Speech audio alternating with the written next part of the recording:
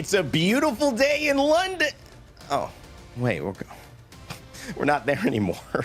I'm so sad. But guess what? I'm still happy because we've got the best Match Point Finals show coming up for you today, even if we're not in the UK. I miss it already, and I know you probably miss it as well. What a fantastic week it has been. Just reeling from the excitement that we experienced in the Copper Box Arena. But the excitement continues in the ALGS today as we crown 2 teams to join us at the biggest event of the year, Championships. My name is Rain Day. I'll be your host today, and we've got a slew of amazing talent. I want to introduce our first one, though, because he's bold. He's beautiful. Yes, that's right. His name is Onset. Mark, how you feeling today, buddy? Dude, you had me getting emotional there at the start of things. I was like, well, who's Upset Rain Day? I need to cheer him up again, but it's all good. I mean, it's going to be a great show. I think you teed it up perfectly, right? We've done Split 1 playoffs. We've done the Split 2 playoffs. We've done both splits of the Pro League. And now all eyes head towards the ALGS Championship, the biggest event of the year for every single player, talent, fan who's around, who wants to be a part of it. So this is what we've got to do today, right? We're going to find out who the players are going to be and the teams who are going to be going to that ALGS Championship. We've got a couple of spots to fill for both EMEA and North America. So I don't know, I kind of like, it's got the juices flowing, you know, I'm ready to go. And goosebumps are correct. I feel a little chills because as we introduce our man by Mark, whose name is Dan, it happens to rhyme. I didn't try to do it like that. I want to just set the table, Dan. This is the last chance. This is that moment that teams have been working all year for, and they finally have a chance to see whether they do it or they don't. Yeah, only 2 spots available today in EMEA, which is so rough when you look at the amount of teams, the amount of good teams they're going to be competing today with just one last shot to be at the World Championship, because that's where everyone wants to be, right? That's what all of this has been building up to. So it's do or die now. You've got to play your very best. When it comes to Apex, we think one thing first, of course, for us, esports, but for a lot of the people who play the game, community. And there's nothing better than being in person at an Apex Legends LAN. If you missed Split 2, what were you doing? Where were you? But I guess if you did, here's a little sneak peek as to what happened. It is a beautiful day here in the Copper Box Arena in London.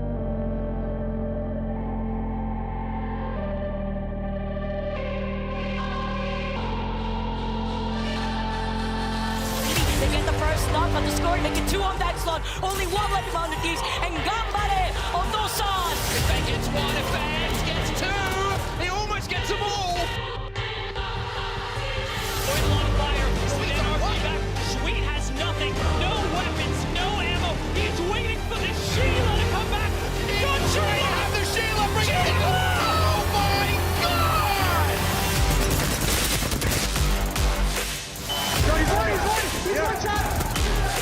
It is destruction from on high!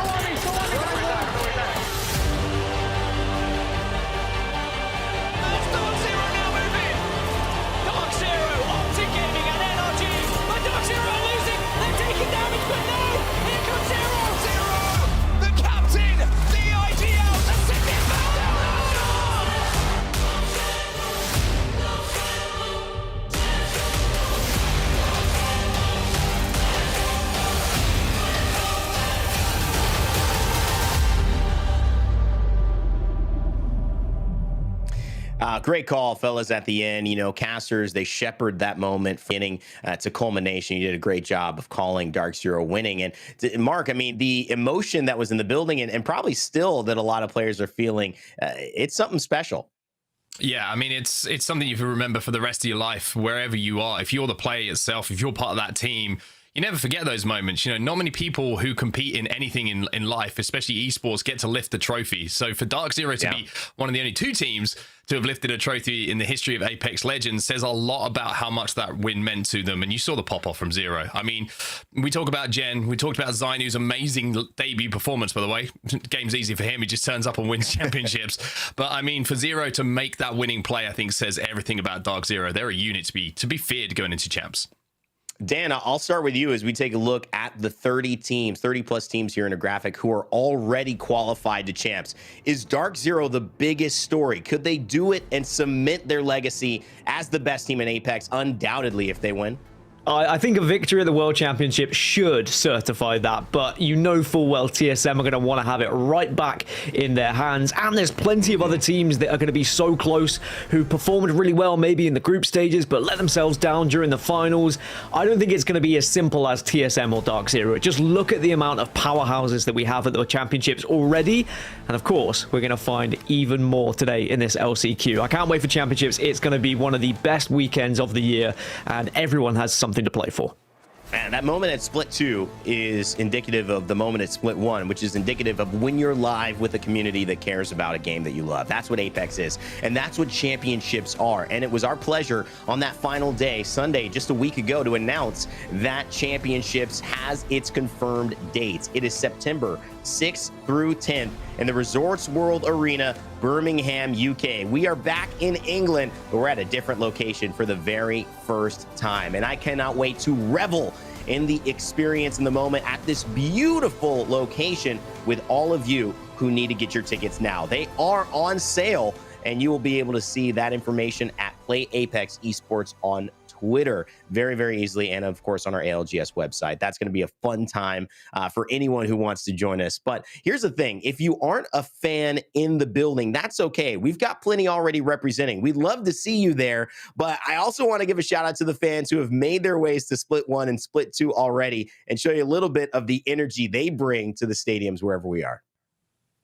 Let's go, Dreamfire! Let's go, MTY! Vamos Luminosity! Let's go, TSM! Let's go Alliance! Let's go Dreamfire! Let's go, J-Lings! Let's go Dark Zero!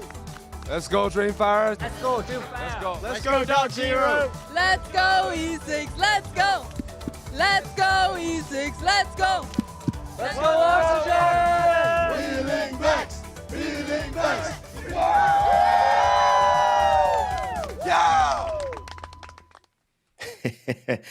I don't know why this image came to mind, but, you know, the fans have a little bit of a battle royale going on themselves. You know, you run into a Lions fan who's hiding in the corner. Then there's 3 Vexed fans right there. Then you see a Northeption crew that you got, or a Dreamfire crew you got to run the other way from because there's so many of them. MDY White, Dreamfire, they represented a lot at Split 2 playoffs. But it is always super fun to focus on what our community is all about. Let's go, though, and turn our focus back to the LCQ, which is happening today. It is our last chance qualifier, and we've got some updated rule sets for those at home, and I want to get Dan's thoughts on this in just a moment. Basically, the LCQ is a match point finals format. So if you're familiar with our final days, that is how it'll go. You've got to get over a 50-point threshold in terms of points earned in the game through kills and placement, and then once you're over that threshold, you've got to win the game. Here's where things are different, though. Once that first team wins the game, they take first place, and second place is given to the team with the second most amount of points, unless the games end before 6 games are played. If that's the case, and say our first team ends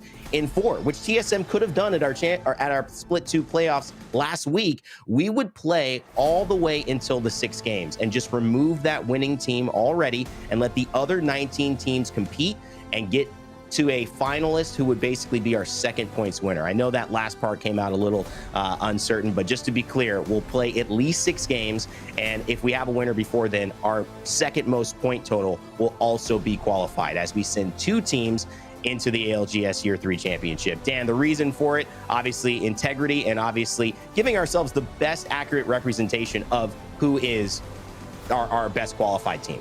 Yeah, to guarantee 6 games means everyone can plan accordingly of, you know, when you need to put the foot down. You know there's going to be 6. If it's suddenly stripped away from you at 4, it's a little bit of a difficult pill to swallow if you suddenly see second place disappear because someone just clutched up in that right moment. So I think it's a great change, and also for the fans, for the spectators, to guarantee we get 6 games, I think is very important. So I think it's going to be a great day. Will anyone do it in less than 6? It's really tough to call. We've seen it happen before, but most likely we're probably going more.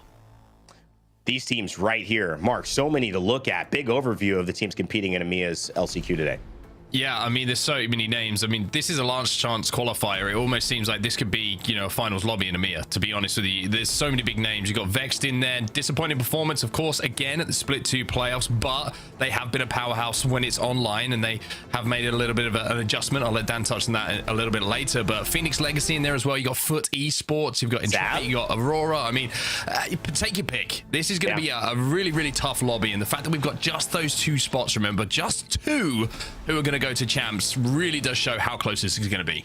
Yeah, everyone is fighting for this final moment, but a few teams have been fighting a little bit better than others over the course of these last few days. In fact, if you're just joining us today, it's important you know that this tournament has gone on over the weekend. So coming into it, like our traditional match point formats, teams who have performed well gain bonus points heading into our finals. So Vex will start with 10 points all the way down to LCQ de France, which will have an extra starting point here as we continue into our matches. What does this mean? It means it'll be easier for them to cross the threshold. It'll be easier, hopefully, for them to win match point. And it's just a little bit of an earned, I guess, positive after performing so well over these last few days. Now, of course, we could talk about the teams up top. We could talk about the teams on the bottom who need it the most, but we have to highlight just a few as we kick this off and let the stories unfold. So I'll start with you, Mark. Starting out today, who is your team to watch? My team to watch is one that I was watching at Split 2 playoffs and thinking this might be a team who forces their way into grand finals. Just until that last moment, I thought they were going to do it, but they came up short. It's going to be Entropic, who I'm talking about, because I think if they were to look back on their performance from the Split 2 playoffs and what they achieved, which is 28th place overall, they wouldn't be too disappointed because they were really in with a shout of being in that finals lobby.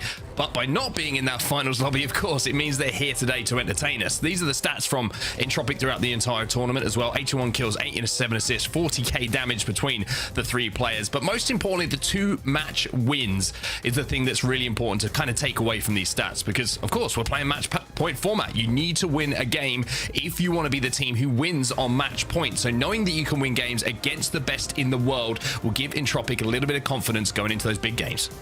Now, for me, I do have often the chance to pick the team that is in first place, and that's going to be Vex Gaming. I like to focus on the guys that are doing well, but of course, they didn't do so well at playoffs. It was, again, a disappointing LAN performance from them, the same as Split 1, but this time they finished dead last. Now, an organization like Vex and some of the players on this, I was contemplating and wondering whether there would be a change. Now, there was a change, and we saw it on Vex socials as the reason to why.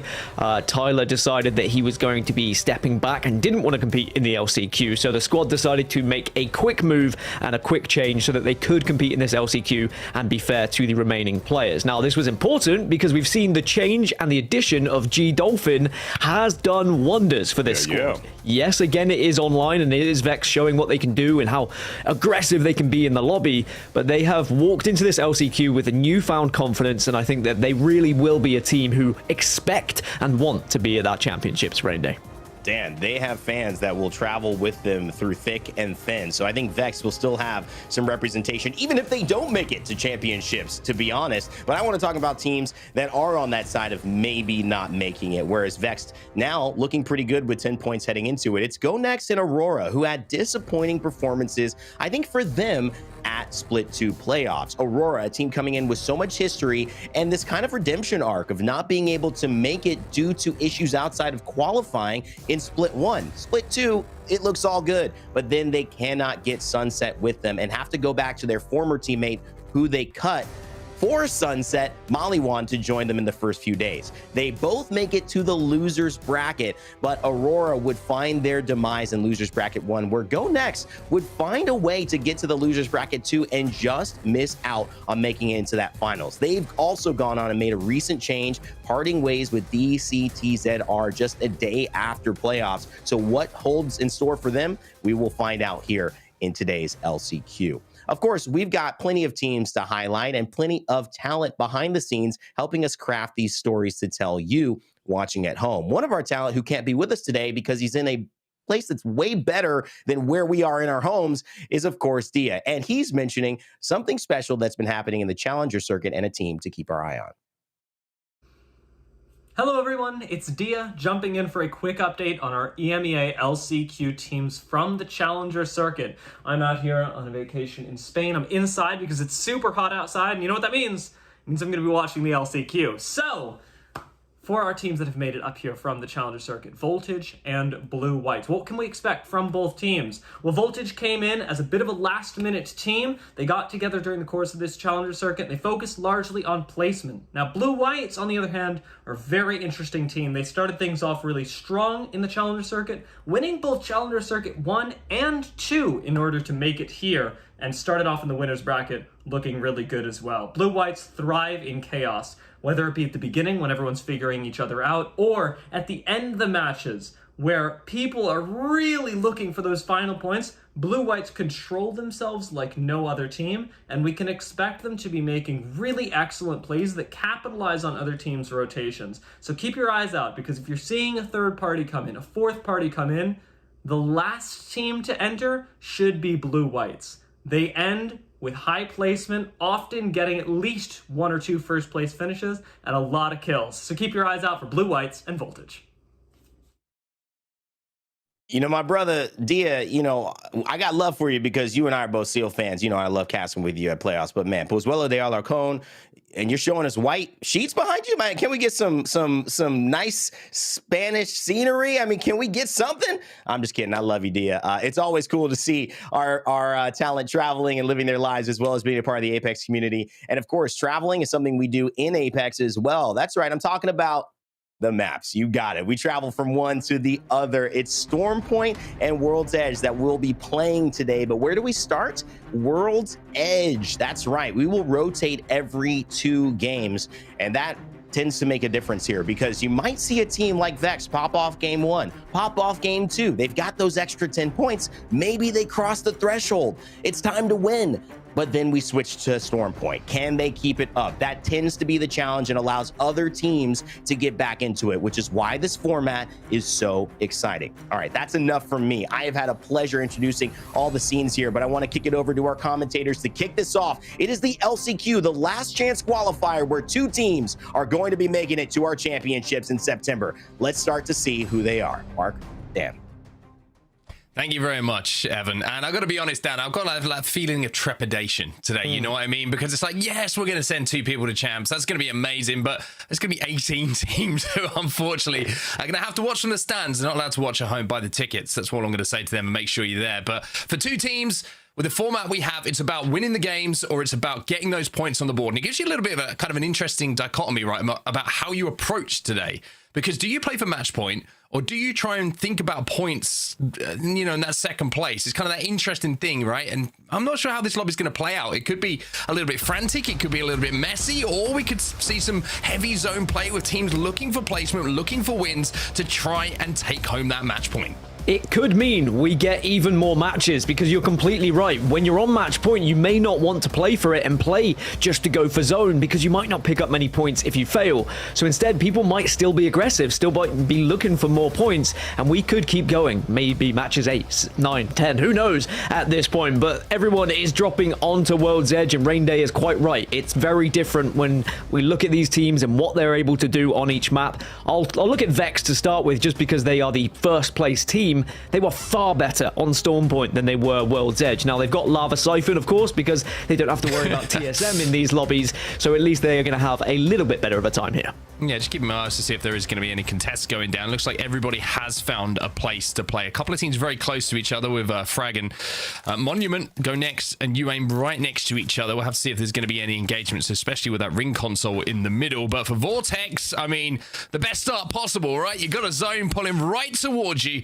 Smiles on faces, especially with match point format. And you would usually say that's good for Vex as well, but Vex have been playing a little bit more aggressive in these lobbies. They have been pushing for a lot of kills. They do have a ring console at Lava Siphon, though, so maybe seeing it, they might play a little bit more slow. Now, these lobbies are going to be very intense, because there is not going to be as much practice teams in where are people rotating, where are going to be the zones that maybe they're likely to be fighting and holding. Now, of course, you will know from certain scrims throughout recent weeks, but maybe not against some of these squads. The Challenger Circuit teams, of course, we have 4 Challenger Circuit teams that are competing in this lobby today, with a chance to do the unthinkable, to get a World Championship spot, which would be insane if one of them was able to do so. Well, good news as well for Aurora. For the first time in what must feel like weeks for them, they've gone to Harvester and been able to loot without having to fight Dark Zero. So for Aurora, they're going to be able to actually get some loot on board and play uncontested. We expect maybe the zone to pull towards launch site, as you can see in our picture-in-picture here. So expect a few end games potentially pulling towards the POI. We do see a few finishes on those bins just outside that door on the top left of the screen you can see there. We also see some pulling down to that low ground, and of course, we might even pull a little bit more towards Siphon. So keep your eyes on where that zone is going to pull. And looking for info, you're looking at where those ring consoles are, Dan. You're looking at Landslide team. They're going to have that information. You're looking at other teams around Dome, they're going to have that information as well. So Vex landing over at Siphon, they also have a ring console, and that is why they found a spot to play right inside a zone early. Yeah, and it's where Vex go from here. They're actually heading over towards Dome at the moment, which, again, maybe is down to their playstyle a little bit. They're looking to try and pick up some pieces, or perhaps they don't feel like they're well enough looted. Now, I'm only seeing that off the map. I don't know what they've got right now, as Maestro are making their move through Tree. So everyone is moving pretty quickly who are on the southern side. For those who have now seen the ring on the northern side, it's just going to be a slow journey for them. But here's Vex that we were talking about. They've managed to get themselves Crafter. Now, that's the reason why they went over to Dome, is because they wanted to get these armors up a little bit and get the extra juice available. Yeah, I wonder if that was a deploy. Maybe they were looking for the survey beacon as well to see where other teams were rotating in from, and they were going to play an aggressive first game here. At the moment, good old G-Dolph, he's going to be in the lobby as well. He's going to be playing Rampart on this squad. And one thing I do like about this pickup, obviously, it felt like it was a change that was kind of forced their hand a little bit with Tyler deciding that he wanted to leave, is the fact that you've got someone who can kind of counter call a little bit here. I felt like a lot of the weight of calls for Vex Gaming has been on Matafe's shoulder as the IGL, but having G-Dolph on the team, he's not afraid to counter call a little bit, give his opinion, and sometimes that can be a good thing, especially when you maybe feel a little bit under pressure as an IGL, as Matafe probably does coming out of the last event. Yeah, and of course we know the history of G-Dolphin. He was previously coach of TSM, so it's not like he's going to be scared to make those calls, and it's not like he is not knowledgeable enough to make those calls.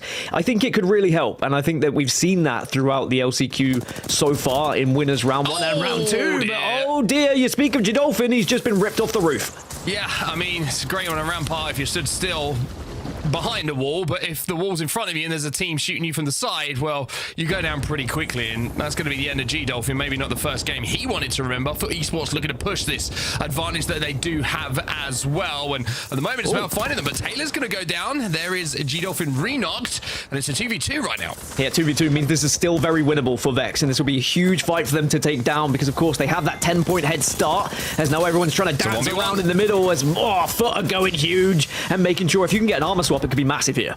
Yeah, but the only problem is I think a third party's just turned up. So now ANC outplayed. Hear this going down. They hear the noise. Vex Gaming did get eliminated, but there go Foot as well. So ANC outplayed. They are the benefactors of everything that just went down. They're going to have all the loot to play with. They're going to be able to chill. The only question is, does anybody else want to invite themselves to the buy? And that's going to be a really frustrating experience for Vex. They thought they were chilling and just taken and caught off guard there. And the fact that ANC have been able to pick up a third party, I mean, they're going to be absolutely laughing. They heard the noise. They were able to sneak up on the sneakers, everyone just being a little bit more sneaky than one other.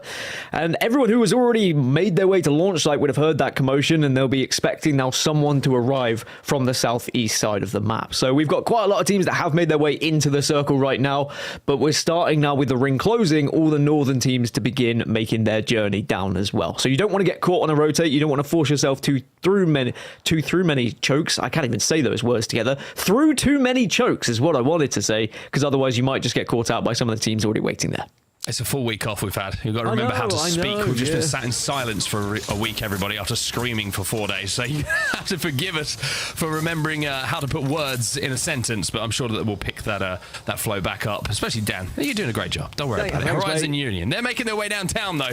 And Vortex CGO, they're right in the middle of the launch site at the moment, just giving you an idea of what the lay of the land is at the moment, as Horizon Union make their way from lava fissure towards landslide. There is pretty much every single team inside of zone at the moment. Le Cid de France, they had to rotate all the way from the northern side of the map, so they're going to take their time. ANC outplayed. We saw them, of course, over at Dome, winning that third-party engagement, or cleaning up, I should say. They're the only team who are on the eastern side of things, and then just a couple of teams in and around Thermal Station at the moment. But everybody else, very zone heavy early on here, Dan, which I've got to be honest, you love to see. You love to see it. Yeah, if we're going to see any fights right now, it's going to be at Thermal Station because there's two squads who are on top of each other and a third arriving. Here we go as the Sierra goes down, as everyone's now trying to get involved and get into this fight. Now, V2, an amazing 3v3 fighting team, and they definitely have a chance to get to World Championships if they can find their form here today. Yeah, they certainly do. It's Entropic who are above them at the moment. You can see they use the utility, they use the grab lift to try and get up high and force them off. The one thing they do have down on that low ground is Fuse in the composition. Now, a couple of knuckle clusters up, and that can really cause some problems. Not only the damage ticks, but also the visual clutter, as you can see here, that can be a real problem when that Q goes down if they do want to push. But for Entropic, you can see the plan here. They're just going to try and hold it out, V2. They have that extreme high ground, and to be honest, I think this is a pretty smart decision for V2. This is not an easy fight to win, so they decide to reposition, get ahead on the rotate, and Entropic will be left behind. Yeah, I think both teams backed away from the fight as well because the third party was there. They heard the noise nearby and they saw that TT were arriving. So they just say, look, there's no point taking this just to then be thirded. Let's instead be a little bit patient. You can see the kill feed go next, also getting a knock with an arc star. Whether that will be followed up, we'll have to see. But as this circle starts to move, I'm curious as to where it starts to shift. Now, we thought it was going to go down towards launch site, but it looked like it could move over towards the area of tree, or at least that little corridor between tree and launch site, as where a lot of teams are currently holding. So this could be a really good pull for some of the teams that are arriving late, and we see that so often, don't we, where teams will move early, they'll get the zone, they'll get what they think is going to be the placement, and then the zone can absolutely ruin their day. Blue White's down to 2 right now. Cinetic was knocked a few moments ago, but they should be safe with nobody really in the vicinity to try and push them. Go next to the closest team to them, just underneath the tracks. But I think it's a really good point. I think it's a really applicable thing to talk about when we're talking about maps as well, right? Storm Point seems a little bit more obvious as to where that zone is going to continually pull to, but World's Edge does throw us a couple of curveballs from time to time, and it's thrown this lobby a curveball for sure, because as you say, everybody was banking on a launch site finish by the looks of things. Everyone is stacked up inside, and now everybody's trying to move towards tree. The truck might be a prime position to hold for that end game as well. We have seen a few zones end in and around that area just outside of tree. So V2 now, they're trying to force their way in, and the knuckle cluster going in, and Joe getting the knock is going to be a great way to open this up. Yeah, they got the opener already. They get the finish now to V2, pushing up onto Maestro here. They just need to do this quick because there are other teams in the area that will look to try and finish up and pick up the pieces. Danish are looking upon this, but V2 are very aware of that, and you can see they are not committing too heavy inside the building. They want to make sure they can just find that last final kill. It's always that one player who just skirts away for a few extra seconds. Now you got to be careful. Is the decision to push and chase this kill down worth it? To give up a potential position of someone else coming in? Well, it looks like the call has been made, and 0-0. Well, there's nothing left of him. Maestro Gaming are going to be eliminated. That's going to be us down to 17 squads now. Entropic, look at the rotate they made, Dan. They are right inside a zone right now, all the way from where we saw them a few moments ago over at Thermal. So a really, really smart rotate from them. Yeah, Entropic, Danish, and V2 are in some of the power positions, as are Aurora. Now, as for Horizon Union, they're trying to force their way into not even the third circle, it's just the second circle they're going to have to get into at the moment, as there are a couple of teams that had eyes on them. It was Blue Whites who are holding them from the tracks. Now, of course, Blue Whites, the team that's arriving from Challenger Circuit, a lot of eyes on them as they performed very well in Winners Round 1 and then managed to find themselves with 3 points coming into Round 2. For Horizon Union, I mean, this is a squad who I could see being at Champs, Mark. These are 3 players who definitely have what it takes to be a championship team. Well, this is the team that Dia was highlighting. Blue Whites, winner of the Challenger Circuit 1 and 2, but struggling in game number 1 here as they find themselves just down to a solo. So Blue Whites, they're going to have a really hard job to get any kind of placement points or any KP out of this game. Maybe survival, trying to force their way into a top 10 position is the first order for them to try and achieve. But Horizon Union, they're inside of the trucks, they're on top of the tracks and lining up a few shots with a bit of tracking. Well, Urban decides not to pull that trigger though. Jay Savage though, he's going to have to pop a bat. And now Horizon Union will get the information of where that circle is going to be going, and they'll be pretty pleased with it, that it isn't going down towards launch site. Instead, it's going to be shifting a little bit closer to where they reside at the moment. But still, they have a long way to go, and they know a lot of teams will have already found some of those spots in that zone. But for now, they'll just be more than happy to have a little think about where they want to go next. They've got the crafter to work with as well, just to get any additional loot. Now, if we bring up the map, we can see where the zone is going to be going. It is shifting even further west, like we were expecting, away from launch site and into the corridor between tree and launch. Now, there are two teams who currently hold those spots, Danish and Aurora, who are looking in good stead at the moment for a big placement. As we turn our attention over to Lava Cypher now, and we're going to have the most difficult team in the lobby to pronounce, and it's not going to be Pro League Rejects, but they're going to be fighting against, and I'm going to be careful with this one, Tuhu Tontut. Yep, Could just go for TT. TT is safe, I think. I feel like I committed at this point, You have and committed. now I'm going to have to just fully go for it. It might. Hopefully they don't win too many. I mean, I shouldn't say that, but hopefully they don't do too much in this lobby, because it means they're going to have to say their name over and over again. But you know what? I'm going to take that back. I hope they win everything, and I get to say their name over and over again, because that's just unfair for me to curse them that early on. You can't be biased and then can't unbiased say and then that. biased again. It's just one of those things. You just tried to save it. But yeah, they're in an interesting spot because they're being held up by Pro League Rejects in the moment. And even if they are able to get past them, Go Next, ANC, Adept, they're all in the area to try and hold them out as well. This is just one of those games where you arrive late and you're going to have to take a fight at some point, but it's about choosing when you take that fight. Maybe there's a distraction, maybe there's a third party opportunity. You can see in the kill feed, Horizon Union have decided to take a fight as well. They got a knock onto Flash. You want to have a go at saying it? No, I don't. No, that's he doesn't get to. He doesn't get bravely to went because for we've TT. moved on already. Horizon, like you mentioned, Horizon Union, they're going to be safe inside of this building and safe inside of next zone as well. And it does look like it's going to be pulling a little bit towards that truck and the platform we were talking about. And it's actually Danish who are in the best position on the map at the moment. But we are going to see a little fight happening right now outside of Lava Siphon. And it is going to be Tohu Tontat taking on Adept Club with Lasik de France in the vicinity as well. You can see a couple of kills being exchanged between all three teams, but this is almost like an end game, right on edge here. This is isolated. Every team wants to be the last alive, but you don't want to be the one to come in early and give away a third-party opportunity in easy KP. Yeah, Adept have lost a couple. You can see Max Trophy's gone down as well in the kill feed. PLR have lost one, but TT's still looking good at the moment. And I love this. Commit together. Make sure you are all in the same area and you don't leave any stragglers who might just be able to pick off, as UAIM have been taken out. They've had a good performance so far, but it looks like they're going to go down here in game one. Well, one difficult thing to do is fight when you're blind, and that's what's happening at the moment, and the zone is the Grim Reaper right now because everybody is being forced forward, and even though it looks like Lasik de France might be okay here as a two, look at the shots just ringing down on them at the moment. From all of the teams inside of the zone, Go Next up on height, watching all of this go down, and they've got a pretty comfortable walk in if they can clear out their left-hand side here when that zone starts to close.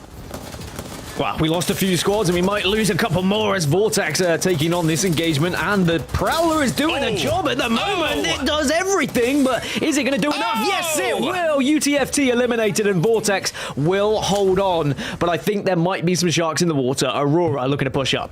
Yeah, Aurora looking to cut the lines off with that Dark Veil, looking to make sure they can isolate this 3P. It should be a simple one for them. They're trying to just chase down the horizon.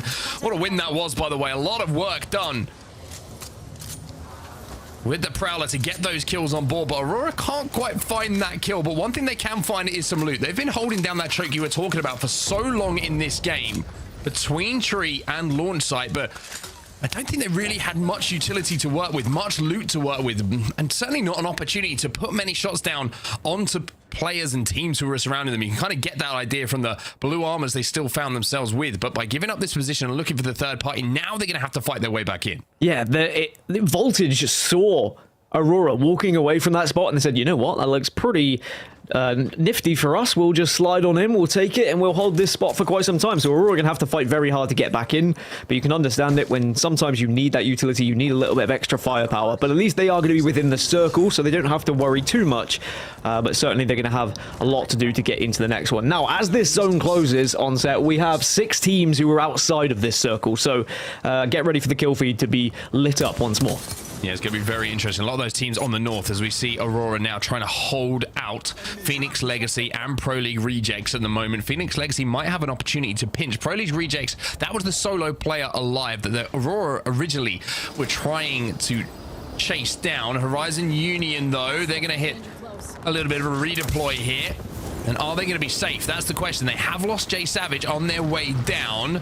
Urban putting the smokes down to try and give them a little bit of time just to heal up. But look at what's happening on the northern side of this zone at the moment. You mentioned it, Dan. It's complete carnage at the moment. And ANC outplayed. They look like they might be the last team to come from the northern side and survive. Yeah, Go Next, Oh my God, look at the kill feed. Horizon are all there as we see 2 of them eliminated, but ANC do stay healthy and they can use this mountain to just stay alive here. It's Lacite France on the other side of them. They should be safe though, ANC. Entropic and Danish had eyes on everything there, and that's where we just saw that kill feed come to life and 3 teams get eliminated and go down. But now everyone has found a temporary home, and I say temporary because again we've got 6 teams that all have to move into the next circle when it closes. And Dia's second pick. It's not Blue Whites today, but it's going to be Voltage. They are bang center of zone still on that platform around those silos. ANC outplayed, having to just hover around the edge of zone at the moment, but do have a potential to use the catalyst to get a Dark Veil to cut their way towards that zone. But before they do so, they've got to try and get a little bit of damage down to open up a couple of lanes for them, because isolating any fight at the moment looks so difficult from them from the position they're in. There's so many squads who are making it difficult for the late arrivers at the moment, but you mentioned it, Voltage are going to be dead center. They should be pretty to get into the final circle unless anyone tries to dive on top of them. But for everyone else, they're going to be walking in. Danish and Entropic, Lacite France, they're all going to hold out ANC at the moment. And on the other side, you've got V2, and here comes Phoenix Legacy and Aurora taking a fight here.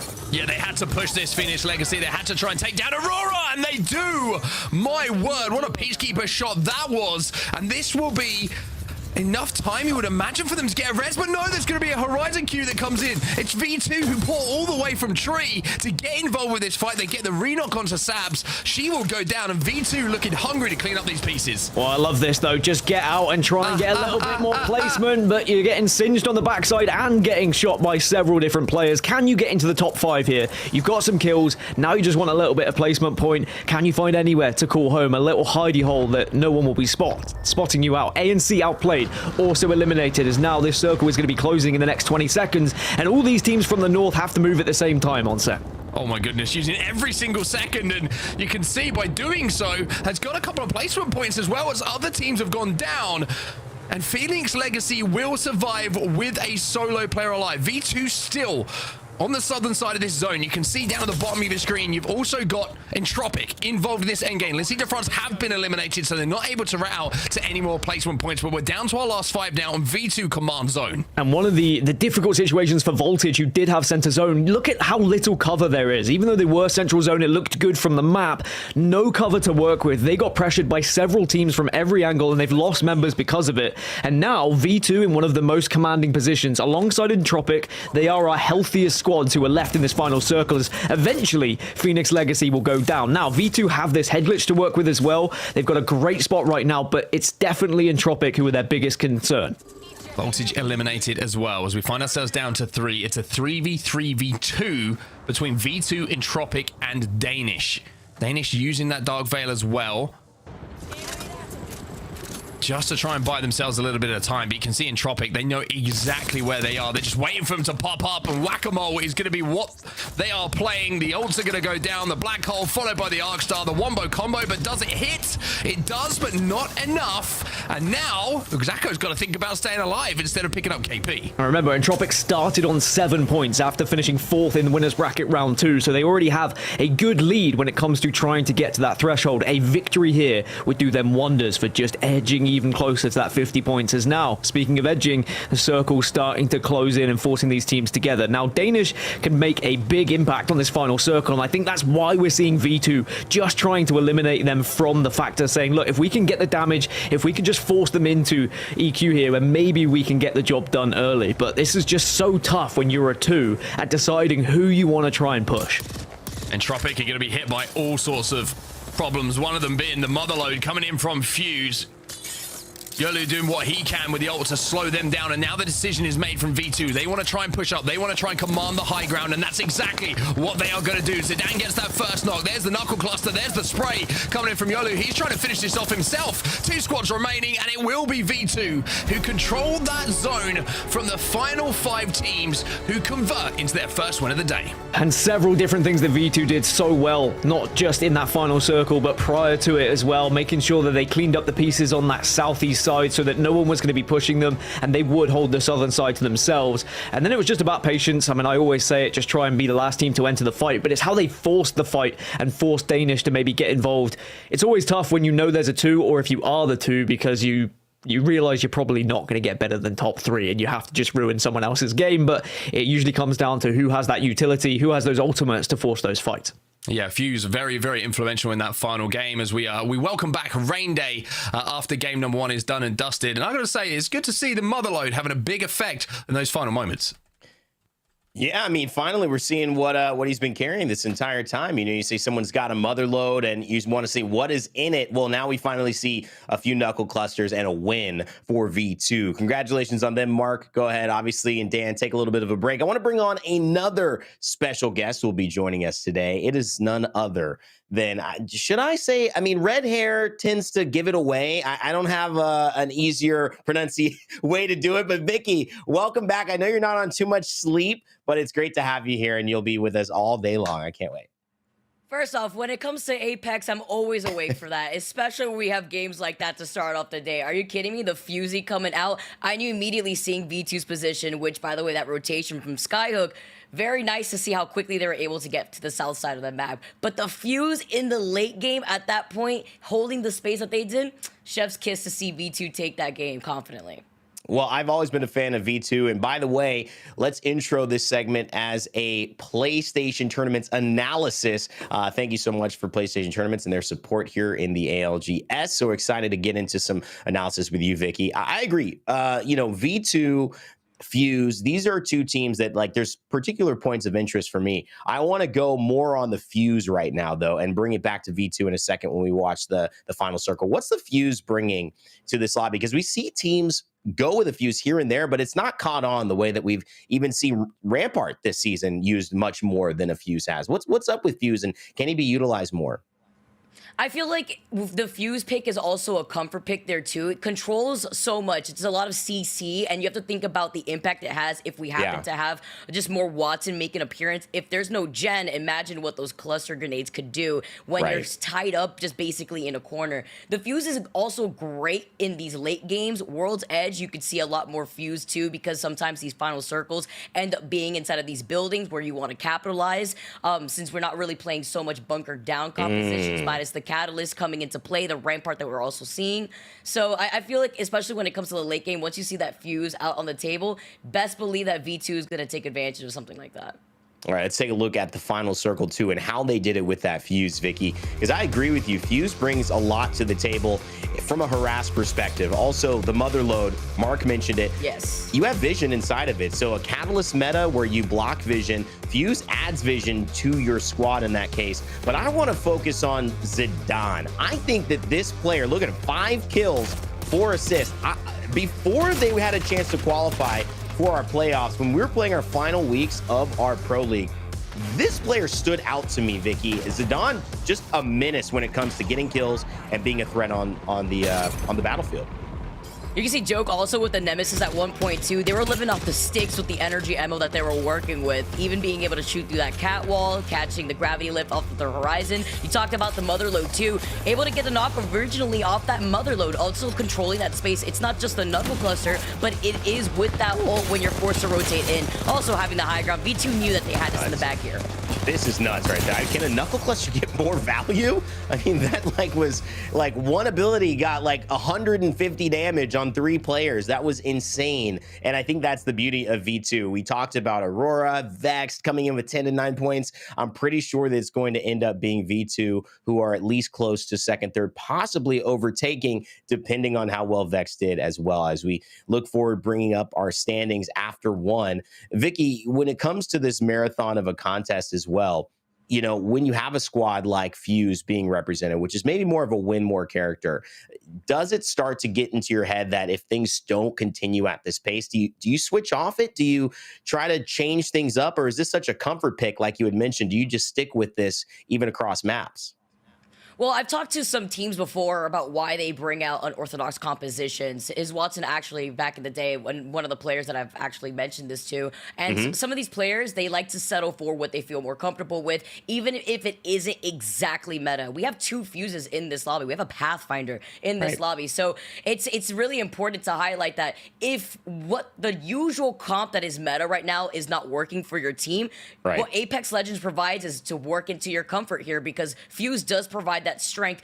Every legend has their strength at different portions of the game. Valkyrie at the late game, what can that Skyward Dive do for you at that late game? Sure, the Missile Swarm is great when somebody is low already, but you have to think about the process throughout each stage of the game and what each legend could bring to you. Fuse at the end, like Caustic 2 with the Nox Grenade, these legends provide so much CC. Once the slow circle is literally the size of a Skittle, you're going to capitalize amazingly, like you saw right there with the nades. Hey, don't make me hungry, Vicky. All right, I haven't eaten breakfast yet. All right, stop telling me about snacks. Let's go, though, into the match results, because that is something that I am going to snack on right now. I know the rest of you, V2 is going to be eating, that's for sure. 25 points, Vicky, off 13 kills. They are off to a blazing start. Entropic right behind them with 14 in second place.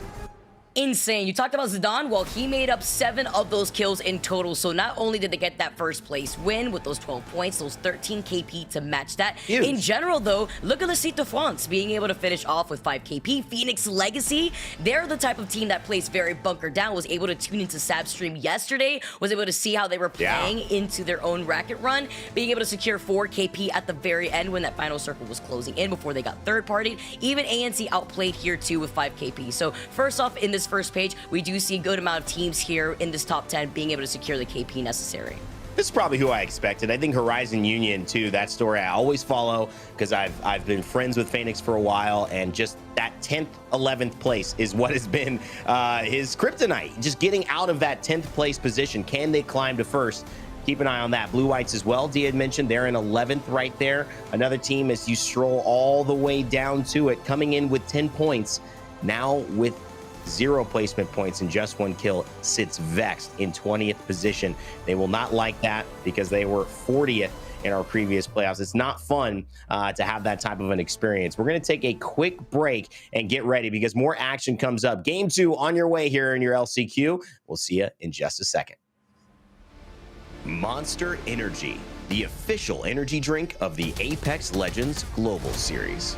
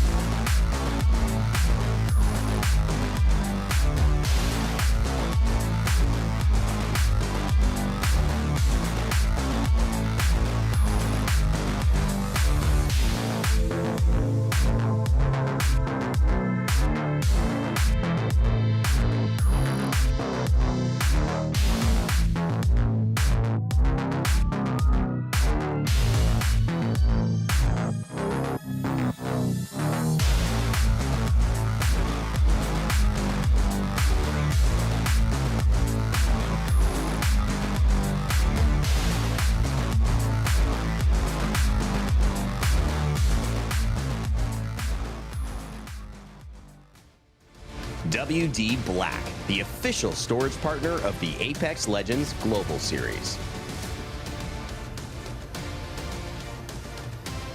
Hello, welcome back, everyone. While we let Mark take a bit of a break, I'm going to be joining Dan here to take you guys through our second game here on World's Edge. You guys got to call out all the action already early on, V2, with their transition all the way up north from Skyhook, all the way down south to our southern circle. Are we going to have a mix-up of circles, though, Dan? I know Mark had jinxed it back at LAN, but I want to see some change up here looking at the matches that we had earlier this weekend, now going into the finals day today. Yeah, I mean, maybe at this point you start rotating south before you've even seen the circle with how it's been some of the times, but you're right, it is Onset's fault. He always curses everything, so maybe we'll have some northern zones now he is gone. But I like that you pointed out V2's rotation. I mean, we saw them having that fight at Thermal. They didn't get too aggressive because they were worried about the third party, and they get a brilliant position because of it. And I think it's a great demonstration of teams knowing when to hold them, knowing when to fold them, when to get involved in those fights, and when not to be pushing too aggressively. Otherwise, you might find yourself getting third partied. So V2 with an excellent display, and of course 25 points on the board, halfway to match point already, Vicky. So we're starting to get a little bit closer, but now we'll start to see whether teams can be consistent. Will V2 do it again, or will they fall short? Because we of course saw Vexed start with 10 points, but they were the first team to get eliminated, so they weren't able to maybe take advantage of that 10-point lead. Yeah, that's the advantage out here, too, without even having those starting points for V2. So already starting off strong for our teams here in that first game alone. We have to have another double-digit KP game, though, too, going into this game, too, because that's when all the hype starts and puts a lot of pressure on some of these teams. Once some of these teams also start reaching towards that 50-point match point, the state that they want to be sitting in. Also want to note, so many of our other squads playing much more patiently, the way that I have been able to observe them over the weekend. Phoenix Legacy being one of those teams, being able to stay put and capitalize off the KP that were just rotating in their direction until they inevitably got third-partied at the very end. You mentioned timing those fights, especially when so many teams like to play by the edge, but I feel like from the transition from playoffs going into what we were seeing here this weekend, I also feel like edge play has been getting punished a lot more frequently than earlier on in the first split. Yeah, I think there's a lot of teams who have struggled. I mean, even at Split 2 playoffs, we saw it as well with those teams who like to stay in that zone for quite some time and then make their way in and hope to find a spot. There's just not spots available for a lot of these squads. Everyone has realized in this current meta that playing early zone is so important to try and get a victory on the board or even pick up some big points, even if it's not a win. But then it's also about timing those fights, keeping your ear to the ground, getting involved in third partying when you can. You saw how V2 did it in the previous game. Yes, they had a good spot, but as soon as they heard some commotion on the southeast side, they said, look, we can't allow that team to pick up the pieces and get back on their feet. We need to be making sure we engage so that they can be taken down as well. They forced the Valkyrie ultimate, they then owned the southern side, and then the rest was history. So for a lot of these squads, if you are getting involved in a fight, you need to be expecting the third party to happen because everyone is on their toes at the moment. Everyone knows how important it is to quickly engage if you do hear a gunfight nearby. Absolutely, and thank you guys once again for tuning in. We're just waiting to get inside of that second game. I'm excited here, but I want to just highlight these certain rotations and the way that some of these teams approach circles here.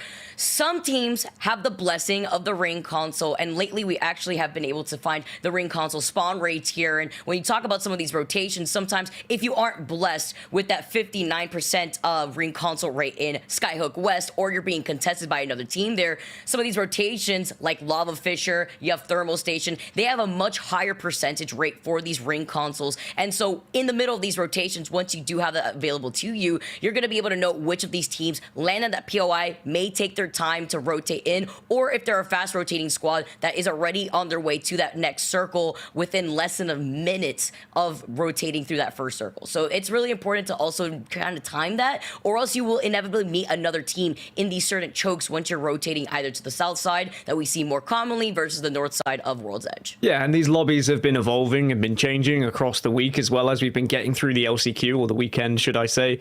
There are teams who have maybe performed really well in Winners Bracket Round 1, but then Winners Bracket Round 2, when more squads get added that they haven't played against yet, suddenly their rotation isn't as simple. Suddenly there's a team dropping next to them that is maybe going to have a quicker rotation or a composition that is slightly better at rotating a little bit quicker and getting in the way. So there's all these things that everyone has to think about when you get to a final lobby, and usually match 1 and 2, that's when everyone's kind of sizing each other up and, okay, it's going to be like this, we're going to be rotating this way, but then we change map on map number 3, so then they have to think all all of that again once they reach match number 5. But that's why I like the fact that we can go back and forth between World's Edge and Stormpoint. It doesn't get too kind of sticky for some of these squads who are maybe struggling. They get a chance in the match number 3 to just pick themselves up again on a fresh new map and just reset the mentals a little bit. Yeah, it's adapting, and that's why we see different compositions sometimes when we do make that swap over to Stormpoint, which would be in game number 3, by the way, for those of you guys now just tuning in. We are still going onto World's Edge while we get set up here, and it does go into the way that how some of these teams, and like what Rainday and I were talking about, whether you want to settle for these comfort picks and stay on that comfort pick, or do you want to make the readjustments going onto Stormpoint? Some of these squads feel much more at home on World's Edge, being the fact that World's Edge has been played on longer for some of these teams versus Stormpoint, but then the strengths that Stormpoint provides, especially with the low to high ground disparity of these POIs, thinking about Lightning Rod and the rotation approaches that you could have by putting down an evac tower in that command center area, is always nice to see, because then that also allows you to have much more creative rotations. Even if you don't have a Valkyrie on the team, that's been the inclusion of these evac towers and what they provide for some of these squads. Yeah, I think Stormpoint is better for some of the Edge teams as well. I mean, Vexed have been far better on Stormpoint than World's Edge. I think 3 of their 4 victories so far in this LCQ have been from Stormpoint, but they need to knuckle down on World's Edge. They really struggled in map number 1. Maybe no fault of their own. Maybe they were just caught kind of with the pants down a little bit. They were hanging out in Dome. They were crafting. And unfortunately, G-Dolphin was 1-2-3'd by another squad that arrived. And maybe that'll be a lesson learned for them just to keep their eyes a little bit more peeled. But they might look at it and say, all right, well, it's just one of those things. We move on. We go next. And perhaps our rotation is a little bit different. Maybe they don't prioritize crafting this time and they either look for a fight or they just try and get into zone. Because it really was a good zone for Vexed. They were dropping at Lava Siphon. They had a chance to just move down to launch site like all the other squads did. It was their choice to go down to Dome and maybe craft a little bit first, and they got punished for it. So they'll probably be looking at that one saying, all right, we've dropped the ball a little bit, but at least we've got at least 5 games to make some points up here.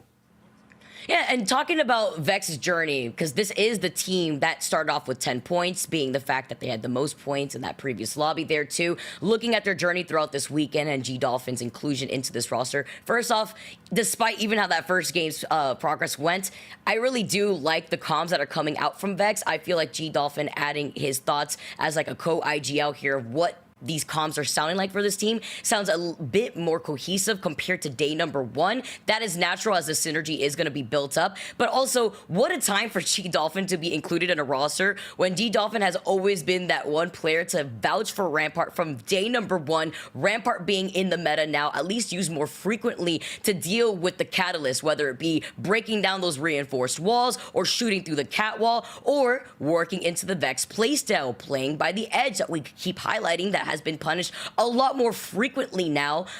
Could that have been what Vex was susceptible for with that rotate to try to prioritize the crafter is what I'm thinking here too, because then they could try to slow rotate through the south side of where that first circle was moving, because then you have to really think, if this is not working out, are they going to continue playing by the edge of the circle? That's basically what they did all weekend. So yeah, and I think that the good thing for Vexed, and the reason Vexed fans who are feeling Vexed should not worry, is that Vexed have the potential for big games. They've already had a 14-kill game and a victory so far in this LCQ weekend. So it is not all doom and gloom that they went out first, even though that 10-point lead they had now has been overtaken by the likes of V2, who pushed themselves to 25. They are still within a shot of pushing their way up that leaderboards. Match 2 is just about locked and loaded then, as we were waiting for the players to get ready in the lobby, and it's our last chance on World's Edge before we go over to Stormpoint, and we keep switching it up every 2. Now, you mentioned it, Vicky. Circle is going to be everything here, and one thing we don't maybe talk about enough is that dropship and where it's going from. Can you drop nice and early and get looted up for when that circle appears on your screen and you get that ring console information? Sometimes we see teams being able to start rotating and moving to zone before other teams have even landed. It's crazy how quick some of these teams are with that rotate, but it plays into what they work with too. That's why sometimes you see the Loba, because then the goal at that point for those squads are to bunker down in Godspot and then utilize the black market to get the loot for you here. You don't need the loot off the rip if you're already going to be able to capitalize off of some of those team compositions. I know you guys have been waiting, and so have we. We're going to get started here with match number 2 on World's Edge before, again, we transition into that Stormpoint map for game number 3. And we saw quite a different selection of legends in match number 1 as well. We had 14 seers in the lobby, which I guess we expect at this point, but we had a Pathfinder, a Crypto, Ramparts, Lobas, Fuses, Wraiths making appearance. There was plenty of diversity in terms of legend selection, so there's a lot of compositions to kind of scratching your head about when you're making that rotating, saying, well, which team is this? Okay, now we know that they've been playing Crypto. Perhaps that's the team that we want to avoid, because that EMP could really do some damage when we get involved in some fights. Now, just as we were in match number 1 earlier, everyone is being nice about drop locations, only really down towards stacks. Maybe there could be an early fight, but everyone else is being pretty friendly to one another. It's nice. Smile and wave while you do the business here and rotating and getting the loot that you need. Taking a look at V2 and the performance that they just had for game number 1, we could see where the circle is going to be pulling, and they heard us. They didn't like the fact that we were going too south too many times here. Now just trying to find that middle ground, and Phoenix Legacy having the information that they do with the ring console. If it is available at Landslide, you can see that their names are hovering right over that. It could be a survey beacon too, which will also provide them information on where everybody is currently. They could wait on that because you can only scan it once, but they will be able to know where the circle will be pulling if so, and they do have access to the vault here as we tune into where they're going to be going. It is a survey beacon, so there is that information that they have for the squads that do go for the early rotate. A really tough kind of starting location as well for Phoenix Legacy. I've never really liked Landslide as a drop. I think the loot is very hit and miss, and you can see that the whites and blue that they have to work with means that you need to go one of two ways. Rotate very quickly and just get into a prime position and hope to maybe pick up some extra loot on the way, or get your ear to that ground. Look for those third parties. Try and maybe take advantage of a couple of squads who might be a little bit weak rotating. But with this zone, they certainly can move very quickly over towards Lava Fissure if they want. This is going to be one of their best chances to move very fast indeed. Maestro also had a ring console at staging, so they're making their way up to Lava Fissure already. Aurora, the same for them. No, they had... they had a ring console as well from Harvester. So a lot of teams who are in the general area of this western zone are going to be able to take some of these priority positions. It's going to be a little bit more difficult for the likes of LCQ France, Adept, Pro League, Reject, who are all on that far east side and have to traverse the whole map. Gonna take a while here as Maestro Gaming already with the quick rotates. This is gonna play into their play style for the late game here. With the Rampart, they're gonna be able to bunker down with those amp walls. Looking behind them, it's Phoenix Legacy. You mentioned it already. We saw them quickly rotate already outside of Landslide, set up some Watson fences just outside the perimeter from where the Vault Tunnel is. Dente is already in a lot of trouble. He's rotating from the bottom end, and with Phoenix Legacy already taking the high ground here, Maestro playing good split off. Yeah, I think that everyone needs to just be a little bit chill here. Make sure you just get into a position. Don't take those fights unnecessarily. But as I say, that Maestro have just lost one as well. So this is going to be a tough one for them to try and get back onto their feet, because Phoenix Legacy have done very well at separating them, as you said. Can we talk about that Nemesis? No. That weapon just so... you know what's that? All right, we've talked about it enough. It's so good. The cousin of the Prowler. We're in the burst meta. Damn, we got to embrace it. We got to love it. We take a look at UAIM, who are already in the middle of the rotate. One of the squads, actually, that I definitely have had my eyes on this entire weekend. First off, it's always a pleasure to see the likes of Max Strafe being able to participate here in the tournament as well as popping off. He has been fragging out all weekend long alongside Sonya. Seeing that there is a team already on the other side here. And be careful. That's the Fusey that we were mentioning here before. We did see 2 fuses in the lobby in the last game. I think it was Nasky who tweeted out saying these are one of the dark horses. This is one of his picks to qualify for the championships, and I don't blame him. It's a fantastic roster who have done very well to get to where they are today, but can you do it under crunch time? Can you be that squad to actually get onto match point first to give you the best opportunity to be able to be a victor? Otherwise, you need to be looking for points. It was something that Onset and I were discussing.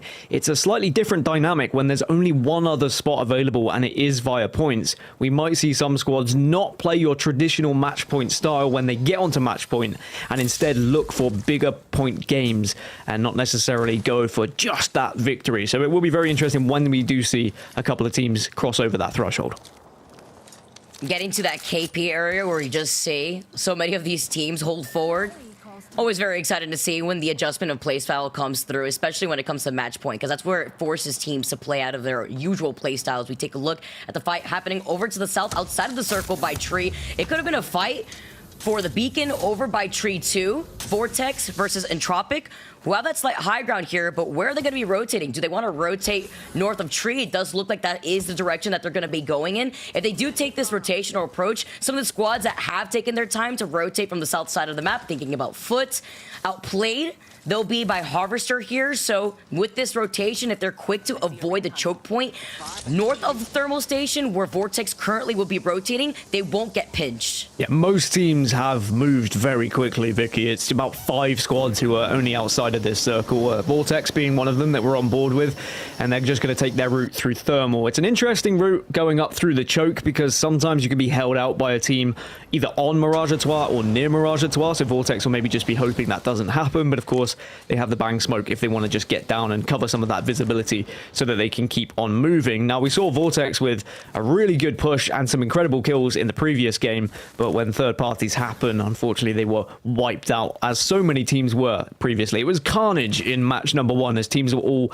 rotating late and being forced into one another with a zone, and maybe that's why we're seeing so much more early rotates here in match number 2.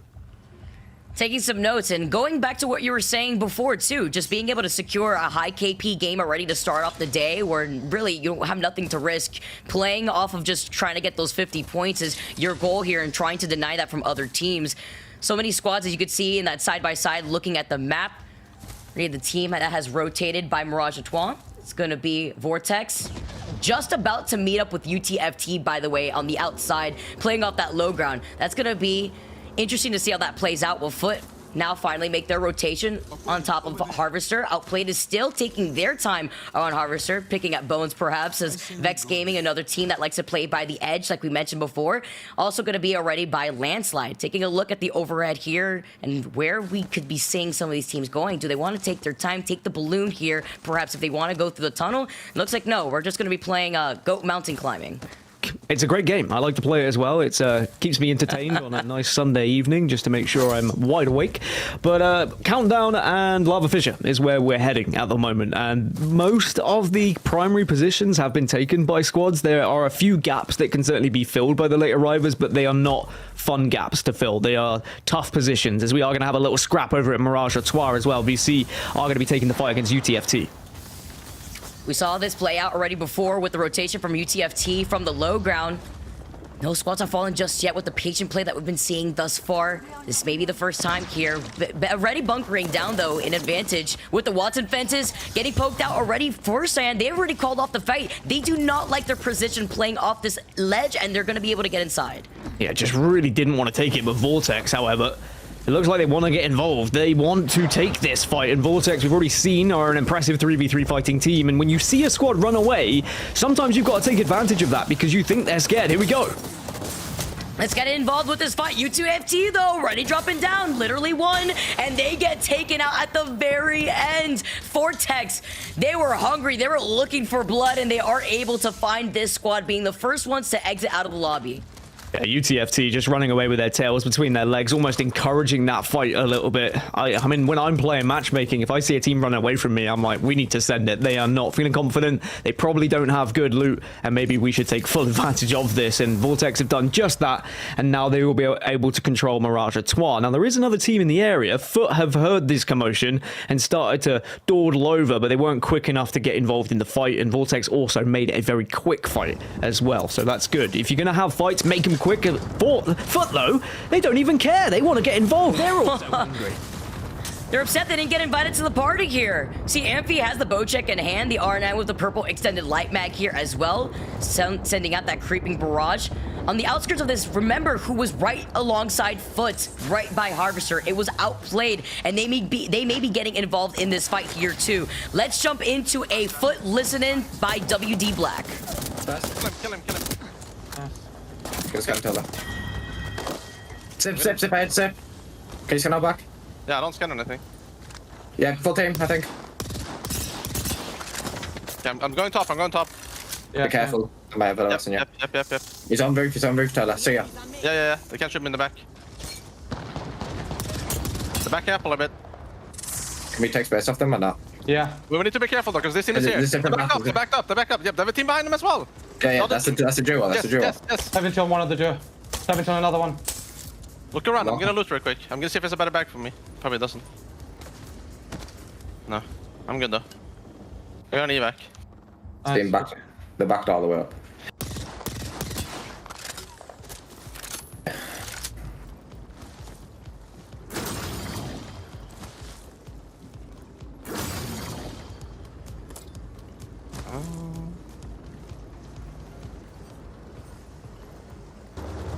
Listening over to Foot Esports and just being aware of who's around them, jumping into the fight immediately right afterwards. The action has continued on, and Tropic fighting for their lives. Hierarcha still is able to get the shields off perhaps here too. The gravity lift from Uchaku just in case. Gonna be able to try to support Hierarcha if he can. Pops the med kit successfully here too. Lecite Defense, they get taken out in the fight. Gonna be able to try to get that res outside of the circle, but taking a while could spell doom for them, because once they get this rotate in, we've already seen just how many teams have made their way to Countdown from the very beginning. Just important they stayed alive though, and they were able to win that engagement, and the zone makes it so difficult sometimes, and you really have to manage those meds, but great from Uchaku to make sure that he goes up, uses that grav lift to just get out of any sight lines and get the med kit off. So now Entropic can just loot up for a little bit. They can bide their time, but as you said, arriving from that eastern side, there are going to be a couple of teams that maybe are holding them out. But Entropic, they know how to force their fights when they need to, and sometimes when you do have any sort of inkling that a team maybe is bunkering down, if you can get a grenade in there, get a little bit of damage, then you might be able to just initiate a fight and grab that position off them. So Entropic will be all right for now, but elsewhere there is going to be fights for some of these primary areas that we were talking about. Lava Fisher, a lot of squads posted up here early, and now the late arrivals want to take these positions off them. There's going to be Aurora versus Foot right here too. Cleave, forget the Digi. He doesn't even need it here with the Prowler backing away, though, as Ranches gets deleted by Amphi. Now Aurora playing off the disadvantage. You mentioned just bunkering down here while playing with the Catalyst. You could definitely take advantage of this. Lyfin also being on the Cat, having to be careful of who's going to come in behind him, because a third party has gotten a whiff of this fight and they want to be included. Yeah, you mentioned it earlier. Outplayed, they've been in the area for quite some time, just listening, waiting, biding their time for their moment, and it seems like the moment is now as they get involved in two members of Foot will be taken down because of it. That's great news for Aurora, who are struggling a little bit in the fight, but now they get a second chance, a little bit of a breather because of the third party.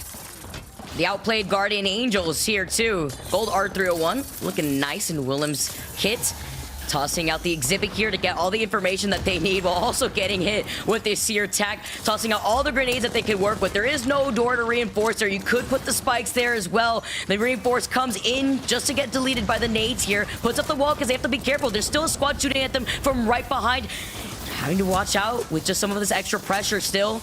Gets caught in the middle of that thermite. But so many teams in this area, they're still in the line of sight of the likes of Vex Gaming, who are still in landslide now with this slow rotate. Well, Aurora just holding this down as a 2 at the moment, doing as best as they can to stay alive. And it's, of course, very difficult trying to push onto a Catalyst. Cleve doing very well to make sure those spikes keep going down. But outplayed, they want to force the fight. They want to get into this building.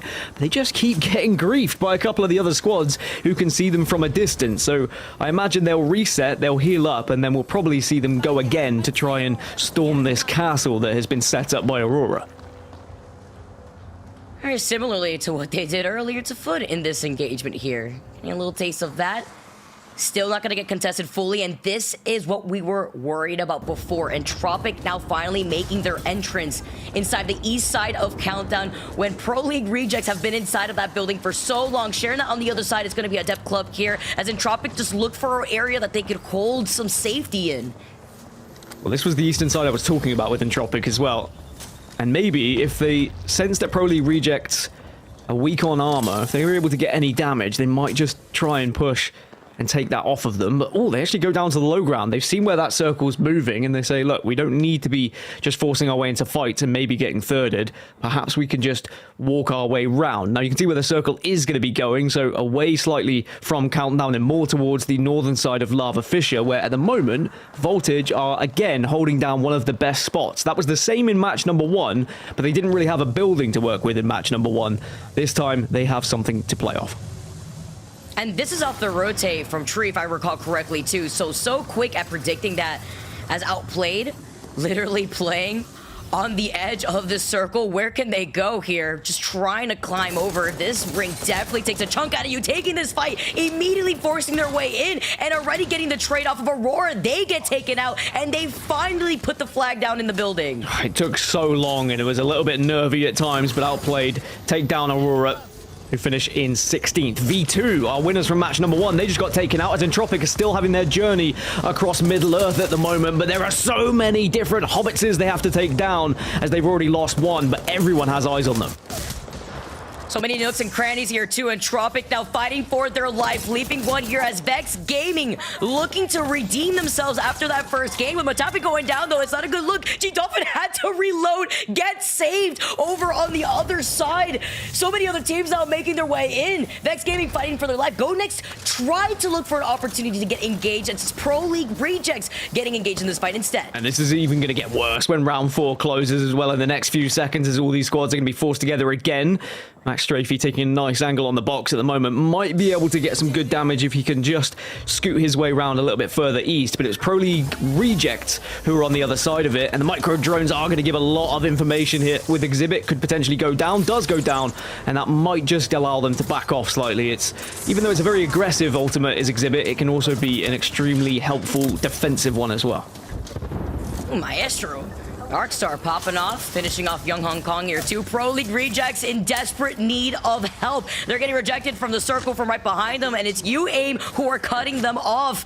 Adept Club also get taken out with 11 squads left. There were so many teams in the area. That's why it took so long to watch these squads fall with so much space to take. Max Strafe in a lot of trouble here too. Sonya is able to get the banner, but where can they go here where they're in the line of sight of Vultures that have been holding that ground for so long? Such a shame they lost Strafey as well and lost that third. They do have his banner, so there's always that chance for a miracle to happen in the late stages of the game. ANC Outplayed also get eliminated in 10th as Vexed have been able to get on their feet, and they're looking to try and maybe push on to Go Next here, but Catalyst is inside, Spikes are down, so it's not an easy push for them. And in 1 minute, they are still going to have to move. Look where that circle's going. It's on the other side of the mountain, just where Voltage are holding the building. And Vexed, knowing this, they have to make a decision here of when they want to push this fight. Do they try to get aggressive? You can see Dark Veil's gone down now to give a little bit of coverage for the team inside. I love the position of that Dark Veil from Go Next. It's to block off the amp wall too that was built up on the other side. But here, unlucky now, having to look ahead and catching the fact that there is another team across from them. That's going to be UAIM playing that out as a duo after they lost out on Max Strafey before. Having to get out of that line of sight. Meanwhile, you hear G-Dub and you hear that Sheila ramping up. They have to leave out that building soon, but so does Vex Gaming exiting off the high ground eventually. Yeah, we've seen Sheila do some disgusting things even most recently, but Vex trying to push this building. Time to jump into a listening and see what the comms are like. I'm gonna have a tough Yeah, dropping. I'm gonna turn my door. 8 seconds. 8 seconds.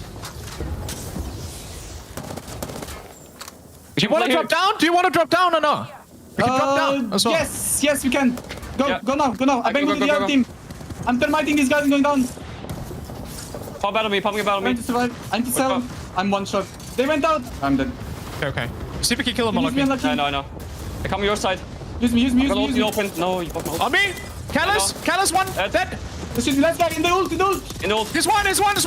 Let's go. I'm popping back. In on left. Yeah. Let's go. Walk. I'm walking. What is happening in front of us? There's a team there. Maybe you can res me on the forklift. I got it. First base. Watch for the spot. They went up. We're fine. Huge. They just ran up. I think they may be freeping something. I don't know. I'm healing. Just get space if you're full. Get space. I'm getting space. They're just playing roof. Chill. Stabilize here. Yeah, just chill. My wall is gone. I have a helmet, by the way. It's good. If somebody, play slow. Get the placements right now. Play slow. Get the placements. You guys have. Oh, we got skin. What do you need? They might send us, so just get heavy ammo. And bats. I can give you. I have 0 bats. Okay. I have 2 bats. I have 8 cells only, but it's fine. Give it to a lucky one. Yeah, it's good. You have 2 now? I have all again. Give me one then. So we have one each. Oh, yeah. I have 0 then. I have 0 then. Okay. You have 0? Here. No, I have 1 now. Yeah, we all have 1. Listen, I'll have to smoke both. We're gonna have to go for a Sheila Q play on one of the sides of the roof, okay? Okay. You don't think we can play under? You don't think we can play like under on the left side? Wait. What about if we swing by left side roof is fine. I think there's nobody. Okay, what if I smoke this now and we go for it now and just Yeah. Okay, let's go. Okay. It's EMT. They're going for it. Go. Run us Play small. Yeah, just play small here. There's him. I'm taking up. One time left. Grind. Good. Putting walls. Play small. Yeah, we good. Slurp that. Careful over here.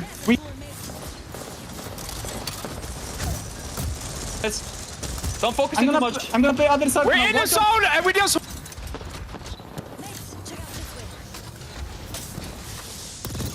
Hey guys, if you have an 8, throw it down here. Guys, if you have an 8, throw it down here. Here will be 3 kills in like 10 seconds. Yeah. They have no cover. Just here, because if they walk up, you need... We'll watch the climb up. Anyone got an ultimate Sullen? Anyone got a Sullen? No. You guys both focus that. Okay? Alright. I focus in front. Watch the climb up. Yeah. There's no one here. I'm gonna. No, there's a guy. Focus that. Both of you focus that. Yeah. There's a drone there as well. Careful. If you have ult, use it for this unlucky. Look, ramp, Dolphin. Okay. Focus that. No. Careful the wall. Wall looking. Last one. The last guy's one. Nice. All dead. Watch climb up. Watch this terminal. Yeah. Flash. That. I think they dropped. Okay. Can you get space on this team? Why? I'm gonna shoot that. Shot the pylon. Pylon's dead. My bangle. Look at the guy in the open. Patty. I need heavy ammo right now if you have. I dropped 60. Drop 60 right there. Thank you. Okay, on the fence. Still one. That's still on the fence inside. Kill the fence together with the inside team. Okay? They're trying to kidnap. I'm shooting him. Yeah, good ult, huge ult. Nate. They got both TP stock, both TP. Yeah. Another one TP. You're alone. Lucky you're alone. Shoot this pylon. Shoot the pylon. That's the one. I'm dropping. Yeah, What's the one? Dead. In the ult. See one. Dead. Nice. No, he's inside. Wait, nice. Okay. Oh my god.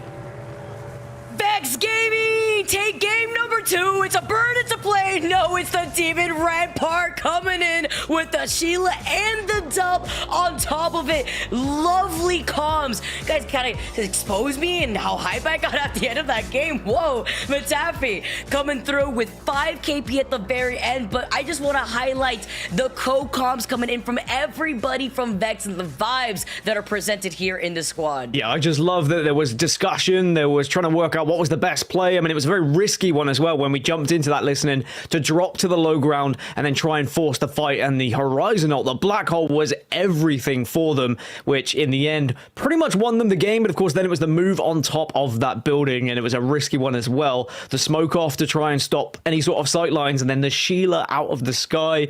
I mean, it was everything that we could have imagined. A great time to jump into a listening with Vex and just hear, as you say, the passion, the energy, and they know how important that win was, with plenty of kills as they get closer to match point. It was beautiful. Even the comms coming through when they had Go Next right above them. By the way, on the fuse there too to worry about. So that was a tricky situation with the ring closing in right behind their backs. Beautiful performance from Vex to redeem themselves after being the first squad to go down in game number 1. I'm going to let you take a break right now. Dan, you can drop for now. You could just hang out with Mark for a bit because I'm going to be bringing back Rain Day to break down the end of the action because, wow, there is a lot. We stayed in the comms there, Rain, but I just want to get your thoughts on how you felt after that game.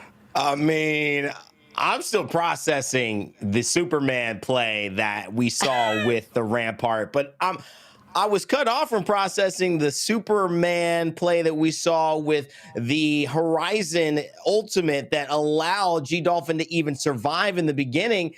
And I'm just processing Vex going from 20th to a blazing first. There's been so many stories here. I just need to watch that final circle and process with you, Vicky, because what did we just see? We just saw the quick adaptation after being the first squad to go down, but also the comms coming in was beautiful. That's why I wanted to just keep onto this listening. Vex Gaming, to even get here in the first place, you talked about it, right? They used the gravity lift into the Sheila, deleted everybody that was here originally, and then were able to take control over the space and then just continue wiping out the whole lobby behind these amp walls. I love the way we saw this top 5 play out too, because everyone's characteristics started to show up at the party. We saw over in the corner, Phoenix Legacy, good zone team, struggle to find their identity in these final circles. And Vex, when they are in this chaotic movement, they find themselves thriving. It's getting to these moments in final circles, Vicky, that has always challenged Vex. But when they're here, you could see the way that they are moving, look unstoppable, like one of our best teams that we have in EMEA. And even seeing the portal play attempt coming out here and then the immediate retaliation into that black hole, the comms were flowing beautifully here too, controlling so much of that space, having the circle advantage, but it's about their rotate that also was incredible to see. Landing in Lava Siphon, playing by the edge, hanging out in Landslide for a while looking at all the action going down in Lava Fissure. We get to break down the individual performance here from Vexed. Yeah, I don't want to say it if it's not the case, but certainly a bit of a honeymoon phase. I hope that it continues and this is truly just how this team is going to play, because if it's so, this might have been the piece that Vexed was missing. G-Dolphin coming in, fitting seamlessly with Matafe and Unlucky, and you can hear it in the comms. We'd mentioned it, how clear and concise, how effective they were all playing together. It truly was the whole is greater than the sum of its parts. All of them together creating something more impactful than anyone individually. As we look at these match results, I think I know who's going to be number one after this is all said and done, Vicky. It is Vex with a 24-point bomb. Voltage, Maestro right behind them, You Aim, and then Phoenix Legacy rounding out the top 5. Notable, nice game from Horizon Union, who jumped from 10th to 6th in 2 matches, so that's the right kind of progression. But it was really just the Vex story. I mean, that is one of the best Vex performances we've seen in the ALGS in a while. Yeah, and that's why with the inclusion of G-Dolphin, the Rampart specialist himself, ever since Rampart came out, it's G-Dolphin that's always been the most vocal that I've seen before about that legend. But on top of the 10 advanced points that Vex Gaming started with, that means that they've already set themselves up with 34 points, and that's only with just 2 games down for them. And that is an incredible feat to even have, you know, that level of pop off in just 2 games. You know, I thought they might start slow, but to immediately bounce back, get that zone and say, we are going to rotate, we're going to find our answer. And it wasn't easy. You could see that as much as we're looking at these stories that where it was maybe V2 last game, things can shift just like that. And of course, Apex Legends, Lasite de France, Aurora looking out for them, and Tropic, one of our teams to watch. A decent game, not too bad. Blue Whites also hanging in there with 2, and Pro League Rejects found themselves a part of the dynamic, but couldn't really make it happen. Let's take a look after 2 where we stand at the LCQ and remind you of how these rules will work. Currently, Vex Gaming is 35 points in, meaning they are 15 points away from crossing the match point threshold. If they get 15 points in this next game or more, they will be on match point. That will bring us then to game 4 where they have a chance to win. Let's say Vex does the crazy thing and they do 2 games in a row and they do win, Vicky. That still means that we will continue to play this lobby until at least 6 games have been played. So a lot of room for growth for the rest of these teams, especially our back half of the top 20. Yeah, we're not trying to speed run our way through this. We want to see all 6 games being played to see who our top 2 teams are going to come out for to participate in champs. I mean, G-Dolphin said himself in the stream, he wants to be able to attend champs and that it would be the ultimate dream. So many talented players, though, in this lobby alone. When I saw that there could only be 2 teams, there's so many good teams. It's going to be crazy to see what the outcome is going to be here. Yeah, and we hope that this continues to go. I know every team is trying to find, you know, that rev, that 8th gear in their engine if they can do it, but this is the time. We've got to see it happen, and I'm sure that whether it's stress or whether it's excitement, there's a lot of emotions flying by as we've completed 2 here of our LCQ. All right, more games to play, more things to go on today, and of course, a lot more wins and exciting final circles. But before we do that, we're going to take a quick break and show you a little bit of what's going on in the latest collection event in Apex Legends.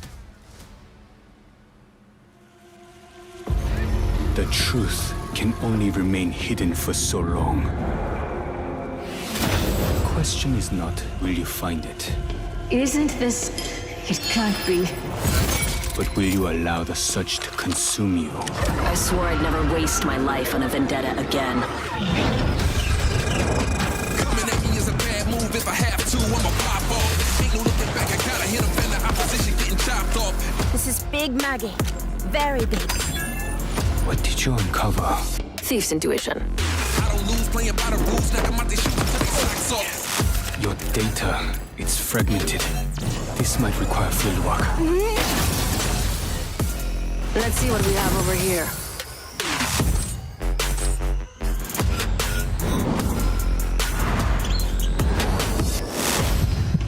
These walkways, the echoes.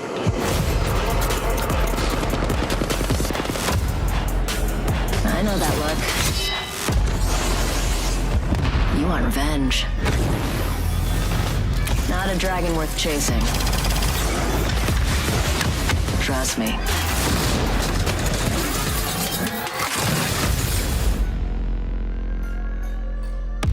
There's still time to run.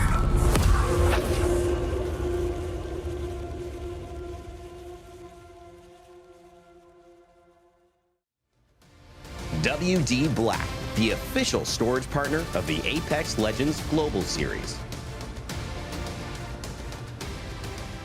Welcome back, everybody. The LCQ continues to roll on as 2 games are done and dusted, and in the history books, Vexed returning to form.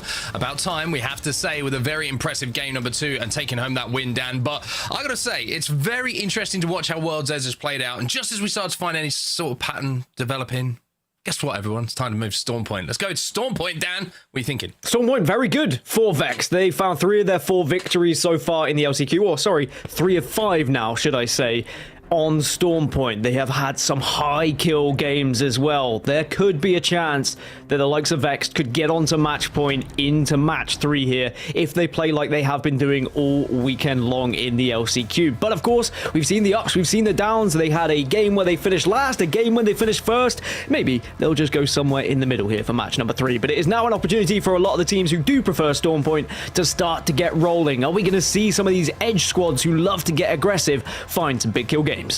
We'll have to see if that is going to be the case. Already a couple of teams, though, after game 1 and 2, V2 and Vex putting themselves within, I would say, striking distance of match point. You can see that Vex Gaming now have 35 points in total, just 15 away, which isn't a monster game by any stretch of the imagination to be one of our first teams to hit match point. Now, looking at our map overhead, we keep our eyes out, of course, to see if any contests are going to be going down, and it looks like everyone is at home. For now, anyway, it looks like everybody is settled. Once again, shout out Aurora. It's good to see you not having to fight against Dark Zero once again every single map and being able to loot up and do what you want. But if you want to know where the zone's going to go, head towards Thunderwatch. It looks like we're going over there, maybe towards those buildings just to the west side of Storm Point. Yeah, so this is a nice little rotation for Vex Gaming. They're going to be able to loot up quickly. You saw how they split 2-1 to get as much coverage as possible, take a little bit of loot away from V2 as well, and now they can finish up at Launchpad before they start to make their way north and get to some of those buildings, maybe on the eastern side of Stormcatcher, or of course, if you want to go even further and try and get just to the north side so you're arriving, that could be even better as well. As for contests, I think we're pretty good. Everyone in the lobby has been very fair to one another and just making sure that people are going to be getting as much loot as possible. Maybe gentlemen's agreements and ladies' agreements all across the board.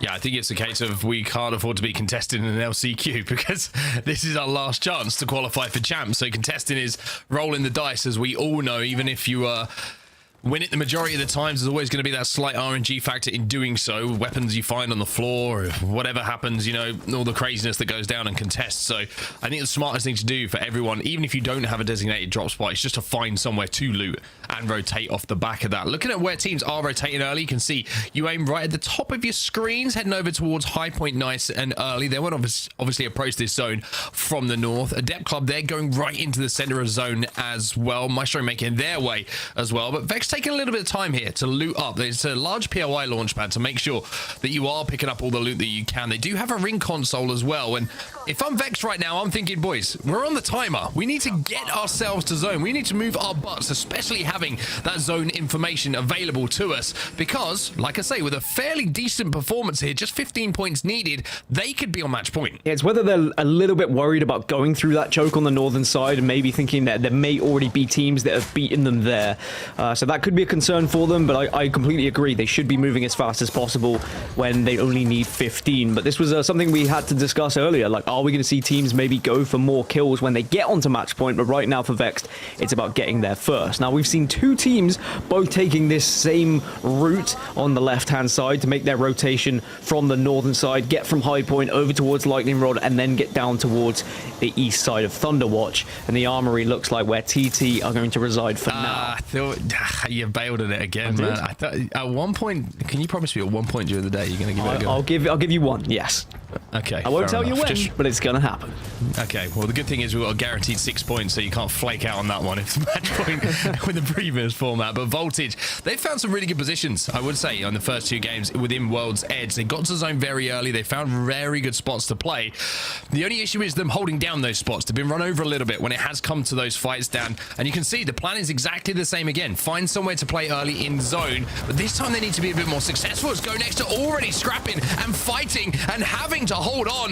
But UTFT, it says eliminated in the kill feed, but I'm pretty sure they just got decimated. Absolutely battered by Go Next with the grenades, and the black hole did all the damage. All the meanwhile, you saw flying through the skies, Voltage were being tailed, and there were several teams all arriving at the same time, but Voltage have got into one of these buildings that they will be very happy with, actually, when they start to see that circle come in towards them. So 19 squads still remaining.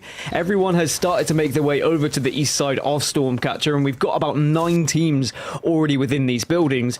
Those, though, who are arriving late are now starting to get close to one another. 2 of those teams are Aurora and Vortex, who are having a little pop at one another. They certainly are. Cleaves not only found himself a 30-30, but he's got a skull piercer on it as well, so he can really crack some bones if he needs to. With a couple of headshots, but instead it's looking like this has become a little bit of a scrappy battle here. All of a sudden he's getting pushed. The Dark Veil was kind of put down. You could tell it was a little bit of a panic, not knowing what was going on, where players were located. Now Vortex, who held down that central zone, or center of the zone of where this fight is going, are going to win it conclusively. Aurora eliminated, and you have to say, Dan, not look like themselves. They really don't. I mean, it was an interesting decision to see the drops. I know it was kind of forced upon them because of the damage that had been done.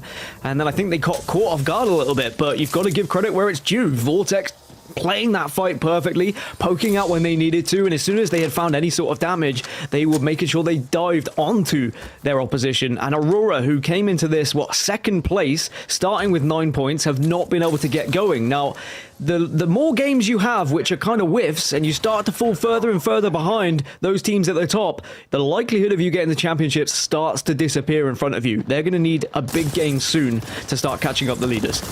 More fights going in and around these buildings that we were talking at, just to the east side of Stormcatcher. Phoenix Legacy now left on with just one. It's Alpha Draft just having a spray and then having to hope that every single bullet connects with anyone who walks up to him. Voltage of the team on the other side of this. They're holding things down at the moment. Still a 4-3. And you would imagine that Phoenix Legacy will decide here that as a solo, Alpha Draft needs to just escape, survive, and maybe try and get some banners and sneak out of what is already a very congested looking zone. Yep, there's the banners, and now run as fast as you can. You can't catch me. I'm Alpha Draft Man. He should be able to get away with the smokes, but again, there are going to be eyes from a lot of different people. And uh-oh, this has gone from bad to worse, and it might be the end if anyone decides they want to get brave.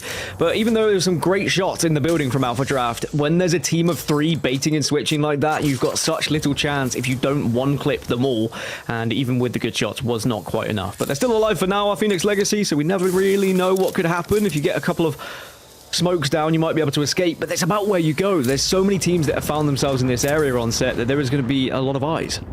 Yeah, I think that Alpha Draft might be able to sneak away here just because of how congested that zone is. So many teams who have good spots in zone don't want to leave it to overextend for that single kill. One player who is looking for that single kill is going to be G Dolphin, as Vex did find their way towards zone and have found the egg to play. Phoenix Legacy are going to be able to survive thanks to Alpha Draft. Just go through it. There's a team on the other side of it. Just go through it. At this point, just go out with a blaze of glory. Yeah. Alpha Draft, I believe in you. Alpha Draft, my belief was misplaced. Phoenix Legacy eliminated. I think it was inevitable, especially when you're even when you're trying to escape like that and you're hoping to get the miracle play. Very different in like matchmaking, but in these lobbies, people are going to be making their rotations. People are going to be in these chokes, and Phoenix Legacy unable to survive. So 17 squads, Vexed still in an area that they can work with here. Still an area where they could pick up some kills. They're now 14 points away from match point after getting 1 kill on the board. So if they can, you said it yourself, they don't need a big game here, like an average game. If they can get into like the top 10 with some kills, the top 5 with maybe not even some kills, they're going to be in a good spot to maybe hit match point. And I think they know that, and confidence is going to be flowing through them right now. After a match 2 like that, you heard the comms, we got the listening, they were vibing. Well, Foot are trying to hold out Entropic at the moment, and Entropic are going to have to try and make a play to force their way into zone. Black Hole's going to go down. The grab lift been used as well. Hyaka's going to swing on this one. The Devo. Big damage. Swaps to the Prowler to finish things off, but the Devo living up to its name, devious by all definitions of the words. Foot Esports are eliminated, and Entropic, thanks to the devotion, just run them over. Yeah, and Entropic, maybe they could be on match point as well as Go Next now starting to get involved in this fight. Need to take down the Watson fences before you push in. Remember, it was Voltage who were holding down this building. They've done so well so far, but maybe they start to fall here as Go Next able to get 2 knocks. Yeah, they're going to take the building off them at least. They should get the finish. Voltage completely eliminated. And the story kind of continues, right? They've had fantastic spots to play. They've rotated really well early to zone. But as soon as they are challenged, they are struggling to hold off some of the powerhouses in this lobby. Go Next being the latest example of that. And I've got to say, I really like the position that you can see from Sanya Artico and Max Strafey on the other side of where we just saw that fight take down. This is where we saw the end zone finish actually at the Split 2 playoffs when we saw a very similar zone to what we have right now. It pulled just to the right of that building that Adept find themselves in right now, into the kind of wastelands just behind that fence. So they're set up in a really smart position depending on where we end up pulling. Yeah, they should be able to pick up some big points here. I think when you've got those fences down, you can set up and be ready for anything that might push you in the late game. But Adept, they're in a slightly different position, but of course have the Catalyst to work with as well. So there are a few squads who are going to be happy with their positions, but it's about whether people try and take them off you. We've already seen in these lobbies that when the zone starts to force teams in, people are getting aggressive as soon as they sense a team is hunkering down a little bit.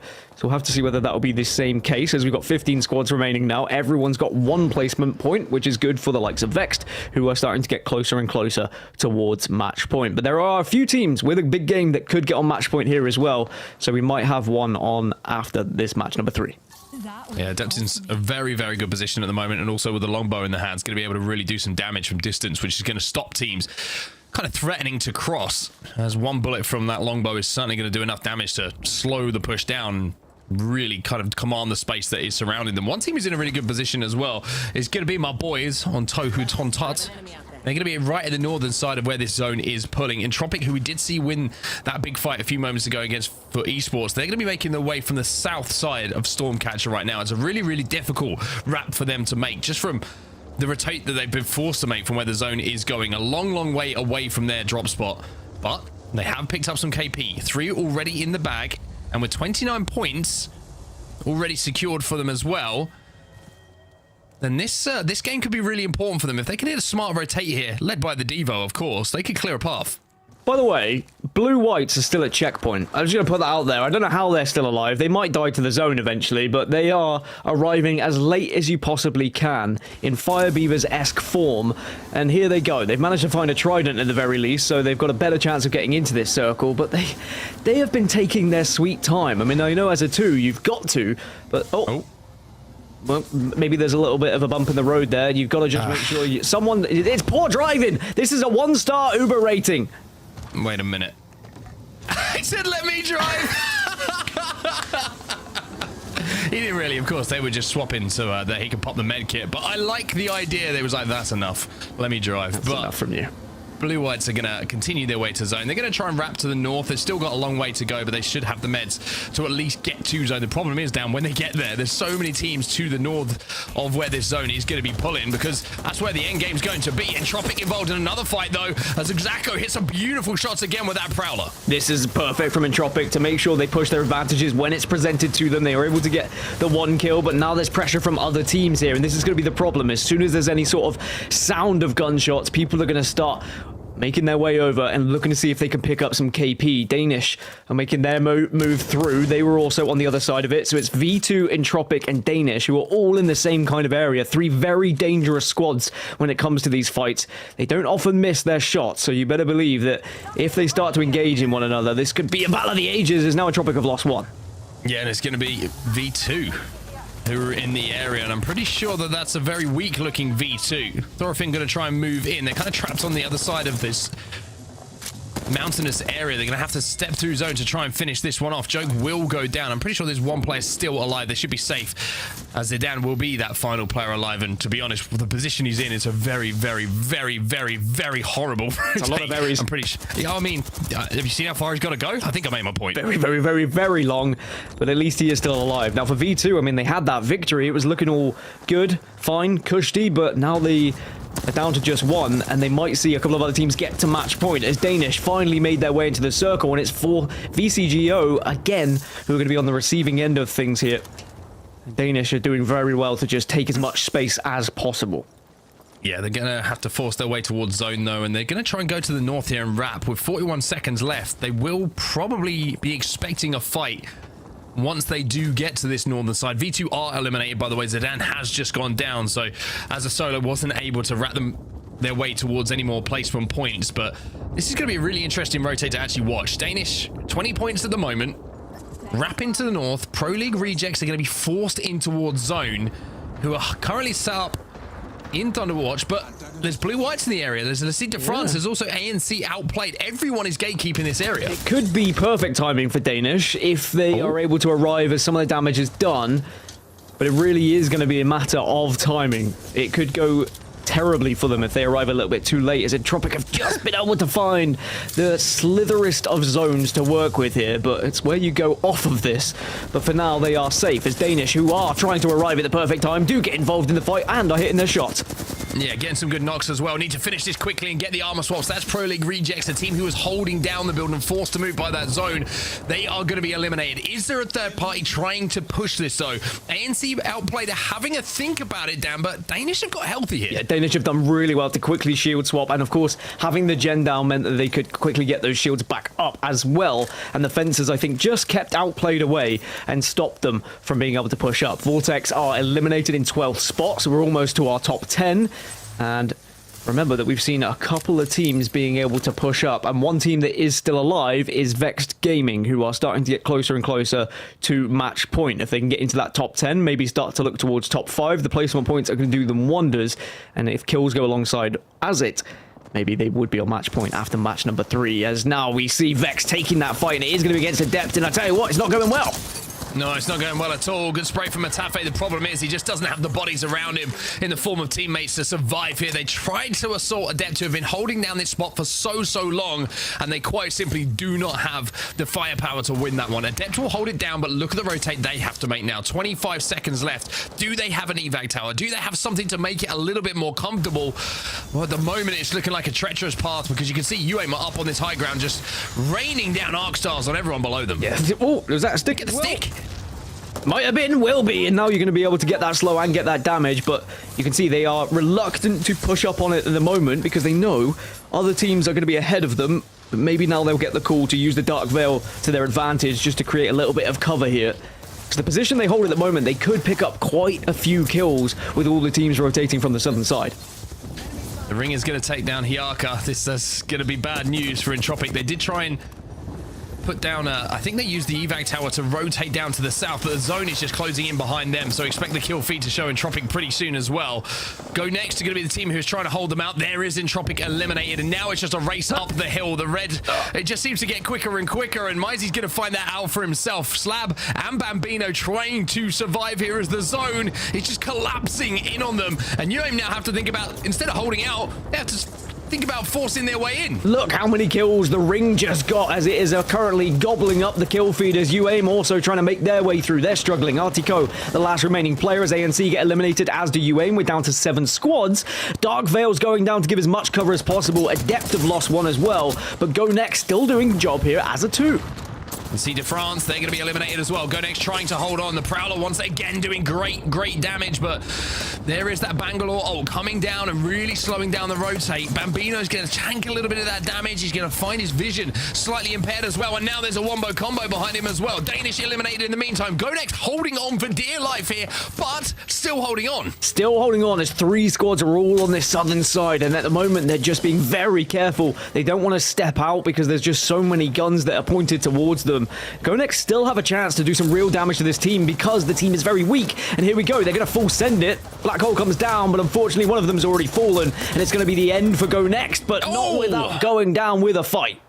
They got a lot of KP there. Did they get the placement points to force themselves towards match point? A very, very impressive game in the kills category for Go Next. But Maestro Gaming now, they've been in this position for the entirety of this game as we find ourselves now down to our final 3. It's Blue-Whites, Dan. Blue-Whites have made it into top 3 from that horrible position they were in. It might just be a top 3 as Maestro make their move. But Dan, who's the team who's going to move in here and clean up the pieces? Tuhu Tonta are on their way to try and get the victory, but they are taking their time. They back off. They do not get there quick enough. So Maestro now have a chance to reset, which means we're going to get a proper 3v3. But Tuhu Tonta do hold the better position. They have got the zone on their side, and they've got all of this utility to work with as Black Hole goes down. Zero going to be used as well. They do have zone control, so they should be able to find a place to play. Yuzno up on that rock is going to be able to do damage onto Maestro. Akuma going to come and join him as well. The Dark Veil wasn't enough for Maestro to cut the zone in a way that they could rotate. This rock is everything at the moment, and Maestro are struggling to find a way through it. The good news for Maestro, they're fully tanked up with red evos, so in this fight they do have a HP advantage and they're hitting some good shots as well. And maybe there's a confidence issue here as Tuhu Tonta are reluctant to push in, and now the damage comes in from Maestro as they continue on their way. Yeah, this should look like a Maestro win all of a sudden. Taxon's gonna go down. 0-0 trying to move in to clean things up, and all of a sudden this is a little bit wonky. It's a little bit risky, but Maestro do secure it with a conclusive victory after that push coming in. It didn't look too pretty, I would say. In a few moments that fight, it looked like a little bit of a sporadic kind of you kill him, I'll kill him, well, someone kill him kind of 3v3 situation, but Maestro do get the job done in the end and get the points on the board towards match point. That was kind of the final circle where your teammates just screaming, he's one shot, he's one shot, he's one shot. And they're like, yeah, we know we can't hit the shots, but we'll get there eventually. But I think Maestro maybe will be counting their lucky stars a little bit. After they pushed up onto the initial team, they probably thought they were going to get thirded quite quickly, but they were able to loot up. They were able to get their armors. They were even to have a chance to reset and think about that final circle, because Tuhu Tonta were not able to really take advantage of it. And I think that maybe their reluctance to quickly push and get aggressive maybe cost them in that final circle. It certainly did. We'll bring Rain Day back in as well to discuss what we just saw, because Maestro get that win on the board, Rain. And it was a funny old fight, that last one, but they won it. And that's all that really matters. That's all anyone really remembers. Hey, it was an uphill battle, both in literally and figuratively, and I think Maestro do a good job of holding on to composure in that moment. And even though it wasn't easy, they get the job done, as you had mentioned, and that's going to ultimately count the most for them. And they'll go back having a better conversation than the team that they were fighting, which I'm not even going to try to pronounce without seeing it physically in front of me. I apologize. I'm not even going to go there. Dan, you did fantastically. Who will be obviously talking about what they could have done better and how they should have approached it.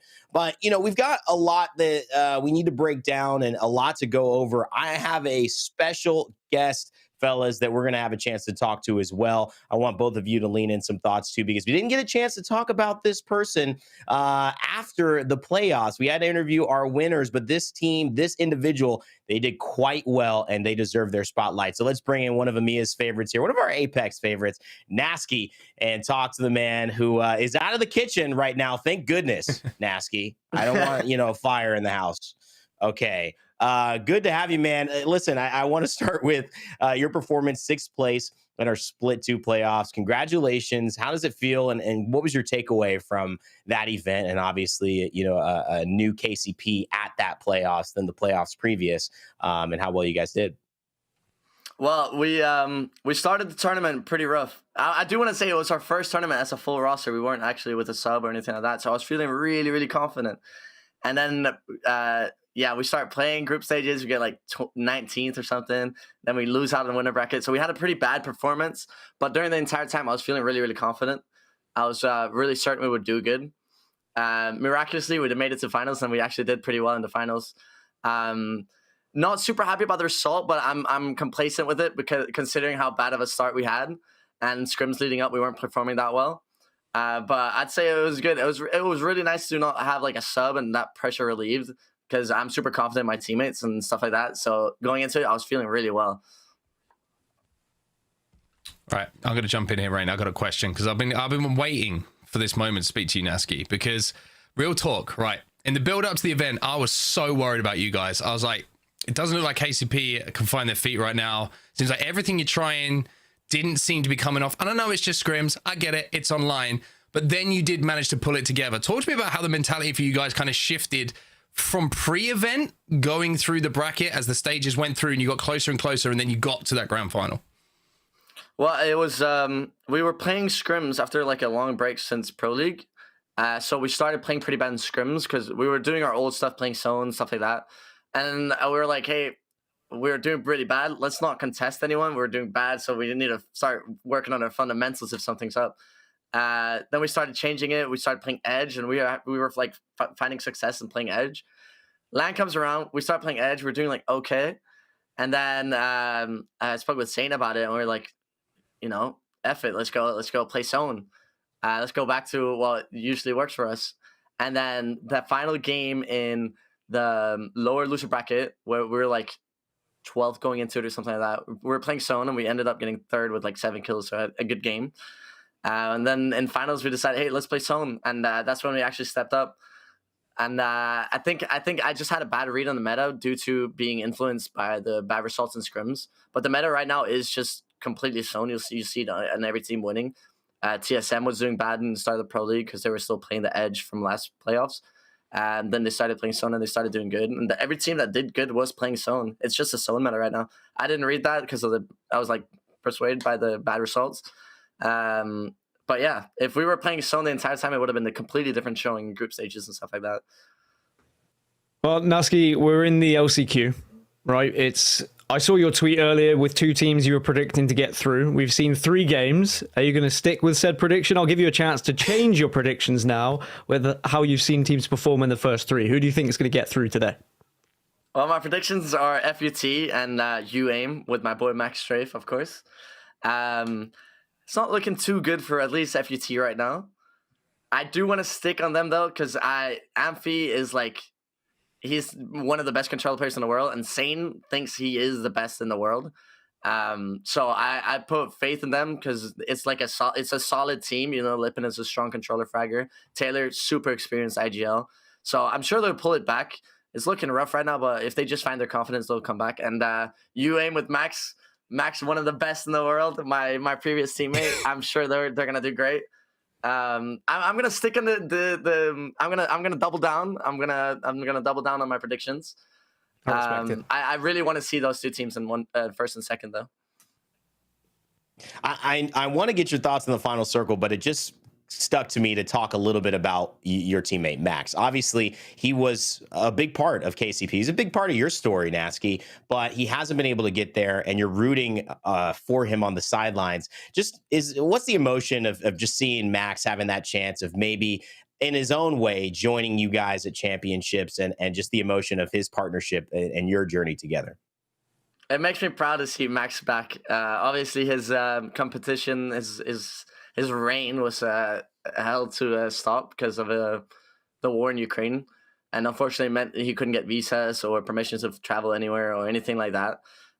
So to see him now back competing with his 2 friends, Artiko and Nasanya, also Ukrainians, is it's like a proud dad moment, you know, even though Max is more so like a dad to me. But it's definitely nice to see Max competing again. Proud dad moment for your dad. I love it, Nasky. I appreciate it. And we're definitely excited to see UAIM continue to play. Let's go to the final circle we just saw. We want to get your thoughts on it while we have you here in this halftime break. What are you seeing? Walk us through this final circle like we've had Sabs and RKN do on the broadcast. Walk us through what happens here in this final play.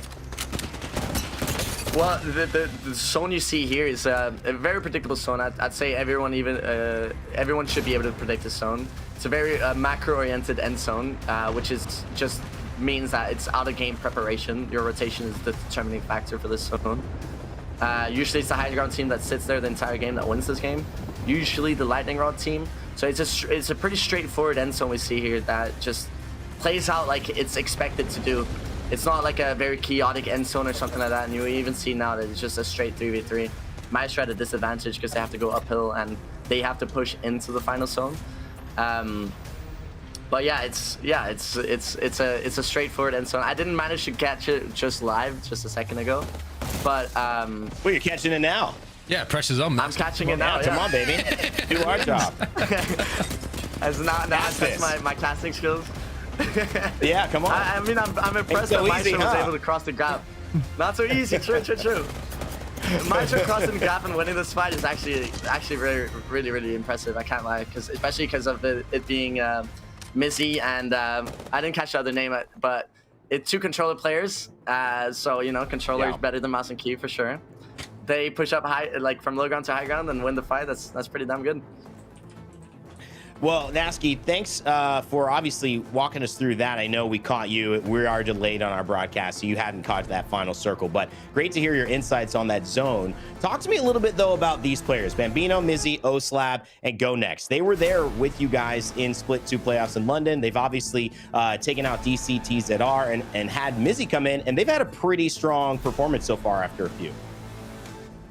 I can't lie, without me seeing Bambino's VODs, I think Bambino might be one of the world best IGLs, considering how they played really well in LAN.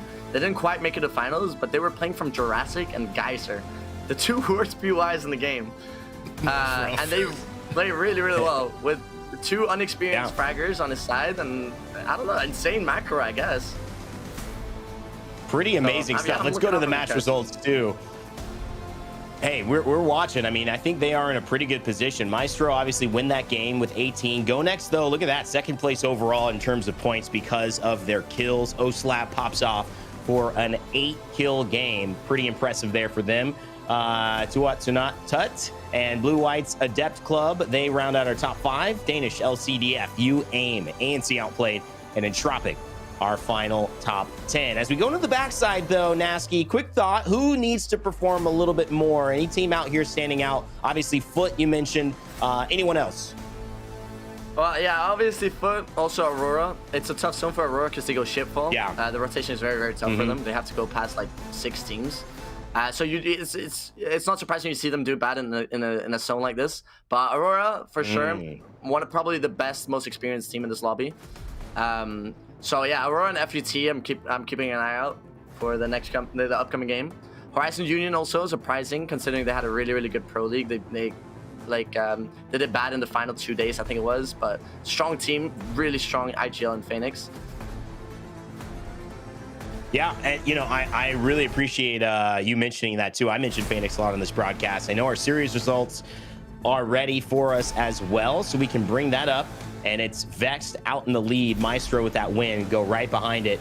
It's pretty close at the top. B2 right behind. I'm a big fan of Zidane and the way that he has shown up as a fragger, but everyone here clearly having some good moments and not so good moments. Aurora, you mentioned too. I just think this is a massive storyline for them. Can they get to championships after not quite getting fully as a team to Split 2 playoffs after what seemed to be their, I guess, you know, party that they were going to have finally there at LAN? We will wait and see. Nasky, it's been so great to have you with us. I want to give you a chance for any final thoughts, anything you want to say before we let you go. I want to give a shout out to my boy Noct real quick. Yeah, that's it. Also, enjoy the show. It's match point. I'm sure something crazy is gonna happen. All right. Thank you so much, Nasky. We appreciate you letting us cook with you here on this interview halftime portion of our show. Take care. We'll see you next time.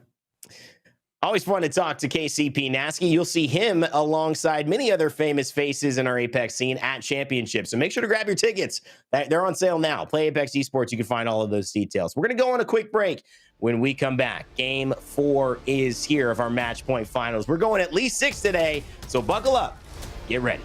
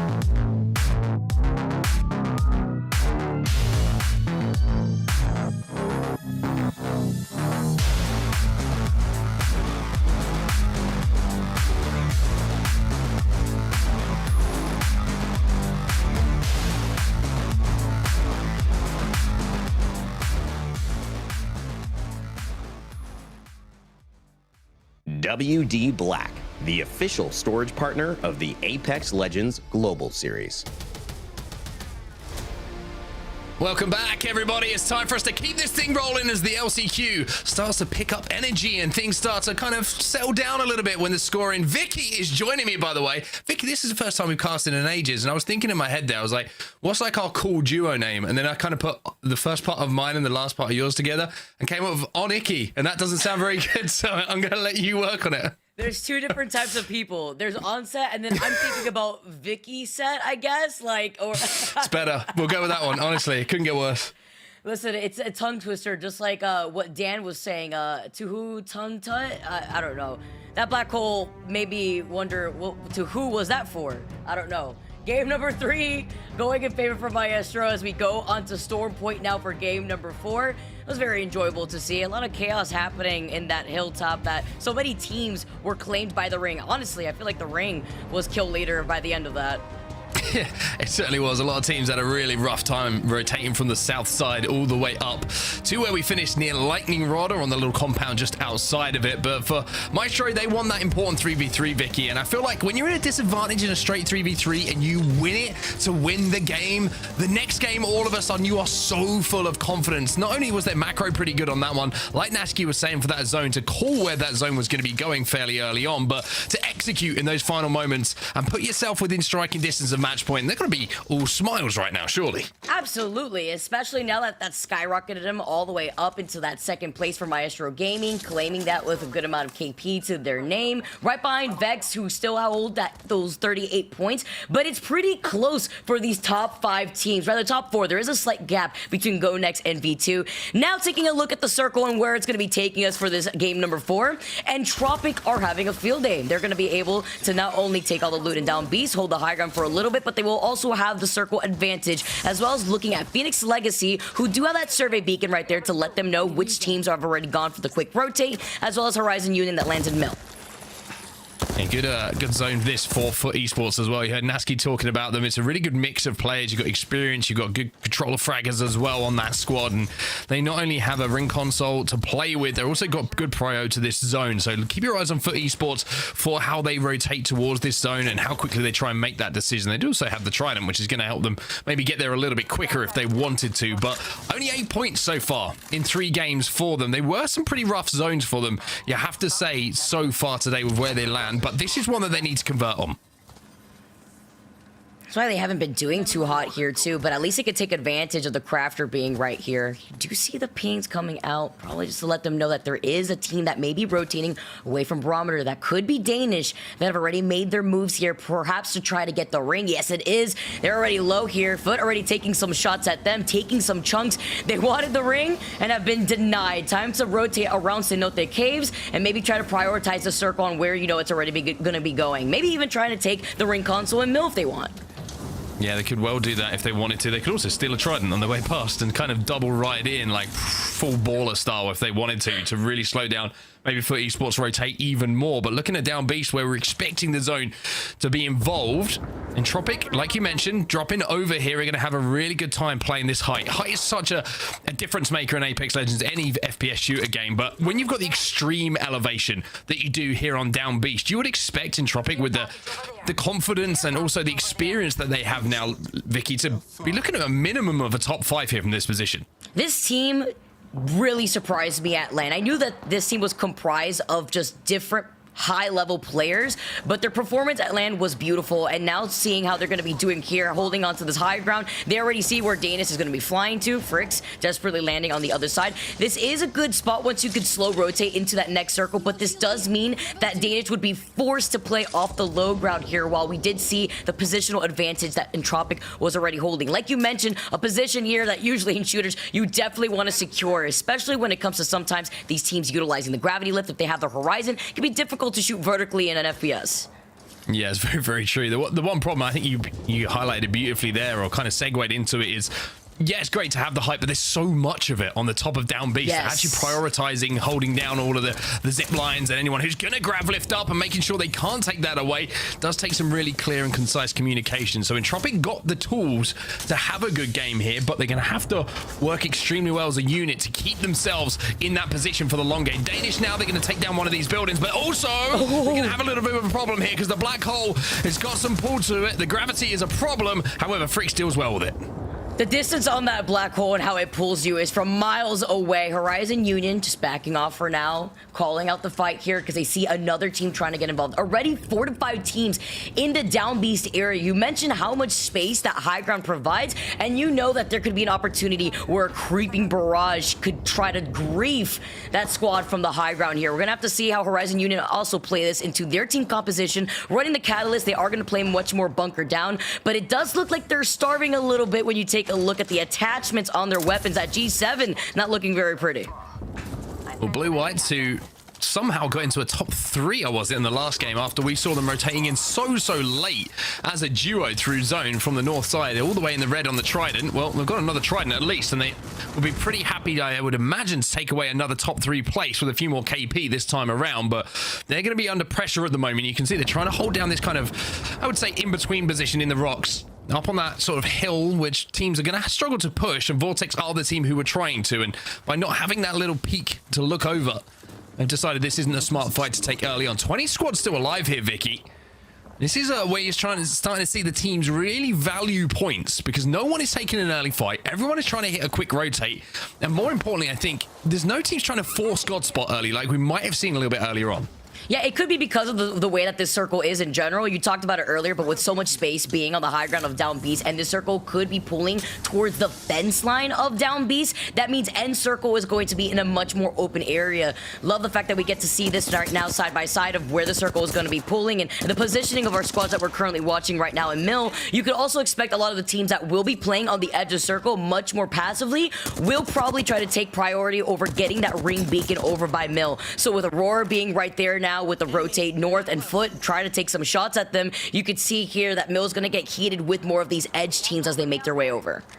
Yeah, Foot taking the time on this rotate, and you could kind of going back to what I was saying at the start of this game. They dropped over a Cenote. Yes, they're going to have a little bit of time to travel, but this was an opportunity for them to get into zone a little bit earlier than I feel that they have so far, especially with the ring console and the survey beacon available to them to give them all the information they would have wanted. Now you can see on the right-hand side of your screen how difficult it's going to be for them to force their way in towards zone. Maybe they're going to try and be the last team in here at Mill and hit the ring console once again to see if they are going to get a little bit of a shift away from where everyone is stacked up at the moment, and they can play for that afterwards. But it's looking like heavy traffic to try and move through at the moment for Foot. Everybody are just sardines stuck inside the can. Everybody is going into Down Beast. All 20 squads are still alive.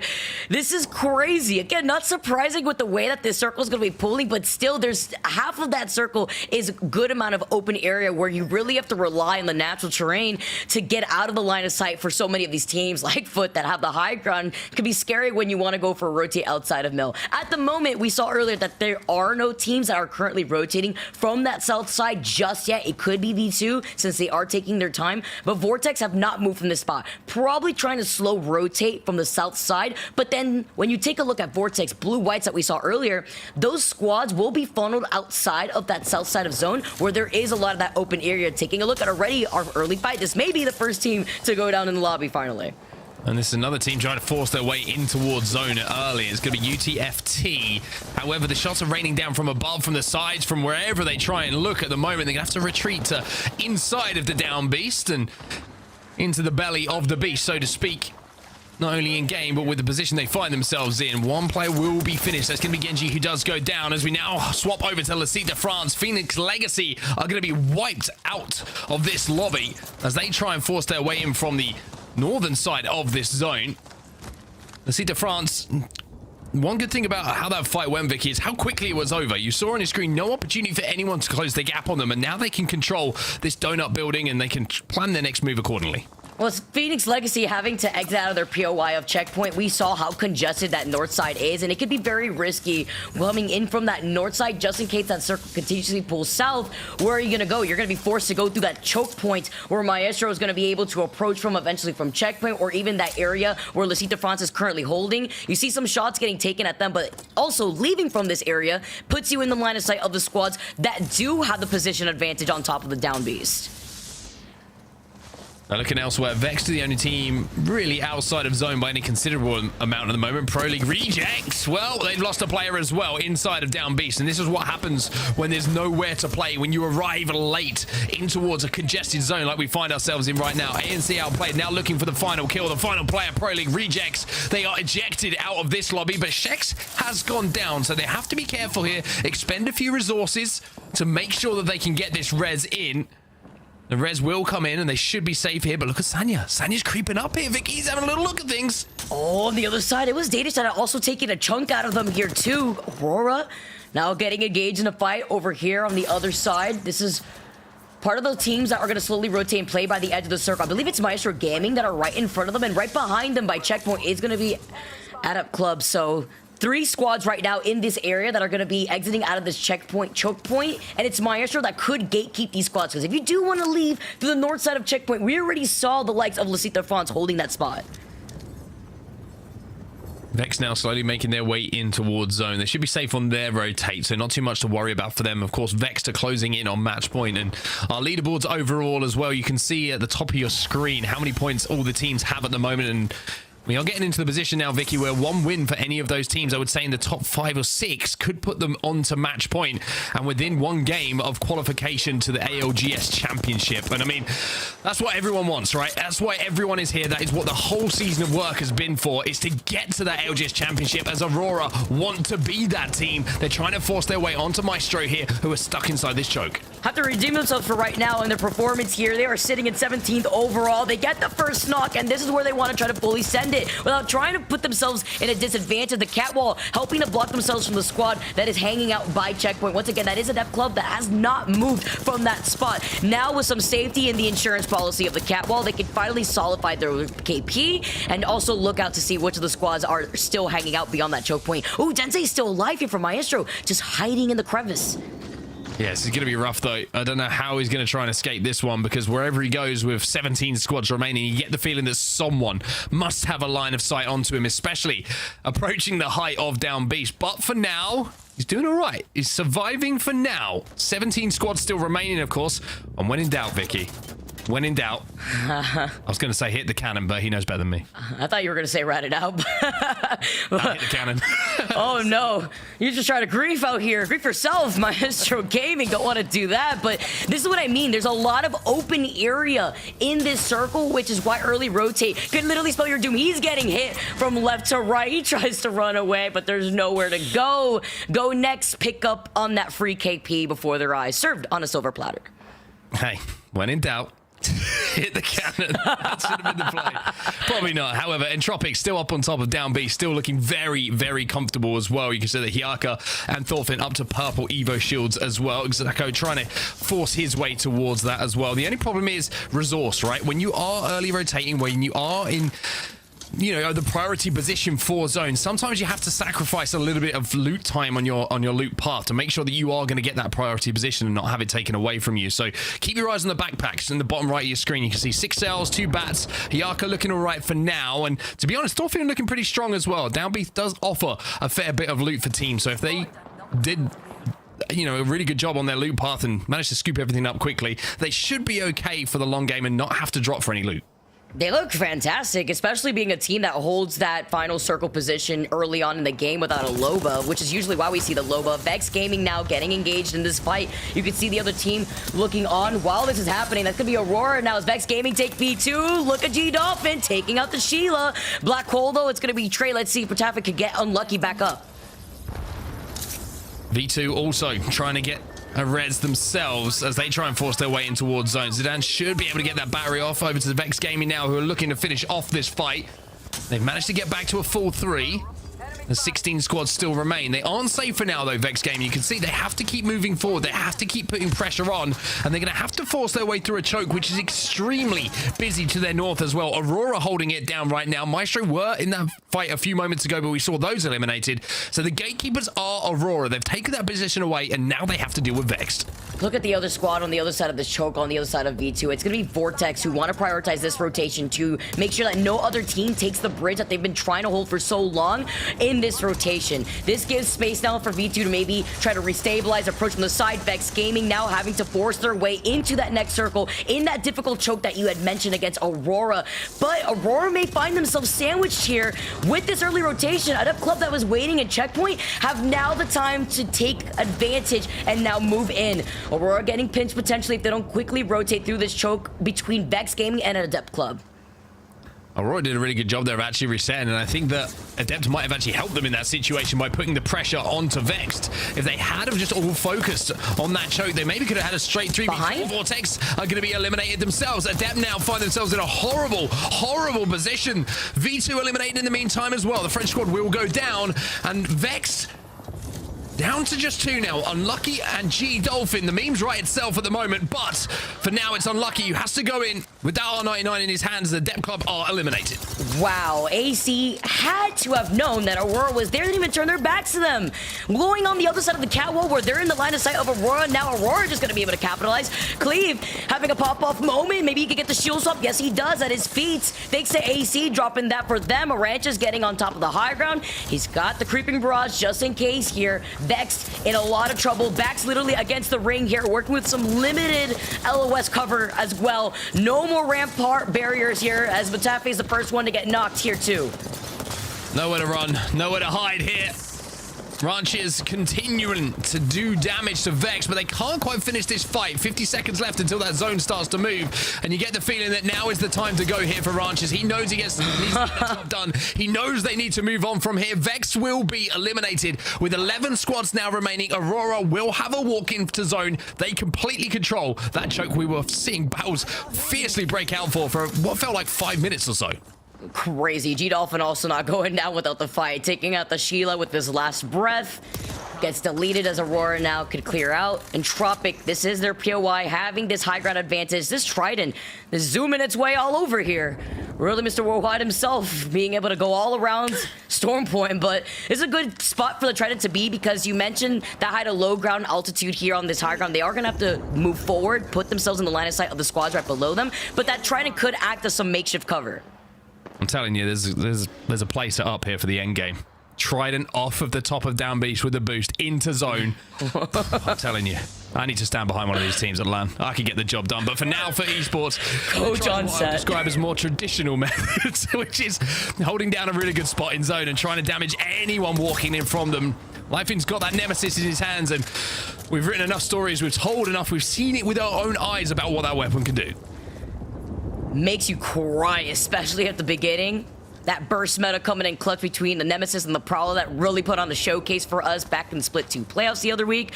For esports playing off the other side of this fence line could be nice considering the fact that most of these teams are on the north side, but I'm still worried about the likes of Blue Whites that have been hanging out in Mill for so long, slowly rotating right behind them. That is actually the squad that they currently see right now behind them. Horizon Union are also not going to move from the building that Foot have also been trying to eye. So with this here, Foot want to hold this position since they are in that next circle.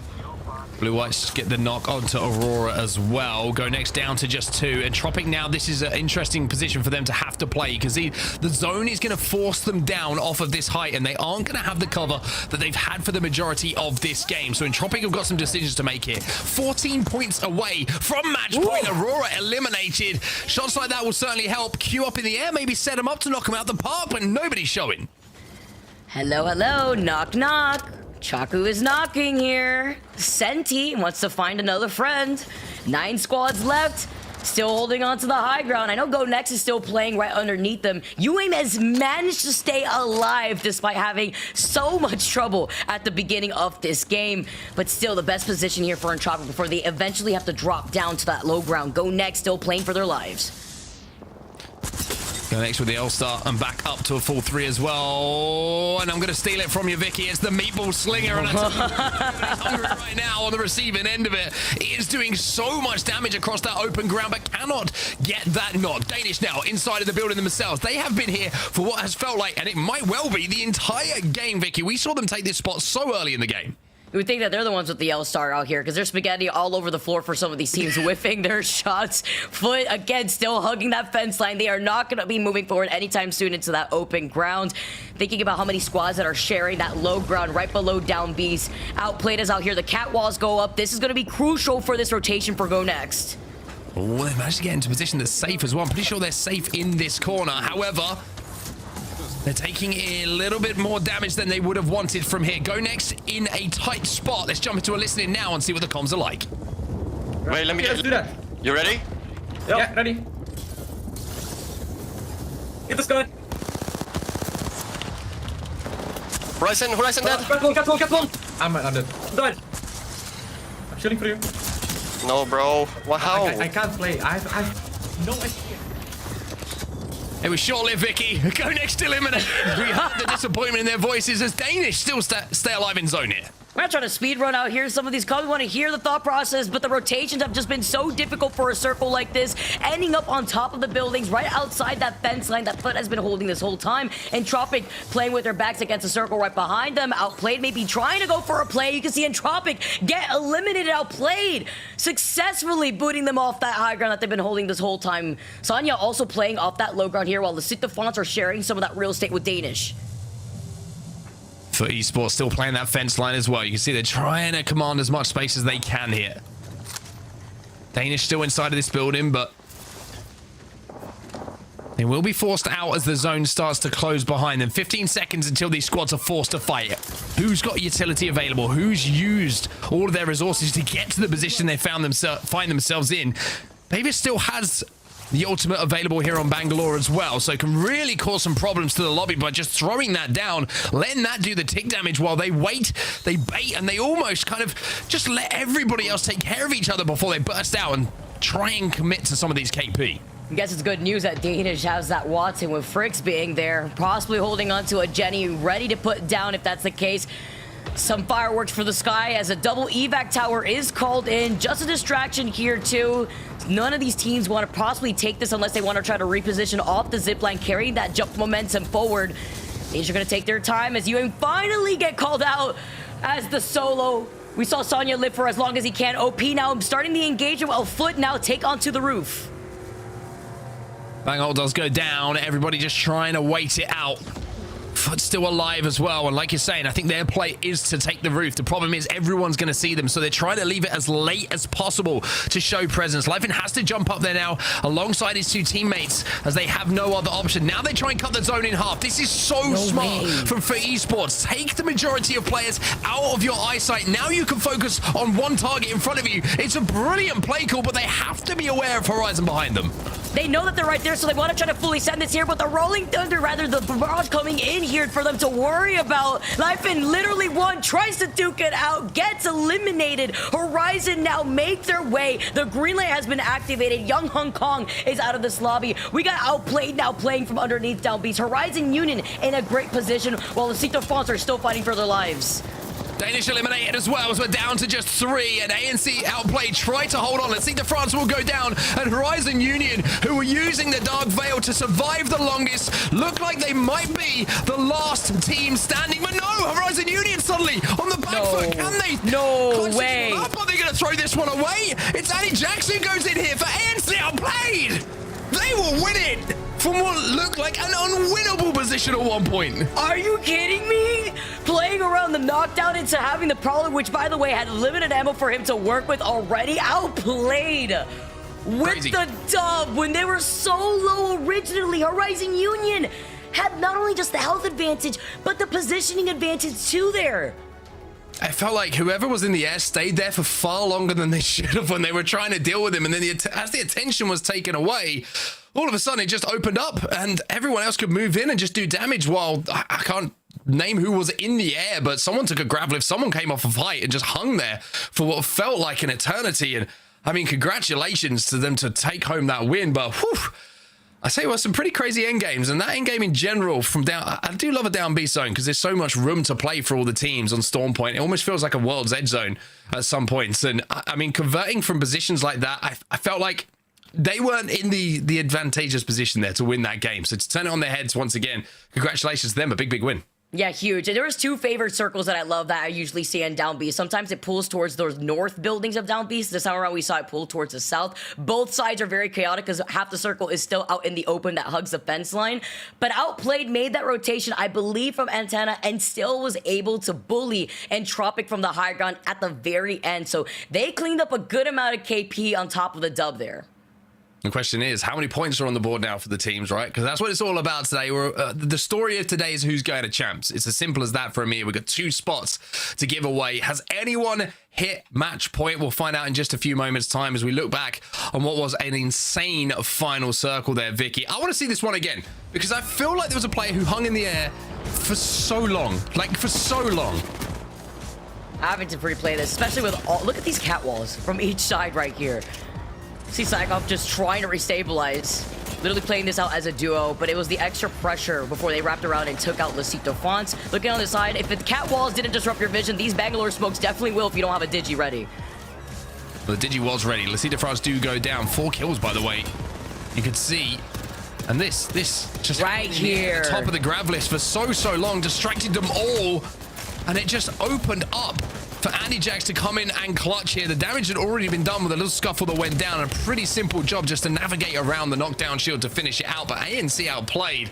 I feel like it was just the grav lift. It was the grav lift that really changed how that final circle played out. And with 24 points in total after 12 kills as well, ANC outplayed, living up to their name there for the rest of the lobby. What was extra nice too is when they came down from the gravity lift, they ended up on 2 separate sides of that final circle, splitting the attention from what Horizon had to do there. So they had to look both ways, and Outplayed essentially went for like a sandwiching position just between the 3v3 here. 12 KP. Looking at this first page in total, Danish with the 5 KP as well. Blue Whites 6 KP. Good amount of kills on the board for these top 10 squads here. Yeah, it was going to be one of those games where you felt like someone who was forcing their way in late might be able to pick up some good KP as the zone started to shift. But on the other side of things, a little bit of a barren game for our bottom 10 teams there. You can see Phoenix Legacy not having the greatest of games. Maestro after the win we saw earlier, no points for them in that one. V2 as well, who won earlier today, just the 3 points for them. So Vexed as well. I mean, this is... I don't know if anyone's hit match point at this point. I'm just doing the quick maths in my head, which just means after 4 games, we are still waiting for that one team to cross that 50-point threshold. That does highlight how close in skill a lot of these teams are for today. Specifically Outplayed after that game alone. I think before the 4th game, they were sitting in 11th. That game with the dub and the 12 KP has probably now elevated up to 42 points, putting them above Vex Gaming as we did see them go right afterwards here. You can see 39 points on the board for Vex, tied with Entropic, but this is so close. Even going all the way down to Maestro, so these top 6 squads right here alongside V2 with 29 points. The same could be said about that first half in general for this lobby. So close in general. Yeah, I think anyone in the top 10 right now, you win the next game, then you're going to be on match point, and that's how close it is. It's interesting to see that it doesn't seem like one team has come out and completely and utterly dominated the lobby. I think you're completely right. It's extremely close between all the teams. And I think that the pressure is starting to increase a little bit here as well, because you got to remember that these teams are the ones who, some of them have got to land, some of them haven't got to land. Some of them come through challenger circuits, some of them have had the hardest road possible to get into this lobby. So the dream of getting to the ALGS championships with all the prize money, all the glory, all the lights and everything, you can imagine going into game 5 and being like 10 points off of match point, thinking, oh my, we just need to have a decent game. I'm not asking you to do anything crazy here, but I'm not asking you to do anything ridiculous. I'm just asking you to stay alive long enough to give us a chance. And we'll have to see after this break if anyone is going to be able to stay alive long enough to give themselves a chance, because we got more Apex Legends coming your way from the LCQ.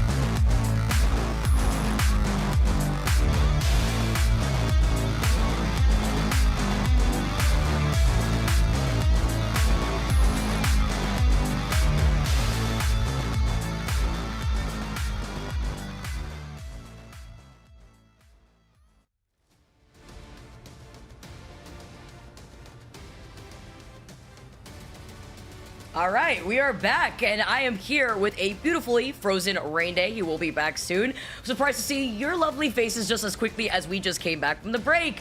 That was going to be game number 4 on Storm Point. While we do get everything set up here, load our players into the lobby, and hopefully load Rain Day back in with me. Him and I will be able to take you guys through the action while we make the transition onto World's Edge. We got to see some change-ups too, going from World's Edge into Storm Point, and we've been seeing a pretty equal ground in terms of skill throughout the squads that have been able to put some points on the board and the dubs on top of it. Pretty even. No team has reached match point yet, which is 50 points for those of you guys now just tuning in and are new to match point. It's nice to note that because now we've just got Rain Day back in. Sorry, Rain Day. Just highlighting, recapping the viewers out here because we did miss you a lot. Welcome back. Thank you so much. I appreciate it. Took a nice break. You know, I think my computer thought I was still on break, but I had to tell it to quickly restart and say, no, we got to go. The action is here. Rain Day and Vicky for the cast. Vicky, it's been fun. I mean, this has been a good day, but I think the bigger surprise, as you were probably recapping, is after 4, we have yet to have match point, which, you know, in contrast with split 2 playoffs, I think it's a little wild, just the aspect of how fast we got to match point there and how many teams got on it quickly. And this is such a slower pace. What are you making out of that? Is it just the lobby here? Is it nerves? Is it the specific groups of teams? It's a mix of a bunch of different teams from how they qualified to be here in this finals in the first place. The transition from playing through the first round of winners, the first round, the second round, then afterwards, and then the double elimination rounds. You have this plethora of teams that come out from different areas, whether it be the Challenger Circuit, playoffs, whether it be from the Pro League itself, from the split. It's a lot of different mixed skill here in general, and some of the teams that we could expect to be much more consistent aren't being as consistent as we can imagine. Thinking about teams like Aurora that have always put themselves on the board, falling below to 17th currently right now in the overall standings. Thinking about Vex Gaming that are dominating right now but had a lackluster performance in the first game. It's about keeping up that momentum so that way you could start bridging that gap between yourself and the rest of this lobby. I did recap the viewers. We are going on to World's Edge for this 5th game, which is exciting because so far we have seen a different winner for each of these games thus far, but it does also highlight some of these teams' strengths versus the teams that don't feel comfortable on Storm Point. Yeah, absolutely. And, you know, the tale of 2 different maps. I mean, you might just see 2 teams who build up those points early, and then they have to wait in a map that they weren't having their rhythm on. And rhythm is almost everything in Apex Legends. ANC outplayed our final winners, although I did think that was going to go to Horizon in Game 4, but they still got plenty of points. Maestro Gaming, Vex, V2 also winners today. Who will win Game 5? That's what we're going to find out. Big question too, though, is can you get it done on yet another map change? Everyone who got a little momentum, can you switch back and get to World's Edge and do it again? Questions that will be answered here as the teams fly out of the dropship. And we continue to tell these stories of 2 teams that will eventually find a way to stamp their ticket to championships in September. 18 teams will be very disappointed after today. But of course, that's what you play for, Vicky, and that's what we love about this esport. As we take a look at the map.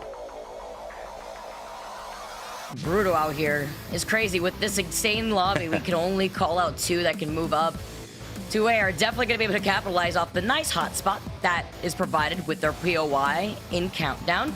But even better, Danish with this split drop over by Mirage. They also have information in Lava Fisher between the survey beacon and the ring console, and they've heard us since the very beginning. We are going up north in World's Edge. No more of these southern zones. Want to see more of these diversity zones coming up, and since it is going to be moving over to Skyhook, Horizon Union probably already has that information, seeing that that ring beacon usually spawns over to the west side of Skyhook. It is to say if V2 can get access there, or is Horizon Union going to try to engage and gatekeep them from getting that information?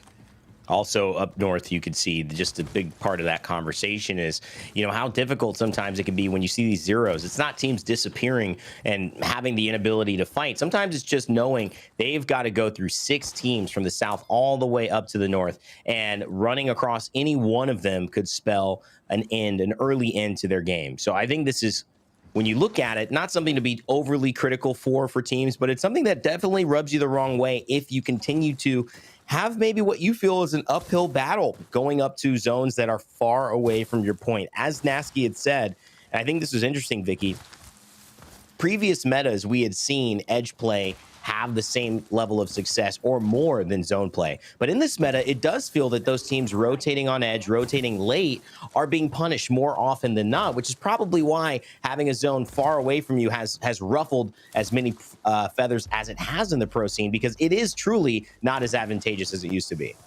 Imagine how much worse it feels when you get griefed and the RNG isn't in your favor and you also don't have a ring console at your POI. I mean, we've heard it. We've heard it from the pros themselves. Sometimes it's just a double whammy, and it's unfortunate, and that's why it's important to pinpoint how some of these POIs just benefit off of having that information more likely than others. We do get to take a look at our winners from our previous match, outplayed already with their quick rotation here. And with this rotation, I do believe they are exiting out of Big Mod, so that was pretty quick to already get to this lava siphon area, so that way they don't waste any time. They rotate to that north side, like you mentioned. Vex still hanging back. Excuse me, Vortex and Vex still hanging back inside. Foot Esports also. We question whether they needed to slow it up or pick it up. I think that is obviously a statement, maybe just about their rotation, but also in game, as Nasky had them as one of his favorites, but yet to really crack the danger zone in terms of getting close to that top two. Danish, though, a team that has performed quite well, Vicky. Young Hong Kong, Bavis, and Fricks. With that Seer Horizon Catalyst playing what is a pretty meta composition and landing at Trials, they're going to be looted up, ready to go. And I think the great thing about this is they can play that zone and not have to move too much, while also having the benefits of, you know, not really having to loot either. It's kind of a win-win. What I love about Danish is when I was able to tune in and take a look at how their winners round 2 was going, they were able to take that first game, but they seem so cohesive there too. This is definitely one of those teams that run away with momentum when they are playing confident. Having the loot over here by Trials, as well as already seeing where the circle is going to be pulling, could also benefit them from having that high ground that Trials is able to overlook. But this circle could easily start rotating outside of Trials into more of that middle area by Skyhook. Gonna have to see how that's gonna pull for them, because even if it does, it could be detrimental depending on how that rotation is gonna look, depending on also the squads that are gonna be looking at them from Countdown.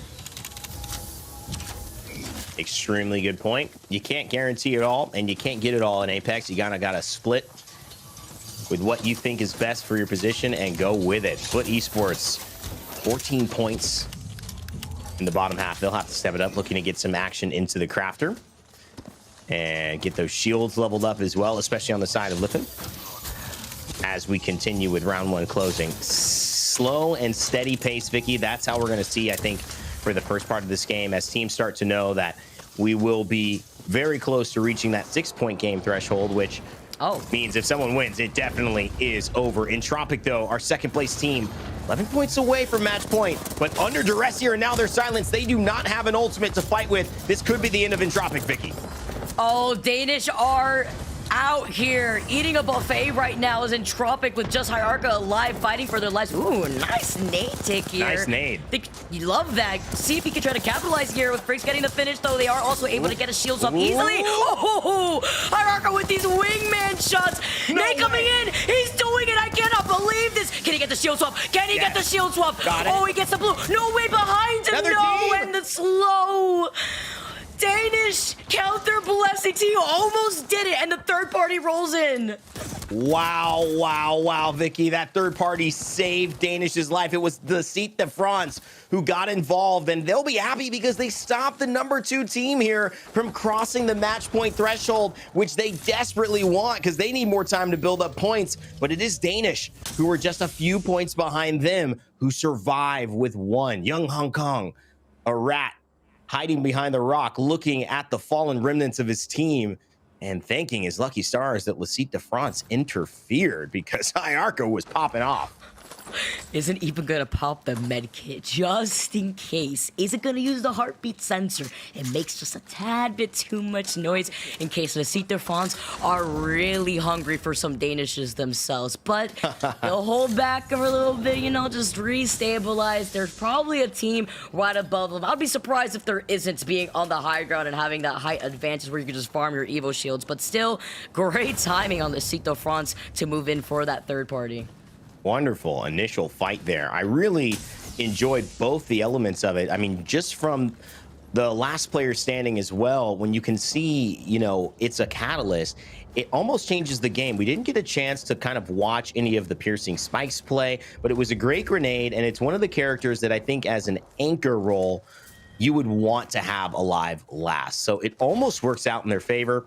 Unfortunately, it does not. Lecite de France, though, notably playing without a seer, which could turn out to haunt them in a bit. But right now, they've taken what is such a desirable location, at least for now, as our ring starts to close. And we'll get more information on where this ends in Trials with 2 teams down. Look at Danish. They're having to play outside the circle. Gonna take their time to rotate probably from the south side, but it's not gonna get any better there as Lava Fisher's also pretty congested by 3 squads. You can see Vortex, Aurora, Voltage. It's because there is a ring console there so some of these teams that like to slow rotate, play on the edge, are gonna want to try to take advantage of having that information and then also try to grief other teams away from that if they want to try to gatekeep them. We also did see the Loba Black Market being called in above Trials. Maestro Gaming is running a Loba, so that's probably them right above them too. So 2 teams sharing that real estate, while Skyhook is looking even more congested than ever because so many of these teams have been so quick with their rotate to secure one of those buildings. But that also means here, Rainday, that we are going to see much more squads in the later game because there's so many more buildings that are provided for the teams to take up that space. Yeah, Skyhook offers, you know, much more of a wide range of ways to play it, unlike some other zones, which really do force you into a tunnel and eliminate a lot of our teams in round 4 on that rotation. Right now, though, round 2 still playing, so plenty of time. Still, I'd say the setup phase in some ways, but it is slowly ending away from that into more of the mid game where teams are continually fighting for presence, trying to find any late rotators, and one of those being Vexed, who is finding themselves still outside the zone. It's been true that they've performed really well leading into this with 10 points coming in, but now having 29 earned after 4, they'll probably want to do a little bit more with their play. I'm not sure that would crack the top 10 for them had they come in without those previous points. So it would put them, I think, at about an 8th, right behind or tied with V2. So obviously more of a performance needed for Vex to continue their first place reign, because this is the game, you know, that people could start to separate themselves, Vicky. Vex have to be careful. Good point, especially looking at how close the overall standings are after those 4 games alone. And Tropic being out, though, could be good news for Vex at least, because they were sitting in second with that 1 KP that we saw Haraka just steal at the very end. So that probably set them up for 40 points currently in second, right behind Outplayed, who we literally just saw outplayed in that last game. Very nice to see as Vortex now just looking on at the action that's happening right in front of them. Vortex CGO 18th place. Would you rather be 18th place with a P2020 or 18th place with a nice Skull Pierce out Ranger 3030?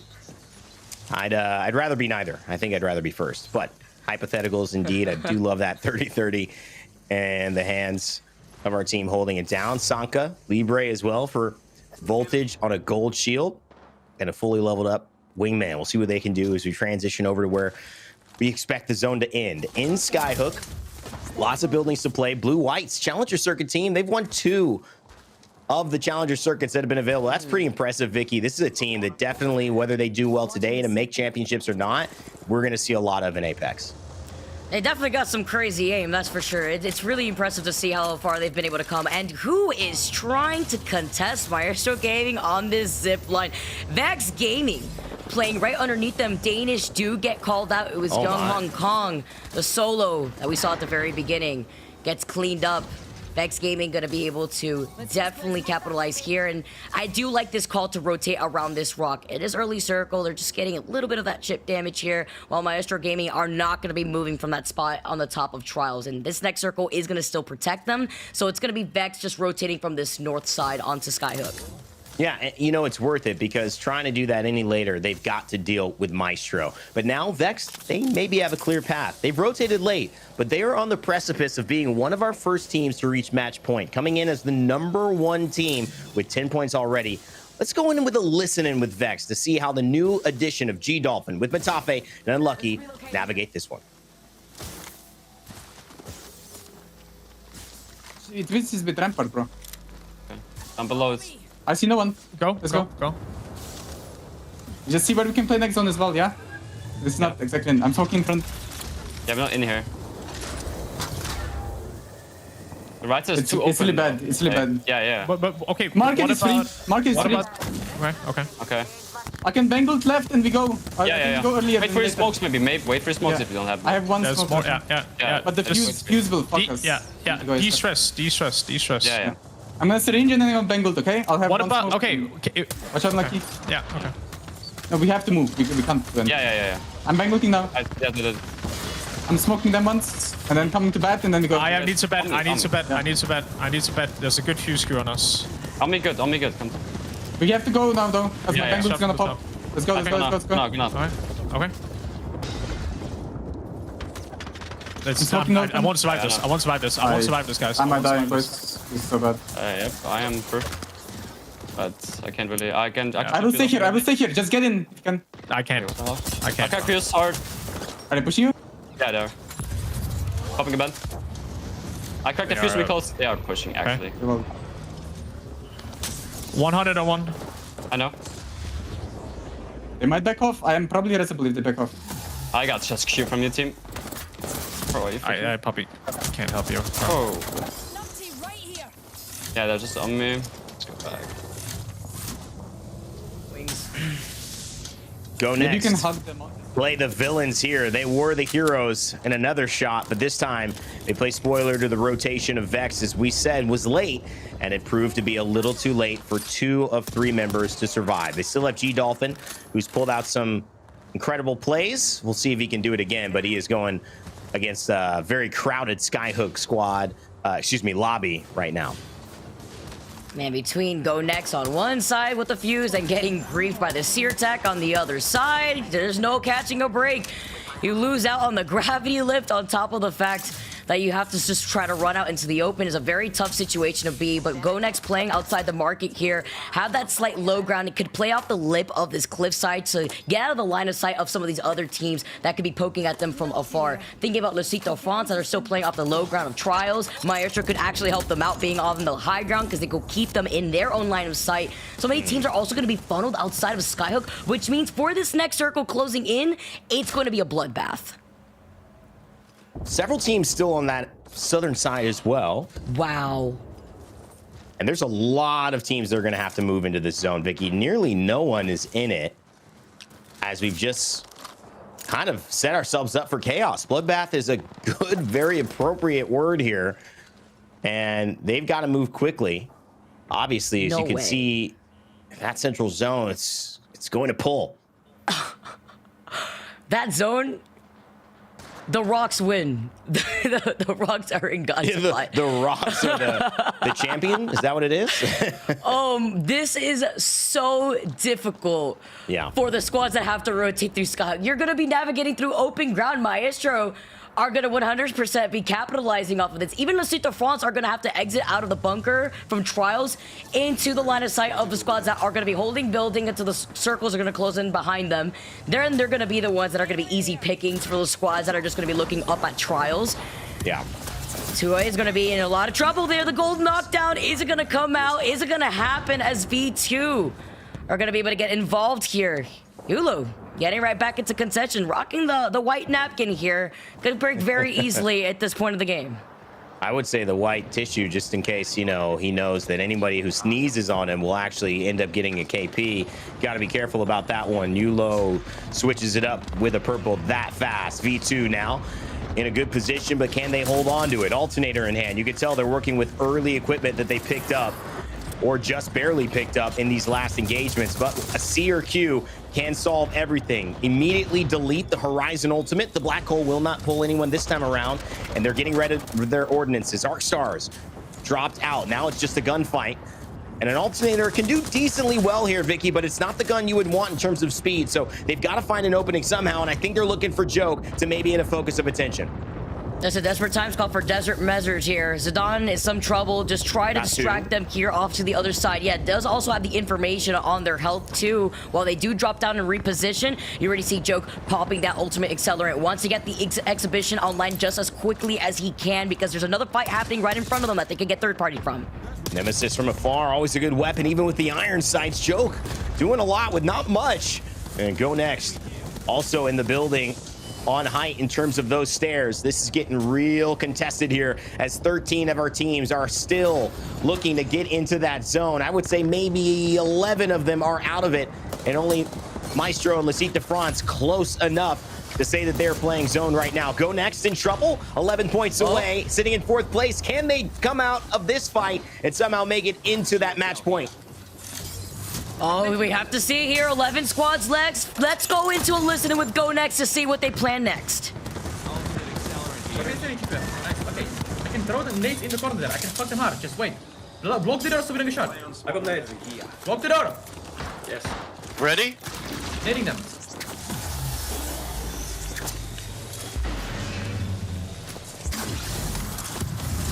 Okay, then. Cracked all of them. Nice. Go, go, go, go, go. Go, go, go, go. Alright. We can't, it's smoked. Okay, chill. I have no flash shield again. I cannot heal up fully. Here, take medkit. Look for the next plane. Give me switch. Can we play this outside and they put... I'm gonna have catwalk. I'm gonna have catwalk soon. 95, guys. They're gonna catwalk now. This line and we kill. Gonna do something. I'm gonna catwalk. Coming. One shot. They're in the corner. Both in the corner. Burning them hard. Yeah, nice. Kill him. Just Kill us. Burning him. I'll play up gold. I'm gold. I have gold. Okay, I'm in. Dropping us up. I'm going. Be ready. Catwall is coming. We play catwall and we play kills left. I'm catwall. Go Next with the comms, and now the desperate push to survive. No, on the other side of the catwalk, Bambino having to go on the other side, but guess what? It's not even any better. There's no light at the end of the tunnel because there's a squad waiting for them inside of that building. Outplay that have been playing for their lives, currently only 3 KP away from being at match point themselves. Sitting at 47 points. Go Next, still fighting for those lives for outside this building. Bambino being on the fuse, though, could give him the benefit. Prowler with basically no ammo, he needs heavy. It's a shield swap as well. Micey trying to make an impact. Go Next at 5 more points that they need. Make it 2. Sitting at number 2 there, the kill leader here. Micey adding the spot, replacing DCTZR and doing fantastically, but I don't think it's enough. Up on top, it's Lecite de France who had paid their price to get here by eliminating that first squad we mentioned with Hyarka holding strong near trials. They come in, but still on top, Vicky. It's Maestro who have not left from the beginning. The third-party griefers do it again, and they're going to be able to hang out outside of those bunker doors. The creeping barrage as Maestro Gaming now managed to get right back onto the high ground. Look at this setup between the Pathfinder having the amp walls, the Sheila ready to beam like they're Rambo coming in. Playing up this low ground is so difficult here as Aurora are just trying to Skyrim jump all over these rocks here. Sending out the smoke nade here too. Working with a lot of ammo to work with here as well. Just looking on the other side, we have Aurora, Maestro Gaming that have been on the high ground this whole time, and Lecite de France playing off that low ground. And these are 2 of the teams that started here in terms of that engagement. Lecite de France and Maestro playing zone. Going back to what we've said, it has worked so well for these teams. Can they get a result, though, here? Maestro Gaming probably doesn't have enough to finally find themselves on match point after this, but Lecite de France, could they maybe play spoiler and somehow take over the high ground? The question is, can you topple the king of the castle who has not moved from the beginning? That will be a win for any of these teams, especially the likes of Aurora, who have so much to prove and do not want to miss out on an opportunity of getting the championships. 3 squads left. They're climbing, Vicky, but what are they going to find at the top? Just bullets. Oh, is this the Halloween event going on right now? They're just trying to claw their way to force Maestro off this high ground here. Playing around zombies, just forcing them off their backs. Looking right, looking left here. Putting in the extra pressure to Aurora. They do get the knock off the Arc Star, but they are not going to give up this spot. They need to hold this down. Yeah, you hear the catwall right behind them too, and the piercing spikes, but they're just going to stay here, and Lecite de France are going to suffer for it. I mean, you've got smokes. Can the catwall do anything for you here? I'm not sure if he's got the ability to play it right now. They've got the Loba, Rampart, and Path, so that's why they have this accessibility. It's going to be very hard to beat it, so you may just have to both, as 2 teams, jump up at the same time and find your spot, even if it's a little wonky. And Maestro, they're feeling the pressure. Denze almost goes down 0. Nothing goes down as well. This is Aurora. Sunset who's made the move. Maestro somehow get taken down after what having looked like God spot for sure. And it's Lecite de France and Aurora who will fight it out for first place. And it looks like aimbot is going to go down. Aurora climbs the mountain, and they plant the flag with a win. I cannot believe Maestro just got juked off the high ground like they were Mufasa on Pride Rock. Are you kidding me, Aurora? They had the opportunity. I'm surprised they even were able to get around the amp walls. It was the way I would describe that zone, Vicky, the way I'm processing it is when someone has such a clear advantage over two other teams, it becomes the enemy of my enemy. The friend of my friend is my enemy, right? Whatever that is, the enemy. They both had a common enemy. And I think they both decided that who cares about this other team barely staying alive and climbing this rock. And they both pushed. Aurora pushed, and we saw Lecite de France push. And Maestro, being the center of attention and the focus of that ire, unfortunately lost that spot. And really, what you thought would have been a first place location ended up being a third place location. I'm sure that's frustrating for Maestro. But as we watch it back, Vicky, give me your perception as to how that happened with a pretty interesting zone we don't see much here.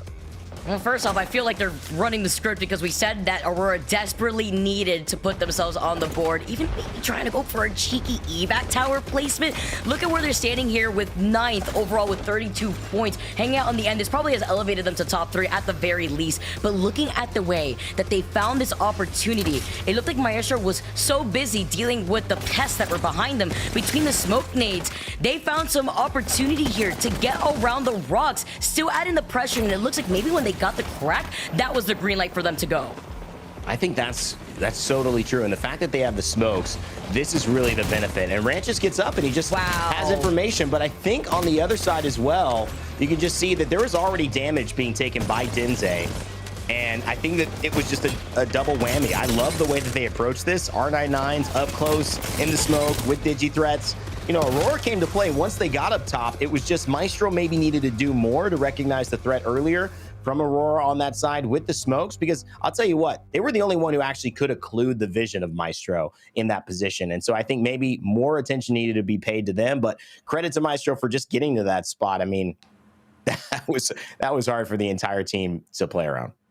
I mean, at that point there, too, with Aurora forcing their way onto the hop of a high ground, Maestro had the God spot. That was their win game right there. That was the win con that they were playing into.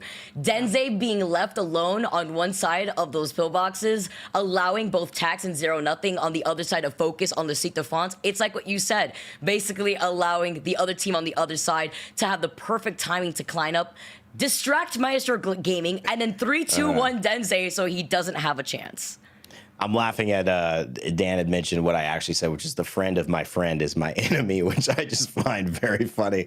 You introduced me to your friend and suddenly that's my enemy. Well, you know what? I don't know how it all went, but let's just say that our match results are going to tell a better story than that final phrase that I put together. Look at this. Aurora, 20 points. Fantastic. Lecite de France as well. Maestro, gosh, that is upsetting, Vicky. Not just because of the fact that they got third, but they were counting on placement points. That was as true a placement points zone game you could play, and they still missed out on 5 because of the way that ended.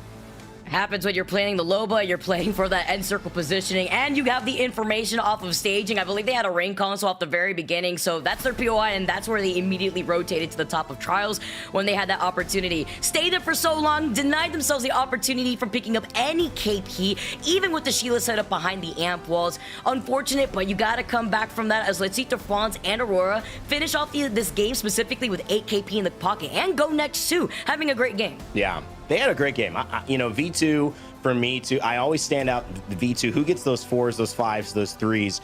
I don't know where I was overhearing it the other day, but as we transition to the back half and see how our bottom of the 20 teams performed, 4 statistically, I think it was actually Tech who I was overhearing. I was in a conversation with him saying 4 points or so statistically is enough to kind of keep pace with the lobby. And if you can continually do that, you'll be okay, especially with, you know, a couple of better games. I think that is where you could see Foot, Vortex, V2, Danish. You see these teams who maybe aren't always at the top, but they've done enough to stay in the race. And that's certainly what we'll see in Tropic, an unfortunate 20th place, but we know how that went down. That was all Lecite de France or Entropic, who were probably going to end up in that top 3, and Lecite de France came in at the right time, Vicky.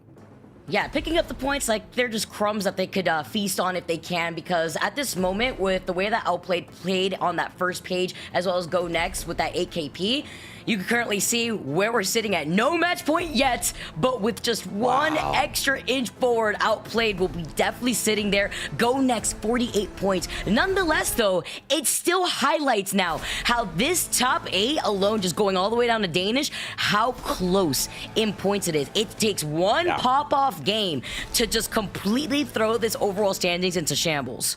And truly, for those watching, why this is important is the second place as well. I think it's safe to say we're probably going to go 6 games. It's, I think, impossible not to, because we have no one on match point as well. We're going into our 6th. But what I think is really key is anybody who wins from 8th place to 1st right now, even if they don't win match point, if they come 2nd in that game, they can leapfrog into qualifying for championships. We were at about maybe the most interesting position we could be in as a spectator and as a player, because one big game at this point means that you could book your ticket to Birmingham in September. That is massive, and that gives a lot of teams hope who might think that, well, maybe we're not close to match point. No, you're one big game away.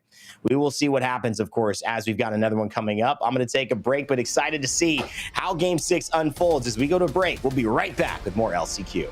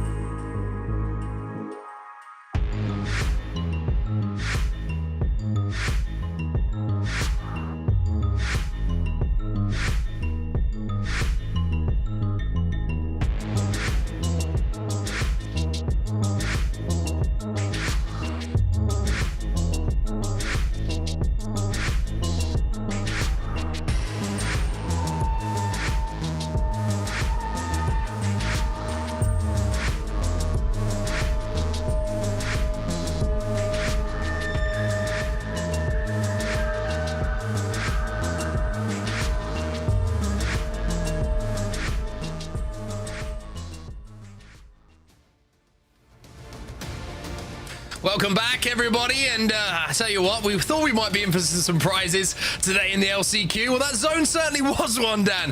Certainly caught a lot of us off guard. I've got to say, I feel like I've played a lot of Apex Legends. I've certainly watched even more, and I've never seen that zone. Ever. Never seen it in my life. Do you know what? There were some crazy things that happened in that game. I heard Rainday say the friend of my friend is my enemy, so... my friend Dave's here. Rainday hates you. Screw you, hates Dave. you so much. Yeah, screw you, Dave. No one likes you because you're my friend. But that circle was nuts. It was one of those where I don't think anyone expected it to happen. And when you see a final circle like that, everyone's just a bit perplexed. You have to think on your feet. We saw some teams were able to get into position. Maestro probably thought they were going to be good on top. But unfortunately, a few people had a little bit of a word with that, and they wanted to get up and get in their faces. I wonder if this is all Nasky's fault, because he was saying, you know, it's really zone meta at the moment. Talk about playing zone, and then I'll play this one. Has happened in the game, but obviously we are still in a position where no one has hit match point. However, we would expect a lot of teams, maybe not just one, to hit it in this game, Dan, although we are seeing a few teams slip up when they do have that opportunity. I think we've got teams on 49, 48, 46 points respectively as we go into match number 6. So you would expect a couple of teams to cross that threshold here in match number 6. Back on World's Edge again we go, before we head back over to Storm Point in our next one. I think we've been spoiled by some of our international tournaments where we see teams get to match point in 3, in 4, where they're dominating the lobbies, they're consistent, but this shows how close this lobby is and how it really is anyone's game. So many teams that could be on match point next match. And then the scary thing is, if one of those teams were to then win it, it's about just trying to leapfrog those who are ahead of you with just a few points to try and get that second qualification spot. But also with how crazy this has been so far and how back and forth we've seen some teams go, we could be going quite some games before we finally see a victor on match point. But as you say, we're back onto World's Edge now, so it is going to be a good chance for those who had consistency in match number 5 to try and find some again here in match number 6. So to give you the lay of the land as we head into match number 6 and we see where the first zone is going to be going, I'm going to tell you who is close to hitting match point. ANC outplayed 49 points. Go Next 48, Aurora 42, Lasita France 41, Vexed 40, Maestro 40, Entropic 40, Danish 38, V2 the next closest on 33. So you would say anyone from Danish up, Dan, probably feeling pretty comfortable about getting it done in this game. And for teams like Entropic, who are in that conversation of 40 points, this is a really good zone for them. A tree zone. Aurora, very good access to this one as well, alongside Vexed Gaming. So you would expect them to be looting up as quickly as possible, getting into that zone and trying to play for those last few points they need. All right, how much do you reckon? How many teams do you think are going to be on match point after this game? He's stumped. Three at least. You know what? I'm going to be brave, and I reckon we're going to get 4 teams going on to match point. I'm going to be brave and go one less or one more. It's scary because we could have 5. Statistically, it is achievable if we see 5 of these teams manage to just push their way into the kind of top 10, top 5, and with some good kills on the way. But of course, you need to get those kills on the way. And I think we're going to have a few teams who are just going to try and barrel their way towards zone and hope to get into that top 15. Outplayed, of course, only needing the 1 extra point. As for Aurora, it's 8 points required. Now, that's not as simple. They still need a good enough game to be able to achieve it. And the crazy thing is, right, we're talking about match point. Understandably, one team is going to qualify for the LGS Championships through match point. But with how close the rest of the lobby is on points, every single game at the moment with match point on the horizon becomes even more valuable, especially if you have a big KP game, because even though you might be the team who's on match point but doesn't get it, if you have that one game where you pick up 8-9 KP alongside a top 5 finish, that could be enough to put you in second place overall, which is the other qualification spot. So now we've hit our minimum of 6 games. It's a case of get the job done now, because match point is going to end this thing whatever happens now. And I think if you are a team who, for example, outplayed only 1 point, play it safe for now, get into the top 15, and then think to yourself, how do we achieve the most points possible now? We have freedom to try and get as aggressive as we want if we'd like to. We could just run at teams to try and pick up KP, or if they found themselves in a primary position, they might say, all right, well, we can play for late game here, and we might be able to get as much points as possible just doing that. Now, UTFT are getting aggressive onto VCGO. They've been able to get a knock, but are they going to be able to actually push up on it before the res happens? That'll be the real question. UTFT, who are having a very, very slow day so far. They've only got the 1 point on the board, but you never know in Apex Legends. One game can change it all as they do try and fly in. However, I think you've summed it up perfectly. So much time was taken to close that gap and get into a position to finish off those kills that it will be a 3v3 fight here between them and the team on the other side of this building. And now you got to be careful, because a Spitfire and an Alternator is not really the loadout you want, and you certainly don't want to be taking too much damage alongside it. Adept Club, by the way, eliminated. We're down to 19 already. Yeah, it was Vexed that got those kills as well. So Vexed up to 42 points now. They're only 8 from match point, and I think as we see some of the bigger teams start to get on that kill feed, we will be slowly but surely starting to add some squads to match point. But more importantly, for those who are even closer, 19 squads remain. You just want to see that number ticking down as Phoenix Legacy go out to Go Next. And what does that mean, Mark, if Go Next were able to get a few points there? It's almost as if you don't imagine I can do the maths, which is completely right. But Go Next will be on match point. I'm pretty convinced about that. At least 2 points is all they needed. So they got those 2 points. They got the 2 KP, so they will be the first team to officially hit match point. Go Next will be looking to go next and close out this tournament in the next game. But for now, Vortex, they've got a long way to go. They are currently sat on the other side of the table. 18 points for them, 18th place, but in a good spot here in Tree. I do love that from Go Next, though. Get aggressive on a fight, take that KP, and now for the rest of the game, they can try and play it in any way they want. Do they want to play safe? Do they want to try and go for a big, huge game and start to be aggressive and push fights?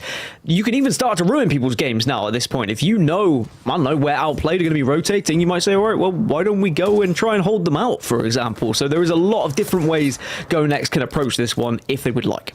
Yeah, I feel like if I'm Go Next right now, I'm thinking this is a game for points. Not only you try, if you win this game, you're probably going to deny a couple of teams getting to match point alongside you, right? So I would play this one out as sensibly as possible. And with the zone information that they have as well from a ring console, they're going to be in a really good spot here. And it looks like we might actually be pulling a little bit away from Tree. VC Go now having a little bit of a battle inside of this building in Tree. A nice spray going to come in, not without the knock being extended and exchanged, I should say. UTFT will be eliminated. So a rough day for them continues as Vortex will take them down. Yeah, Vortex doing well to survive even after they got that first knock onto them. They didn't see the gap close. They were able to reset and they now win that engagement and they hold a pretty solid spot for now that they'll be quite happy with, I would have thought, over towards Tree. There is a lot of teams that are going to be making their way down there as that's where the circle is heading. So the teams who are close to match point, I mean, Outplayed, they are within the zone. They should be able to comfortably get into the top 15 and get onto match point. For Aurora, they've managed to make their way down. They're actually neighboring Outplayed at the moment, so another team who might be able to get onto match point here. The teams that have to do a little bit more work, Vexed, Lucite de France, Maestro, they've already been making their move. Maestro is center circle, but Vexed is still over towards Lava Siphon where they drop, maybe looking to pick up some kills on those teams rotating late. Yeah, maybe looking to hit the ring console as well. They might have left that one late for a third zone just to see if they're going to be able to judge where this zone is going to go. It is looking like a tree zone, but it might pull back towards the thermal side. It is going to be a tree zone indeed. We just got the information on our screens from the beacon. So Lucite de France are going to have to work their way towards Tree, and it's a long old way for them to go. And 9 points with this kind of zone, when you're landing on the northern side of World's Edge, it's going to be about winning these fights. These kind of engagements, you win them early in the game, Dan. The momentum can roll as Aimbot is like looking to line up a couple of shots here with this Prowler. It's against V2 as well. V2 had such a strong start, but have really fallen off. That 25-point game, but since they've only picked up 8 points in the matches afterwards. Still, of course, within a shot of match point if they were to get into the final circle and maybe get a victory or at least a lot of kills, but it just hasn't really rolled with momentum, which we thought it might after that initial victory. Lucite de France, though, still being held out, and maybe the exhibit will just make them back off for now and not able to capitalize on the Dark Veil they put down. There's so little health, but a shield swap or a battery means that they can just get back on form. Yeah, Lucite de France and V2 using all their utility at the moment. You can see, like you said, the exhibit's gone down defensively just to slow this fight down. V2 now looking to push up on it. A little bit of a spray comes in from Joke, but not enough to break shields. However, he has to be careful now because his shields are being broken. Oh, he had to be so careful about surviving from that situation. Is anyone inside a Harvester? That's the question. It doesn't look like there is, so no one's a third party. This is a straight 3v3. This is almost like a TDM match. Yeah, of course, they won't know that, but that's why we keep seeing both teams kind of checking their backs, checking to see if anyone else is approaching them. But Lucite de France have done very well to force V2 back into Harvester now, as both teams can start to think about rotating if they don't want to get involved. It seems like V2 are a little bit more scared than Lucite de France, which, considering the points that are available on both sides, I would have thought it would have been the other way around. But I guess Lucite de France have to force the engagement here because they've got to rotate through V2. Yeah, it's also V2, if they back up, they can get the height here in Harvester, and we all know how hard it is to fight against height in any kind of situation. That's exactly what the situation is. Psychop is trying to move forward, though, trying to keep the pressure on, and needs to, just because of the fact that that zone is closing behind them. They want to be in a position to take this 3v3 without the zone being something which can influence the way that the fight does turn out. So for Lucite de France, they're trying to force V2 back, and V2 at the moment look pretty comfortable in giving up a little bit of room if they can stay alive and not take too much damage from this push. For now, though, the Q's going to be hit, and that might be the sign for V2 to start being aggressive. Well, if they can get some damage with these grenades, then maybe that'll be enough to initiate a fight. Both teams just kind of posturing up against one another at the moment, and as we mentioned, it's an isolated fight for now, but the longer this goes on, the more likely another team might just decide to start walking over towards it. There are a couple of teams who are close enough, but I don't think anyone's really going to be walking outside of the zone right now, especially with how closely contested some of the points totals are when we're getting towards match point. Remember, Go Next have already got onto match point. They're at 51 right now. Outplayed only need one more point to get to match point. So they're hoping to get into that top 15. They'll just be looking at that kill feed and hoping 2 squads get eliminated as round 2 closes here.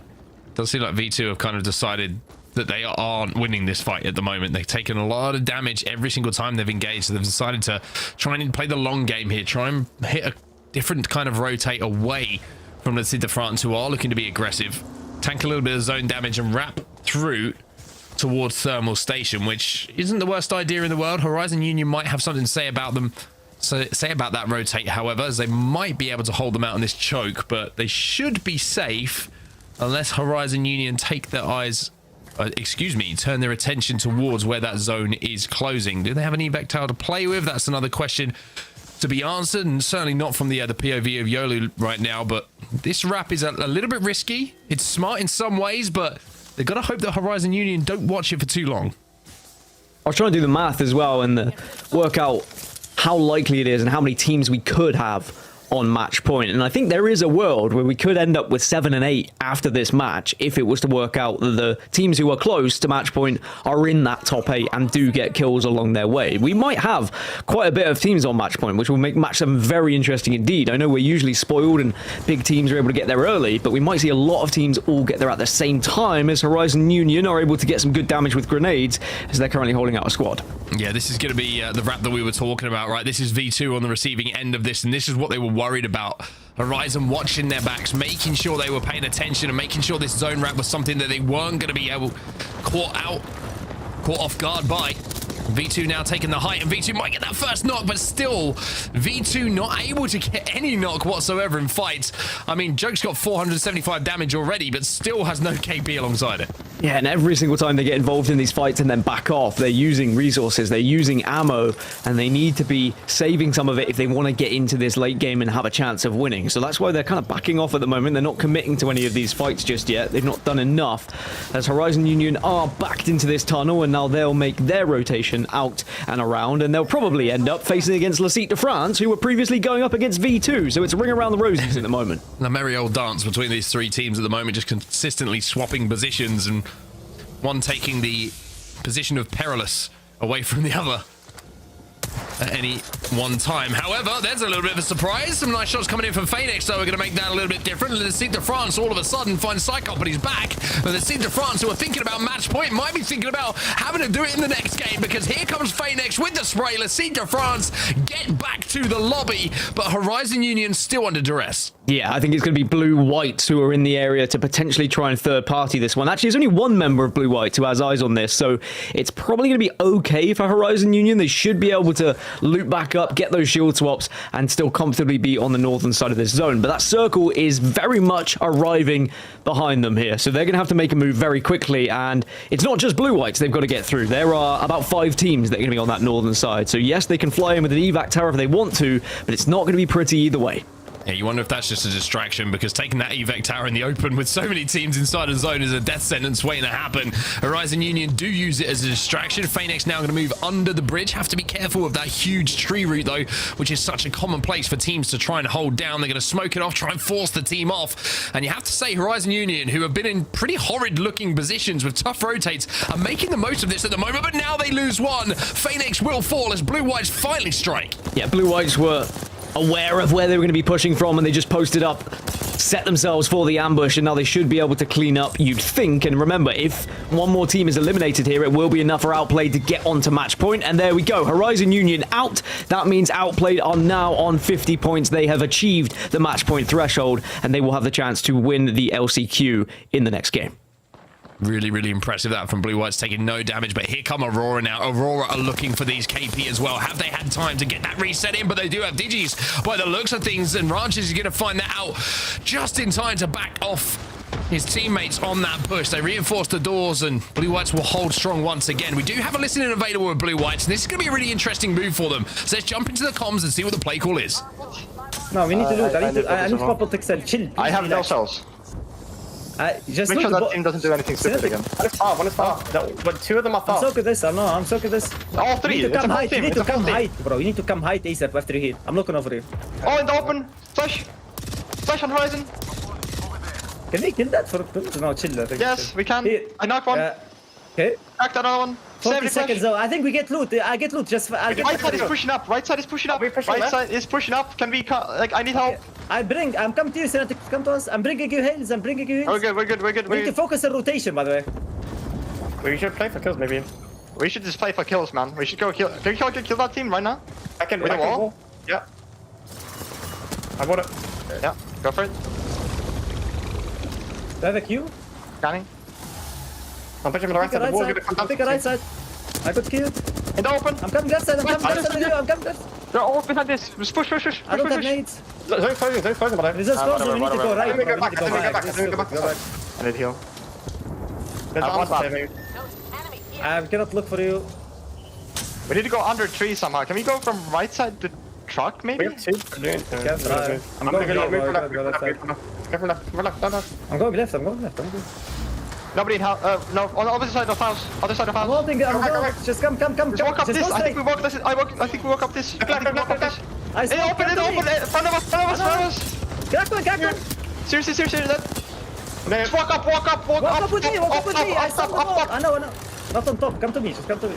There is a team on the left side. Come to me. Trust me. Come to me. Right side. Follow fucking meatball. Yeah. Come to me. Right side. In front of me. No, in front, left. Go right. Let's go right. I'm pushing. Dying. I'm batting. Save on me. Safe on us. I think you pop res. They're gonna fight. I got you back. They may apex though. They're super close. I think it's safe. They don't hear anything. Above. No, above. 100 above. He's He jumped over. Rest. You need to look at me. Other teams are going to rest. I'm looking. Look over me. On top of me. I'm looking. I can't make anything though. I have one. He's coming again, bro. Rest again. No, this time it's gonna work. It's gonna work. Just look on top of me. You need to look on top of me. I can't see. I know. You can see through. It's transparent. Don't worry. Yeah, I'm looking. He's doing it again. Don't throw me. They're dying. Just I'm popping a medkit. This full heal. 40 seconds. You can play on me as well. We just need a reset. I have no batteries. I have one. 15 seconds was Q. After I get Q, we fucking swing this. I'm gonna wall across. And we can just play this. 10 seconds. We can I think we can. Check with your passive. Maybe not. Just wait. Can I get batteries? I'm looking for you. Just look over me. I'll look for you. Just look over me. I'm gonna wall like this, and then we just look back. I think it's a duo. There is no bats. I think so too. It's a duo. Fight this. Kill them? Yeah. 3, 2, 1. Climbing. Kill them. Okay. Well, a lot of frantic calls, but Blue White survived, and they're trying to move in here. 9 squads remaining. We've seen a couple of teams fall who are in that race for match point. The question is, would they have done enough? Yeah, Maestro eliminated. They did not get match point. Vexed eliminated. They did not get match point. So our eyes now turn to Aurora, who are 2 points away. And remember, Blue Whites with a victory here could do enough to get onto match point as well. But Aurora down to just 1. So Ranches, if he can get into the top 5, it would be enough to get onto match point. Entropic are also 6 points away. So still a few squads who might be able to get onto MP after this game, but it's certainly going to be difficult for some who have lost members already. I mean, a chance here for Aurora. They were center zone. Yes, it's a solo, but you would imagine a couple of teams are going to have to engage, are going to have to fight against each other as the zone forces people in. If they can survive for just a few seconds longer, then they might have a chance of getting those spots, but no, the curse is real. Aurora will fall and will not get onto match point, as now we turn our attention to the rest of the lobby for esports involved in this end fight. Wish I'd gone for 2 teams now rather than going 1 more than you said of 3, but we still might get there. Who knows? Entropic and Blue Whites still with a chance to get onto match point. For those below, Voltage, TT, Vortex, Foot, they wouldn't get onto match point, but of course they could deny a lot of teams from getting there themselves and just get closer on that total. Because if we only see two teams on match point going into match number 7, the likelihood of one of them winning, of course, is a lot lower unless we have more than 4. But Foot are in a position where they can hold the bottom of this this building. Vortex have the middle, and on the outside, there's definitely going to be a lot of ruckus as all these teams start to approach. I think Blue Whites are going to have the toughest rotate here. You can see they're on the southern side of zone. They might be able to move up, and their backs are clear. So if they can get to this big rock in front of them that's being frantically pinged and cut off line of sight by swinging right and maybe trying to just disguise themselves behind that dark veil, they might have a chance here to steal not only this game away, but a chance at match point as well.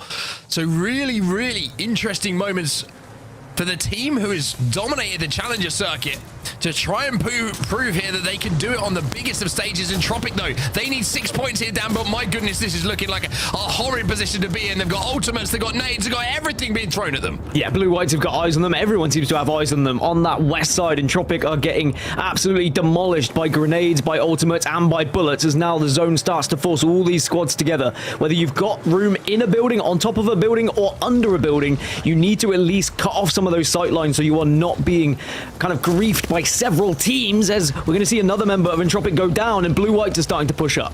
We certainly are indeed surviving for now, having to just be singed but not burned. Nice spray coming in. We'll get one for Cinetic, dropping down to try and finish off the second as well. The knockdown shield a problem. They will start to fall as Flash is now left on his own. Smokes himself into a corner. Can take a little bit of zone damage here as 6 squads now remaining, but surely this is the end of his game. But no, with just about 10 HP left, he's managed to kind of avoid everyone here inside the zone, and Blue Whites are surviving. I'm not even sure he knows where he is right now, but he is surviving. That's what's important. Foot go down. They're into the top 5 are Blue Whites. Voltage are now using the portal to go in and out of this building to try and stay out of action, as now we see TT go down as well. 4 squads remain. One team is still alive. It's Blue Whites, by the way. Entropic, they're here too. Vortex, they're going to be eliminated in the meantime. Entropic, they will hit match point here with this performance as well. The team who are so impressive at the Split 2 playoffs just came up short of that grand finals, are looking to close things out. Blue Whites get into the top 3 at least, but Entropic finish at top 1. They are your champions here in game number 6, and most importantly, will hit match point. It's exciting to see finally after 6 match point is hit. We didn't have to worry about our new rules today. We did not come close to finishing before this threshold. So now we get close to our time that we usually spend in match point, which is wondering, when is it going to end? We now have one team on. And Dan, it is Entropic. Was this what you expected? Is this the team that, I mean, we highlighted them early. I know it was Mark, but did you expect this team after 5 to be the first one to make it? Well, technically they were the third to make it. We had Go Next and Outplayed who got there, but getting a victory was certainly impressive for them, because not only do they get match point, but they get up to go at first as well. It was the points totals they achieved there to make it very dangerous going into this match number 7, because even if they don't win match point, they're going to be one of those teams who are there or thereabouts that might be able to sneak that second spot. But I mean, they were a team who at the Split 2 playoffs looked like a dominant side. They just weren't able to really get rolling, so it's good to see them finally get into a position now where they can try and right those wrongs and get into champs. Yeah, Mark, Blue Whites, I mean, doing a lot. They obviously aren't on the threshold yet, but they were close, and a bit of a heroic play there just to survive and get to, I think, what is within 2 points of crossing that 50-point threshold. Dia certainly was right that we needed to be paying attention to them today.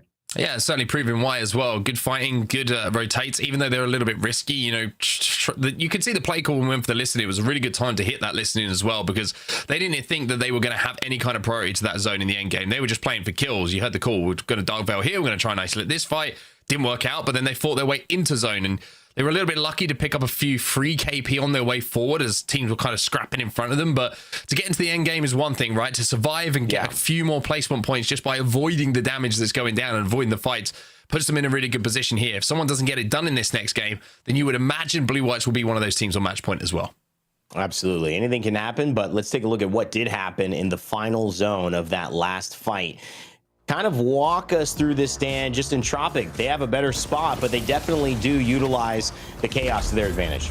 Yeah, they were definitely struggling at points, and I think any team would in a final circle like this where there was just so much action going down. But the fact they were able to find this position in the crates was huge for them, because I spoke about cutting off those sight lines, restricting the view for so many other teams that you're not being focused by several other squads, and by doing so they were able to then push out, and just as a 2 they had a position where they could then kind of finish off a lot of the damage that had been done by the other squads. And we saw what happened with the final Blue Whites player just dancing around the final zone, avoiding all that damage and distracting a lot of teams who were trying to finish off that final kill as well. Entropic were just able to command a lot of space as a 2, and then getting this res on Tayaka was huge for them to be able to get up back to a full 3, but then they just get removed straight away back to a full 2, and I thought that was going to be it. I thought Entropic would not be able to win as a 2, but then I looked and saw how weak all the other squads were, and from this point the high ground was everything for them, just being able to rain down from above a incredible victory considering the fact there was only 2 of them, but even more so the points totals they were able to put on the board. 18 points in total, get themselves up to 58 points and be leading the overall standings. Teams like Go Next, as you mentioned, found a way to get to that match point as well. We're going to talk about them a little bit more in detail, but 2 Voltage and of course Vortex CGO bouncing forward with momentum as Blue Whites obviously steal the show with 17 points, coming in 3rd. Maestro and Aurora also talking points there. As we go to our back half of our 20, I think the big thing that we need to look at, of course, is can these teams like Danish, can these teams like Horizon Union, Vexed, keep up pace? That to me is obviously teams that have performed really, really well, but it's been maybe too many times in a row where we've seen a 3-point, a 4-point, a 5-point. And Mark, we're close to ending this thing, so we're running out of time, and I think that's kind of what the lobby is going to shift into. It is do or die, so to speak, in this moment now that we're on match point.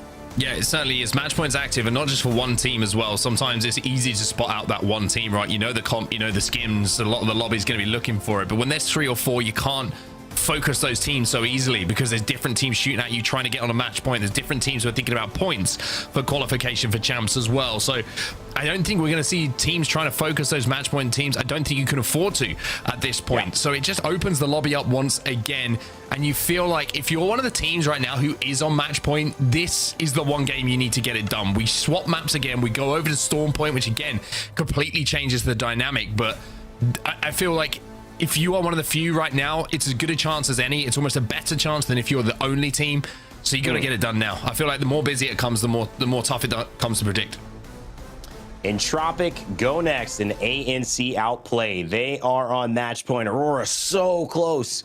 Yet so far, Maestro Blue Whites joined them and being just a few points away. And Vex Gaming starting out with an extra 10 points. Still not on match point by 5. What does this say? Is it something to pay attention to? Is this kind of the Vex story, Dan?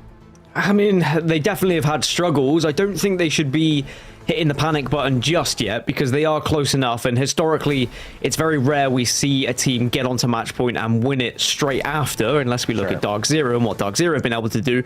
But it takes the teams a few games to then get another victory on the board. So as long as Vex can hit match point going into match 7, and who knows, maybe they can put things on their own back by winning match 7 as well and stopping anyone else from winning on match point, I don't think it's all doom and gloom just yet. And I think what's important for Vex is we go into Storm Point, which they've been far better at, and they've had some really big points totals games. Vex now need to look at this and say, okay, we not only need to get onto match point, but we need to have one of our absolute mammoth games so that we can put ourselves within a question of top 2 and not relying on winning the whole thing. I mean, that's the point right here. I mean, Entropic, Go Next, ANC outplayed. I mean, they're performing. And when you look at 2 teams down behind that, Aurora, Blue Whites, Maestro, they have momentum. Vexed realistically only taken 35 points. But again, Aurora had 9 points as well. So you can't just isolate these teams for that. But definitely it is go time. And maybe that means we need to focus on this team who has given us a great go time. It's Go Next as well. I know that we've been watching them. You guys have been casting them as well. They're on match point. Is this an expected performance? Talk to me about what you're seeing with Go Next, Mark, because obviously this team is performing extremely well. Yeah, they are. I mean, they've hit match point. That's objective 1 for anyone here. And they were another team at the Split 2 playoffs who just missed out on that grand finals lobby. But you know, it's just missing out hurts. And the last thing you want to do is just miss out and then find yourself just missing out again by not being at the Apex Legends Global Series Championships. I keep reiterating how important it is for these players. This is a year's worth of work, and to not be at the biggest event of the year, the grandest stage of them all, if you like, for Apex Legends, and come so close is something that you don't forget about. It's certainly something that teams are going to go through today, but you don't want to be that team. If we go next, they now have a chance to solidify themselves. They've done enough so far to hit match point, and they're one of the first to get there. Now they need to go forward and win a game, and they've already shown that they can do that today. And big change. DCTZR, after Split 2 playoffs, leaves the roster. They bring in Mizey. I mean, that's got to give you some confidence that immediately they're performing this well. Yeah, I think when you make a change and when a new player comes in, there's always going to be a big question of, does it impact things in a negative way? Is it going to be one of those super sub moments where everyone just gets that injection of energy, of belief again, and that just wanting to play the game, wanting to be the best, wanting to get to the championships? And I definitely think it's a case here for Go Next. And now as we get into match point, I'm looking at how many victories they've had so far this weekend. They've only had one at the moment throughout the previous winners bracket and elimination bracket, or wherever it was winners bracket they came from. So they haven't had too many wins, which is leaving me to think, are they going to be one of these squads that can just pluck it out of nowhere? Or is it going to be one of the teams who has had a bit more consistency with their victories now we get into match point? I mean, it definitely has to be feeling well. I'm going to bring in Vicky, who is the only person not in our box right now. And now we decided to go to a new 4-box. It's our online green room, guys. You know, we can't have as much Monster Energy here online, but as we do in the green room in reality. But Vicky, what are you seeing? Obviously, you're going to cast this next game, but just thoughts after we hit 6 and now going on into the next phase of match point. My thoughts are that there's about 5 teams that if one of these squads that have already hit match point don't secure a win in this next game, it is going to get extremely hard, like Mark had already highlighted before. It's looking like it's going to be difficult with the way a lot of these other squads are now slowing things down to play more so patiently, either to be by the edge like we have seen from the Vex playstyle, or more so bunker down for that final circle. But you know, it's a good time to be able to see some of these teams really come out with everything, and Tropic being one of them, to even tie that alongside Go Next like you guys had highlighted. I mean, it wasn't even really in Tropic kind of falling, I guess, showing up late, I would say, because in game 5, Vicky, you and I had cast, it was Entropic who were just spoiled by Lasite de France. Hierarcha was going to turn that fight around, it looked like, inside Trials. And if it wasn't for Lasite de France showing up, it might have been Entropic in that final zone, climbing up the mountains like mountain goats to maybe take away and get that W. But unfortunately, they waited one more game. To me, and I'll pass to Dan here, I mean, that's 2 games in a row where Entropic look like actual contenders if things all go well. It's just a matter of, can it go well again? Well, they've had 2 victories so far throughout the weekend before today. If you add the one they've just got now, match point looks like it could be theirs. They have the opportunity. I think they are the more likely team to achieve it out of the ones that are on match point right now. They have the experience. They've got split 2 playoffs under their belt. I wouldn't be surprised if Entropic do take it here in 7. Even though stats maybe don't go that way, we'll have to see what's gonna happen as match number 7 is upon us. Everyone is in the dropship. Vicky, I can't wait for this one. It could be the one. We got 3 teams on match point. I'm excited. I can't wait to see how this plays out. And we're making the swap over to Storm Point, where we got to see the action start off here for Maestro to take that win when they landed in Command Center. Originally, they had won that game 3 with 6 KP. Didn't like the look that we saw on World's Edge, in all honesty there. That was definitely a game-winning spot that they had fumbled the bag on. Then in game 4, we also got to see literally outplaying Horizon Union at the very end. Going over to Storm Point, we have been seeing a lot of these different squads win each and every single one of these games. Now seeing if we could get a repetition here, because it's just been different with such close skill level across this lobby. And we're already choosing violence out here. Vortex looking like they're already in trouble. Hold on, what's happening here? Everyone was being nice to each other the last time we were over on Storm Point, but now, outplayed, they're in a little bit of a spot of bother. Remember, they're one of our match point teams. Are we starting to see a little bit of griefing coming into the equation here as teams start to try and rob them of having the chance to win this game? Certainly, Vortex were able to get the better of at least one of those members, but it looks like Vortex are now retreating and will start to loot in Jurassic Park, as outplayed are just going to have to try and get this banner back, and that is a real shame to start their chances of winning this one. Well, you already know why this happened out here too, with Outplayed now playing at a disadvantage here. It's because Outplayed currently sits with 54 points. So sometimes these things do happen here, but the antenna now, as they're going to be able to rotate away with Vortex just tucking tail and running, it's unfortunate, but it's more like hasta la vista to Shex, as they are going to be able to just loot around the rest of this area and pick up his banner. I was just looking as well at, all the teams that are on match point and how successful they've been on Storm Point so far throughout the LCQ. Entropic and Go Next have yet to find a victory on Storm Point so far this weekend. So World's Edge would be better for them, so that maybe that is really good news for the rest of the lobby. Outplayed, who came from the elimination bracket, remember, they didn't even come through winners bracket. It would be outrageous if we saw Outplayed be the champions of the LCQ after such a miraculous run through that elimination bracket. But it's a rough start for them, losing one, and looking at the circle, it could be an even rougher match for them. I would say that Entropic and Go Next both in a pretty good spot with where the circle's going, one on the east and one on the west.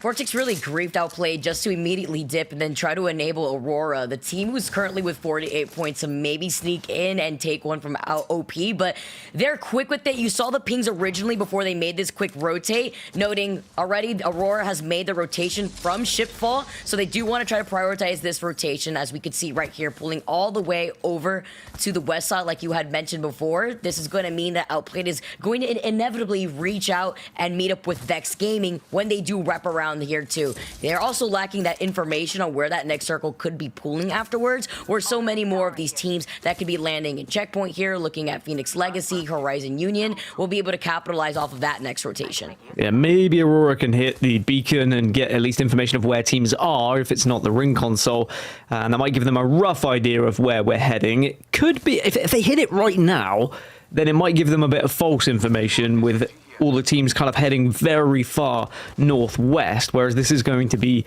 shifting a little bit closer to the more western side, where currently Danish, Go Next, and Entropic all find themselves. So two of our teams who are on match point are getting as central zone as they can of the next area, and then we have 4 or 5 teams who are very close to match point, who I'm sure are going to be playing it a little bit safe, get onto match point, and then try and deny those teams who are already on that 50 mark. And highlighting those teams actually playing outside of the circle right now. One of them, like we mentioned, is Aurora. Vex Gaming being one of the teams that are sitting at 45 points here. OP already at match point, so playing much more patiently by the edge here too. Wondering how they're going to take this rotation, while more of these teams are going to be able to use the Crafter. And what have we here? All right, G-Dolphin woke up and chose violence right now. He's looking to get some roadkill here, clean that up on the dashboard. I mean, this is what you have when you see the Demon Rampart enter your lobby, and it's going to be G-Dolphin on the other side of that Sheila. And if Vexed are able to get onto match point and we do go to match number 8, they are statistically the most likely team to win the entire thing based off of victories so far in the LCQ. They've had 4 throughout the previous winners bracket matches, and they should be in a position to confidently go into any sort of match point game and say, look, we know we're good enough to win, especially if it's on Storm Point, which of course they would have the chance to do so when we do get into match 8, if we get into match 8. So at the moment, it's about just putting destiny in their own hands, get to 50, and then maybe get a victory here to deny all of those other squads. But they are going to be late rotating. They are going to be arriving to the zone in a difficult spot, and at the moment they are just having a little peek towards this building to see if anyone is going to be there. But I don't think anyone is in this building, so they should be fine. Can't be too safe here. Just double checking right now. Vex Gaming don't have the information that the Seer provides. So as they are going to be able to approach this building, you can see nobody else is within that area. Outplayed had already rotated preemptively up north, close to the south side of Cascade Falls. Maybe looking to see if they could capitalize off of a survey beacon that is there to let them know where the other remaining squads are. If they're playing slow outside the circle, maybe they could either try to play safely around that, maybe even gatekeep them if they're away from other teams like a third party. So many of these other teams, though, are slowing down. And again, it is to note because we are playing that match point format. Once most of these teams have reached that match point, they are going to be playing much more passively. Oh, all right. Tosses your piercing spikes right into your own Watson's pylons. It's all good here, and right next to the Jenny that's going to eat that up. Talking about what's the stats are looking like for the Legends, though, there has been a pretty big shift. The only Rampart in this lobby is G Dolphin. We have 5 Valkyries, 5 Watsons, which does highlight more of that bunker down style, alongside 12 Catalysts, 10 Horizons, and 13 Bangalores, and 14 Seers being the highest pick so far in this lobby. It has been a significant shift away from the last few games that we've been seeing both from Stormpoint previously and World's Edge.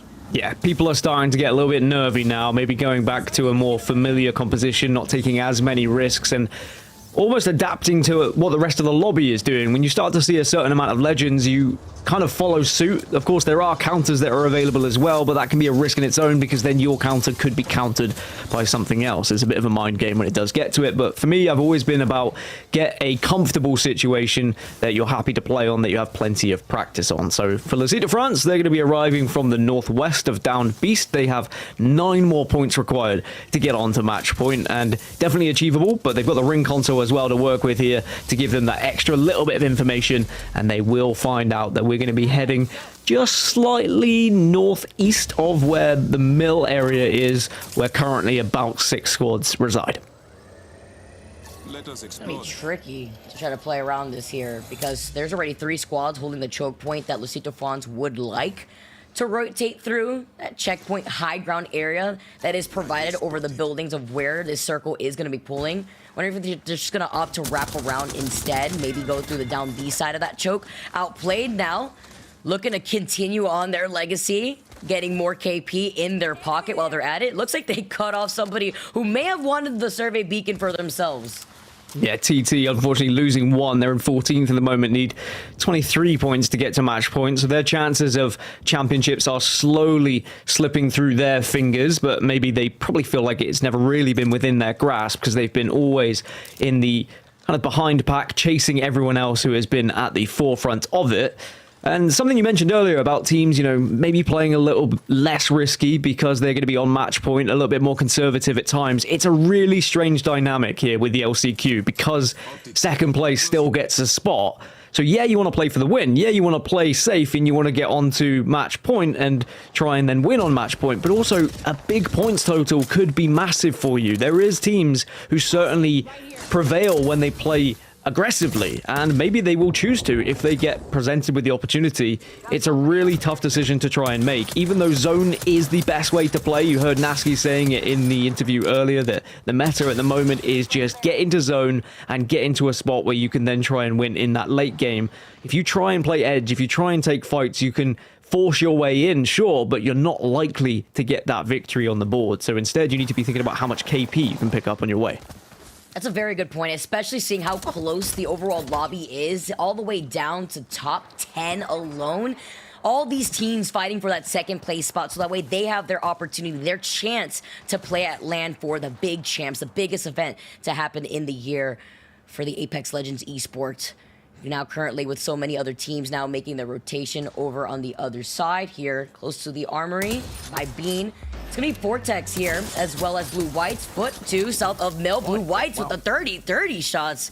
All right. Probably also crafted that 3-time scope because I do believe the Replicator did make that shift over just about an hour and a half ago. So that 3-time sight is available there for the crafters that are right behind them.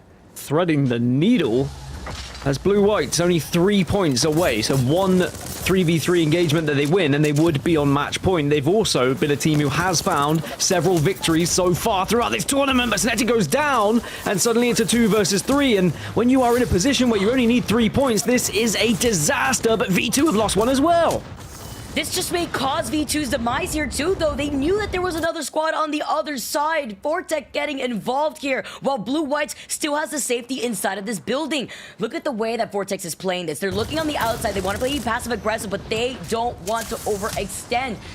Still looking at the overall lobby here as Blue Whites now have to work together as a duo. They're still going to be able to reset here for now. And to be careful with those windows. Sometimes on that uphill side, you still have the opportunity to see the teams playing on the inside. Don't want to get the res going on here. They want to prevent this from happening. Tosses out the arc star. He's got the grenade too, just in case. V2 get taken out at the hands of Blue White here after they were the ones to try to engage initially. That could have been so much KP for Blue Whites had they got those initial knocks, but of course it was Vortex who were able to put the knocks on the board initially. So Blue Whites at least add 1 and get themselves 2 points away from MP.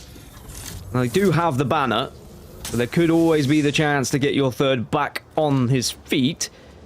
And for Blue Whites, I mean, they're so close here, Vicky. It would be so frustrating if they were to find themselves eliminated before they touch that 50-point threshold. But they'll have to wait for now and hope that that zone forces a few teams together. 19 squads remain. It's been a slow burner, this one, and for good reason, because there's a lot of squads who are closing in on match point. It's crazy to say that Blue Whites is at 48 points that we just saw right now. Aurora as well. Maestra at 47 here, too. Oh, the opportunity here. Vortex. They saw that Moby get called in, say, please, that 1 extra point. We're basically camels at the watering hole right now. We were down for anything as they're going to be able to try to find the opportunity to find this duo inside this building. Open up. Here comes Vortex. They find one. There's 1 more left. Perhaps going to be able to get away in time. 19 squads still left here. Has hiding in the corner before the third party makes the appearance. Foot's now going to be able to take a chunk of what is left of that squad. Looks like it's going to be the end for Blue Whites. A desperate attempt to try and dip, dodge, and dive around the Dark Veil, but still alive at the moment, but it's looking like the end is near, and it would be the chance for Blue Whites to get on to match point, disappearing in front of their very eyes. They're still up at the moment, though, so still a small percentage chance of them getting there, especially as Foot Esports now could be a distraction, perhaps, as they start to push in on Vortex. How is Adamon still alive? I'm actually appalled that he got away after even the third party coming in. Literally moving around the third party. Foot now trying to take advantage. Finally gets the last one. Blue Whites out of this lobby at 48 points, and now Foot may be paying for it. An interesting decision by Foot, that's for sure. Nice from Amphi, though, to get a little bit of work done, a lot of damage done, but Vortex should win this engagement and will not just yet. I'll tell you what, there's still a chance, but with a digi threat, surely this should be Vortex winning it. Is there another team in the area to maybe third this one? No, it looks like it's an isolated fight right now, so it's a 1v1. There is going to be a res just tapped, but Amphi's still alive and still with a chance to win this, which would be unreal. It was a 1 versus 2, Vicky. Oh, nice thermite placement right there around the corner. Taylor is so low, gets the shields up. Oh no, the shield's empty. Is there another one? I feel like half of these are already empty. They are. They've already been swapped so many times. Amphi just healing this out right behind the knockdown, trying to listen out in case they try to go for a flank. Here comes the ping, the information to smoke them out. I mean, having the digi and having the smokes, and now with a chance to tap, see if you can bait out. Ear to the ground. What else is happening? Are they going to be rezzing above me? And of course, now the zone is also a factor to play in this 1v1 as Amphi has done absolutely everything. A couple of no-scopes and Vortex is elsewhere. Aurora are closing in on match point, and they're in a fight as well. Surprise Foot still alive with the circle closing in. Aurora too as well, 48 points, 2 points away. These squads that are so close desperately need this. Cleave with no health, deciding to pop the shield back right behind them. Meanwhile, look at Outplayed, wrapping around the other side. It's only up to Andy Jackson. Aurora have no shields. Playing up the knockdown, goes for the swipe, going long, Outplayed, get taken out. One of our teams sitting at match point out of this lobby. Aurora's still in, taking control over that fight, and have now allowed themselves to sit at match point after that. Yep, Aurora, job done. They're eliminated, but they are on match point. And Tropic, though, they're going to be eliminated as well. So now it's just Go Next, the only team on match point who are still alive. And match 8 is looking increasingly likely as we get further into this zone because Entropic, they were on this western side, but they have just been able to worm their way in a little bit more central. As for UAIM, they're on 25 points at the moment. Danish, only 5 points off of match point as well. We could be on 5 teams going into match number 8 at this rate. Actually insane right now how close this lobby is in general. Continue on even in this game 7. Vex meeting up at this choke. Look at how many teams are in this area. The Vex have been holding the southern side of the circle for a while. By the way, Foot's still alive as a solo. I don't think they're going to be able to get around this circle. It does too much damage. G Dolphin right behind the ant barrier, though, as Go Next forced inside of these building. Let's jump into a listen-in with Go Next to see how they play off this slow ground for the next circle. And above us, they still have to worry about each other, so... Yeah. I'm riding roof, kinda. Like, I'm sitting in this safe corner on the roof, and as soon as you call to push over... It might be a good angle to hold that too, because no one's gonna shoot you from back, probably. Yeah, in the house, and then we can play, like, down here, or even go for this later, okay? Mm-hmm. Or even the rock there is gonna be... Be ready to help slap. Like, go. Like go like smoke and go up and back. Enemy there. Oh, they are. These should be free kills. These should be free kills. Yeah. Do you need arc styles, by the way, or anything? I have one. I'm fine. I'm not gonna throw more than one either way. Watch out, rampart. Put him 60, I'm putting 60. Yeah. Just don't rely on them. I break his glass. The rampart team, it's free KP, okay? Yeah.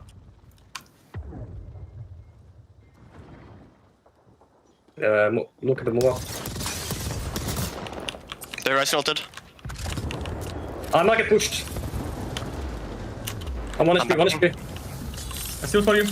They're pushing. They're going below. I'm coming to you guys. I'm stunned. I'm healing. Play slow. I'm healing. I don't know where they are. They're below us.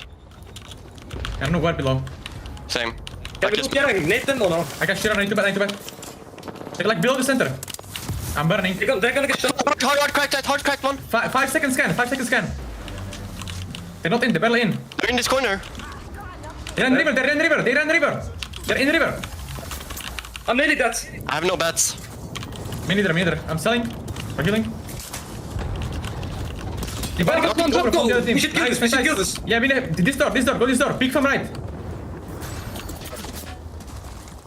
No, we can't, bro. That thing. We have a kill. They haven't rest. I'm healing. We can get close to their shit. Get closer. I'm rising queuing him. Go. I'm scanning for you. I have to heal. Look at him. Nice. I'm healing. Watch above me. I'm gonna stop. Watch above. We can play river late and go up. Guy above me. One guy above me. Don't loot. Above you. I can't watch him. Watch for me. I have to back our house. Both of you. I have to slow heal. Yeah, in on me. And chill. We don't need bats. Okay, I can ball these hits. The boxes on top above us are playable too. I can't see that. And watch it left. Watch the right, Bumpy. Here, I'm up here. I need to go loot. I need to pick up something. Go next with the comms, being in match point, looking for the dub on top of it with the very aggressive and demanding comms. By the way, Amphi has been definitely taking notes over the course of the ranked season, and he has become a professional rat king on the other side. Cannot believe that Go next with a Seer has not seen this solo behind them.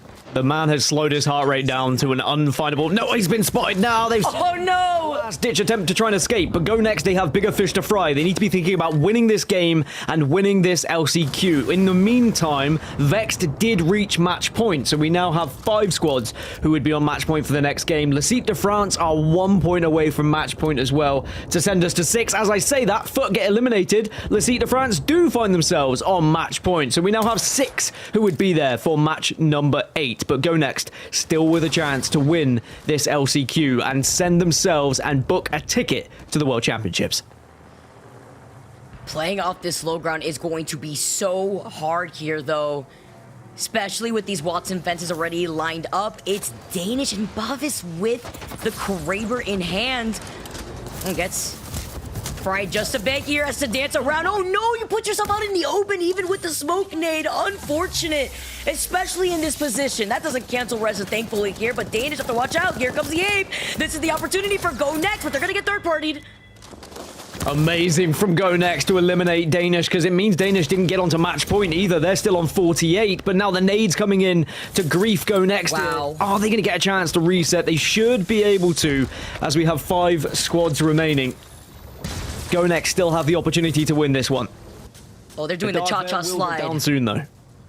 Dancing around those nades right there by the catwall. That was nicely placed too, Dan, because they're blocking out the view from 2 teams inside of the building that has them in their line of sight. Not to the north of them, but over to the side, it's Phoenix Legacy and Adept Club, as Voltage and LCQ de France are still playing off that northern building, as you can see right here. But Go next, playing off these rocks means that these teams will be funneled outside into their line of sight and allow Go next to try to take advantage of the position that they're in.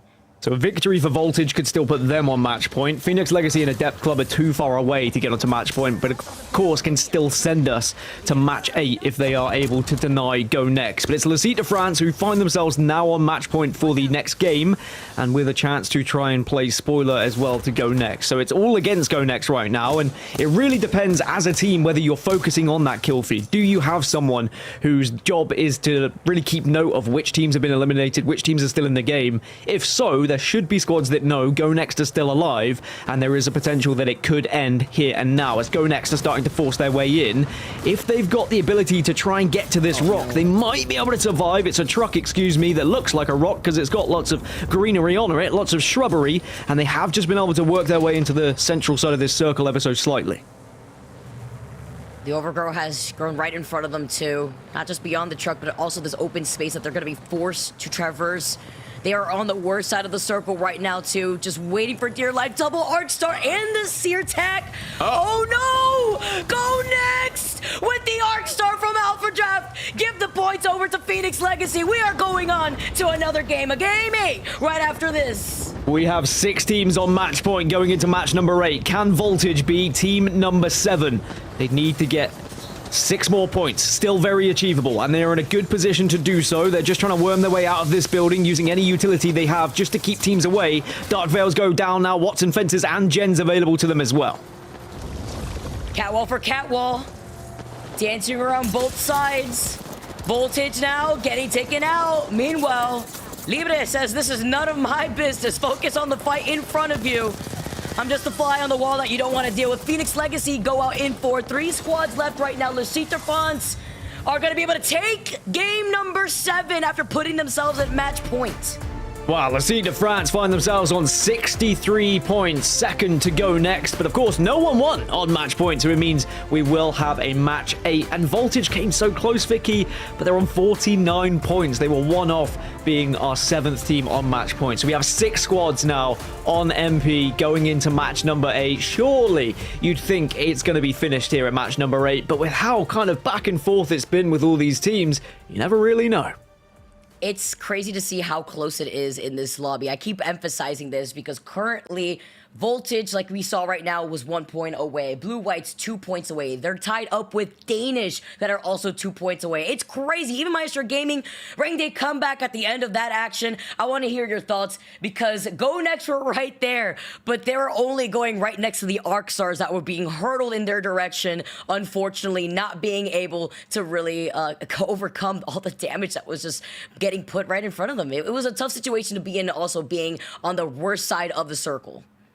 You know, I have a big, I guess for me, a big joy happening in seeing Go Next and the approach that they had going into that final, because, you know, this is an opportunity for a team to kind of step up to a difficult situation and do something that gives them confidence and they can take into these next games. It's also an opportunity for some teams to get shy and to feel like, well, maybe we shouldn't do what we normally do. Let's slow it down a bit. I mean, we are on match point, guys. Let's slow it up and think about this. Let's be careful. And the way that I saw Go Next approaching not just fights against Vexed, who they ended up taking out, but even in the top 5 with Le Site de France, Vicky, I feel like they were true winners because they are a team that on match point, I've seen truly play the way you need to play to win match point. And oftentimes, being on match point and winning match point are not the same thing. So I think if you're a Go Next fan, be happy about how they performed. But also Le Site de France, shout out to them for picking the pieces up in that final game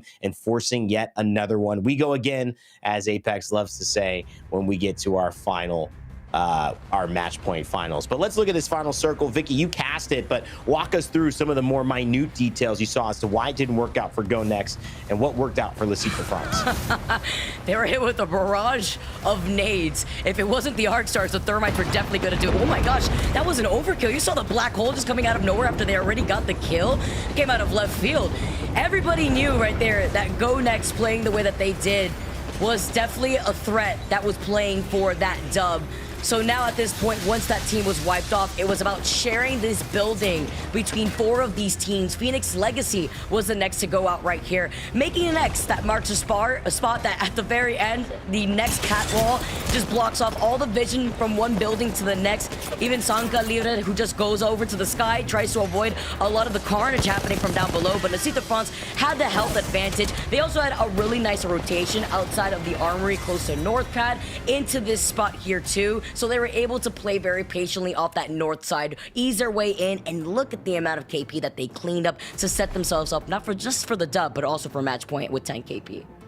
Great stuff from Lucite France, no doubt about it. And getting a win is a part of their identity, their DNA as a team. They've been really successful in team fights. They've been very threatening. It's been a matter more like Vex. Can you get to those positions, or does something happen along the way that is inevitably a speed bump that proves too treacherous to continue driving down the road that you set? A team that doesn't have that problem but has a different problem I want to highlight. It's not Go Next. They're doing fine. It's Phoenix Legacy, who, congratulations to Sabs joining us on the desk a week later, now participating in the LCQ with a chance to go forward, but they don't have that spark in these final zones. My intention for them is to see, can they get a win? Can they go at it, not just with placement points and kills, but can they have one of those games where they carry their momentum forward and try to actually be a threat in these final circles rather than just be a participant in these final circles? That to me is the theme that I've seen with Phoenix Legacy.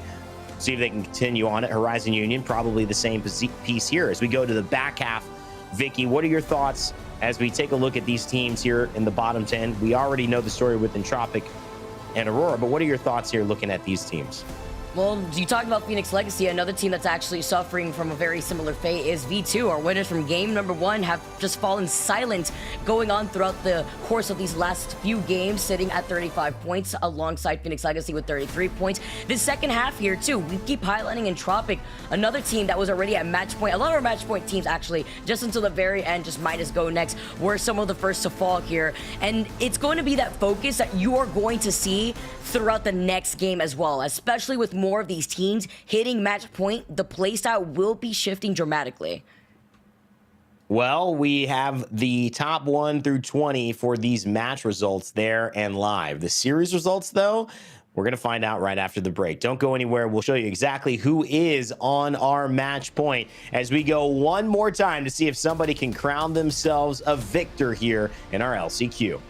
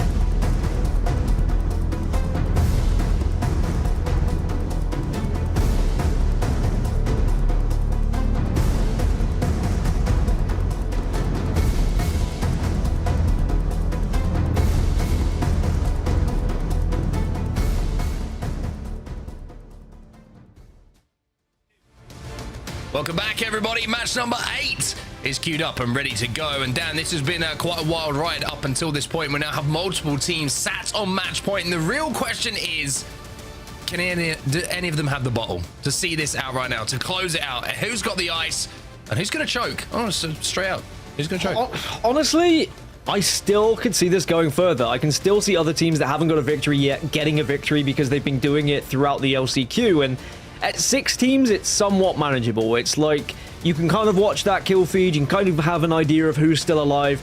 Once we get past that, it becomes a bit of a crapshoot, honestly, where you're rolling a die and you are hoping that in the final circle, you are the only team on match point, and you're like, is there another team? If we lose this, is this going to be over? Because it becomes far too difficult to try and track. There are other things you're going to be focusing on when you get into those final circles and into those games. But, I mean, I can see Blue-Whites upsetting things here. I could see Maestro doing it again. V2 still had a victory. They could get another victory on the board. There are teams that can definitely play spoiler here going into match number 8. And I think you saw a kind of what the some of the symptoms that you see from teams hitting match point in that last game, right? Everybody just started being hyper aggressive and throwing themselves into fights, knowing that if they weren't able to, if they didn't see one of the, if one of those teams was to win match point, that points was going to be the next deciding factor. So you are seeing the points start to, and the aggression start to become a worry for teams in the lobby, which almost makes securing a game even more difficult. This is how it stands as we go into game number 8. Go next, 68 points.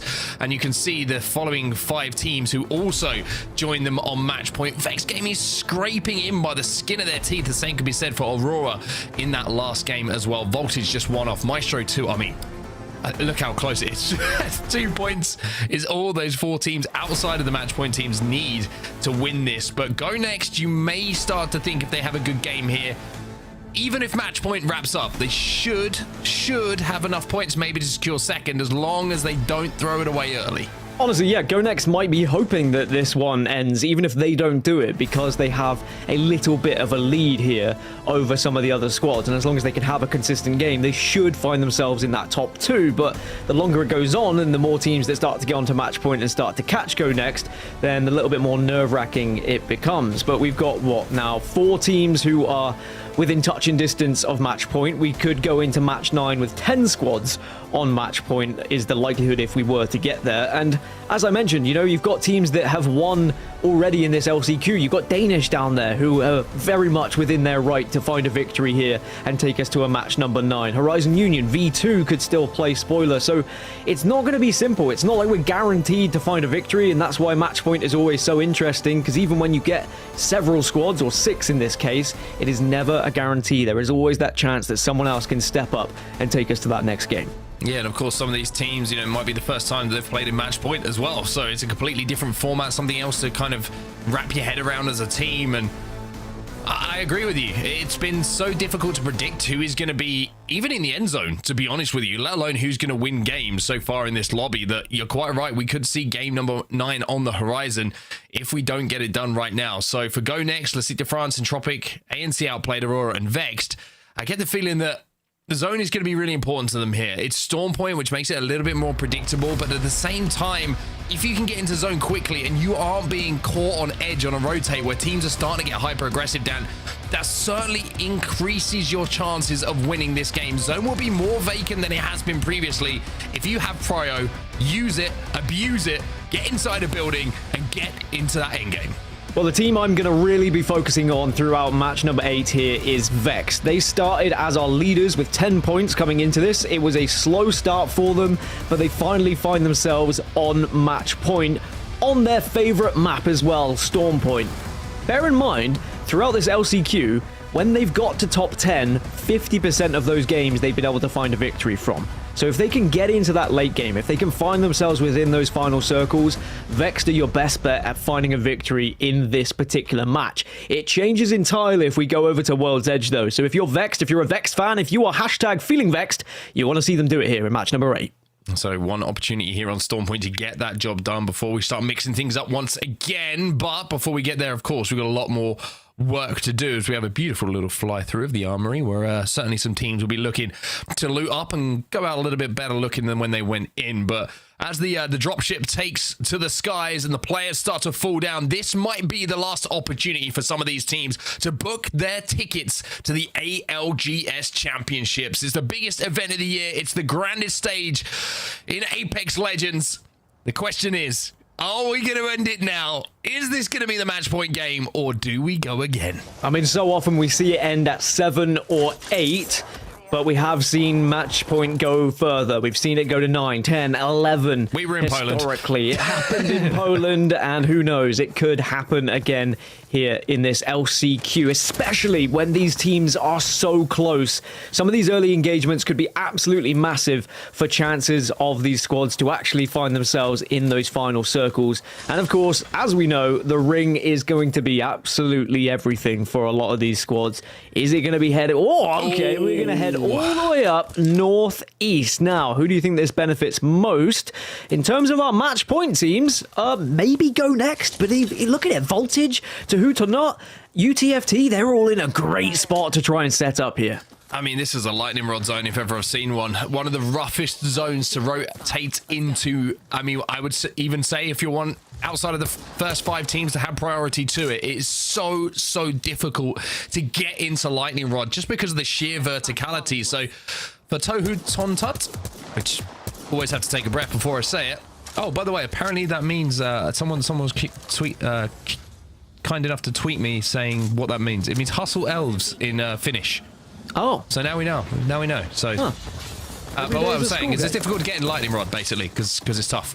Well, especially when they're there, it would seem, as they are hustling their way through. But yeah, the closest team who's on match point is Go Next. And whether they'll actually be able to get into a position to try and win this one will remain to be seen. Vex going to be moving from launch pad as well. Who else have we got? Entropic have got to go a long way from down Beast. Aurora all the way down from Shipfall. If Aurora win this game, Dan, I think we can take him out for dinner at the event. Let's be real. This is I mean, Shipfall to lightning rod to book your spot at champs. That's a story. That's a story. I mean, it would be quite the journey, almost as much as the drive all the way from, well, it was across the entire world, wasn't it? 24 days of driving or something. We saw one of the fans make their way over to London just this last week. That's the kind of journey that Aurora have to go through right now. Yeah, that's pure dedication. I'm not going to lie, I get tired driving an hour to London, but, you know, that's just me. I'm getting old. But for Entropic, they are going to be over at down Beast at the moment. They do have a Trident to help with their rotate, but, I mean, for a lot of teams, they're probably thinking this is a tough one to win if we are a match point team, purely because of the drop spots and where that zone is going. All of our match point teams, you would say, outside of Go Next, who have, I guess, some kind of priority to this zone, but again, there's already 5, 6, 7 teams ahead of them. This is probably going to be about points for them. They're probably going to be thinking, let's think about second place in this game, because this is not the one to win. The same could be said for all of the other teams on match point, though, which is kind of crazy with a zone like this. Any other zone, and we'd probably be saying, okay, you know, good chance for most teams to rotate, get into a position, and give themselves a real opportunity of winning this one. But lightning rod zones are just so difficult to navigate. If you arrive late, you are fighting uphill. Even if you try and evac tower into one of the primary positions, someone has probably taken it from them. I'm gonna say, you know what? Match 9. I think it is entirely possible we could get a match 9 just based off of the drop spots of all of our match point teams and where this zone is going. I have to agree with you. Settle in, everybody. I feel like we're going to have a long evening of Apex Legends in front of us before we book the tickets for those 2 teams from the EMEA region to go to the ALGS Championships. You can see Aurora's plan. Danish, oh my goodness. That's some driving, which certainly you wouldn't be proud of, but it's good enough to get them out of a sticky situation. They're going to be damaged, but alive, most importantly here. It's Vortex trying to close that gap, but the Ultimate from Bangalore is going to slow that down for just a second. In the kill feed, you can see Horizon is going to be knocked and finished by Sabs from Phoenix Legacy, excuse me. Legacy? Legacy? I can't believe we get lightning rod zone, by the way, with the teams on match. These teams on match point. Hold up, let me tee this up. We've got more power than we think. We forget this sometimes. You can curse things, right? As a commentator. Yeah. There's no way. One of these match point teams wins this. Absolutely not. It would be ludicrous. It would be. You know what? It's near impossible. It would be near impossible, Dan. I would shave. No, I'm not going down that route again. I don't know if it's better for you to finish the sentence or not, to be honest.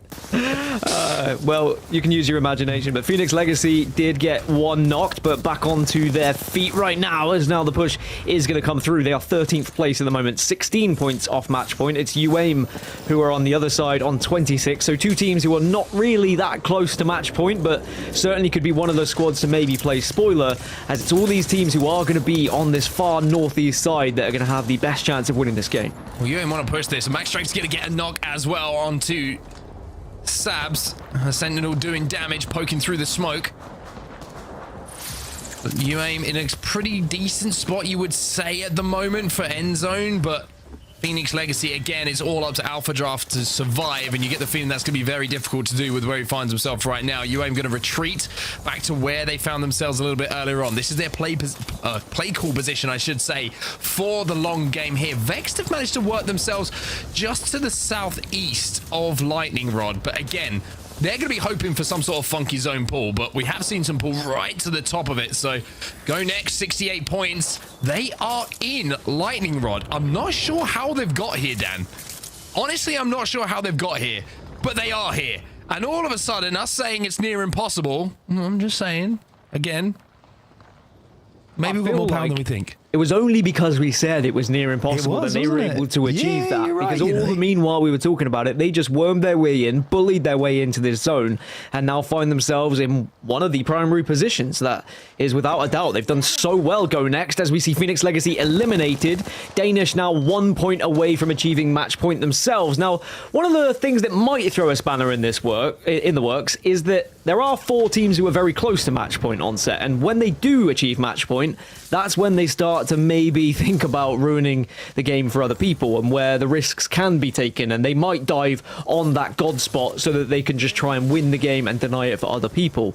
But in the back of their mind, they also need to be thinking about the points totals, so it is such a difficult dynamic. Speaking of teams who want to try and dive on in, Aurora, who are already on match point, are trying to force their way in now on this eastern side. Hey, we said it would be near impossible, right? Aurora over at Shipfall. Take down Vortex. Or I should say, excuse me, take down members of Adept. Vortex do fall in the kill feed in the meantime. And Aurora might just do what Aurora did in Split 1, which is, it doesn't matter where the zone is, but they will find a way to get, they will destroy everything on their way towards zone, and they've already taken 2 squads down, so, or excuse me, 1 squad down and influenced another fight themselves. So Aurora, 54 points on match point coming into this. I'm starting to feel like there might be a story here, Dan. I'm just saying, this might be one of the greatest wins you ever see. From Shipfall to Lightning Rod, it would be great one album for the ages. Also a great LP. And we'll have to see whether they're able to achieve it, though, because the next team that's in their way is Vex. Now, Blue Whites, they only need 2 more points to get onto match point, so I'm not really surprised why they are kind of hovering in zone at the moment, just healing up and trying to get into at least that top 15 to get 1 point closer. Now, they have been close to getting match point for quite some time now, but in the previous game, they were not able to get those points they required, as Aurora are continuing to make their move on this eastern side. So as I mentioned, it will be Vexed, the next squad that they come into battle with, and that certainly could be a battle that could influence a lot of things, as now Vexed will spot out Aurora. Yeah, it's a really good smoke coming in from Ranches just to slow Vex down, being able to get any free shots onto them. Just completely denied that line of sight. Aurora now walking up, and I tell you what, there's one thing in their mind right now is we're killing Vex. Let's try and push Vex away, and Vex have backed up a little bit here to the compound. Elsewhere, this is happening just outside of Command Center to the north. This is going to be ANC outplayed, and also Entropic in a little bit of a fight here, and I think there's more than one team in the vicinity. I think there's 3 teams stacked up on top of each other. Entropic trying to move past.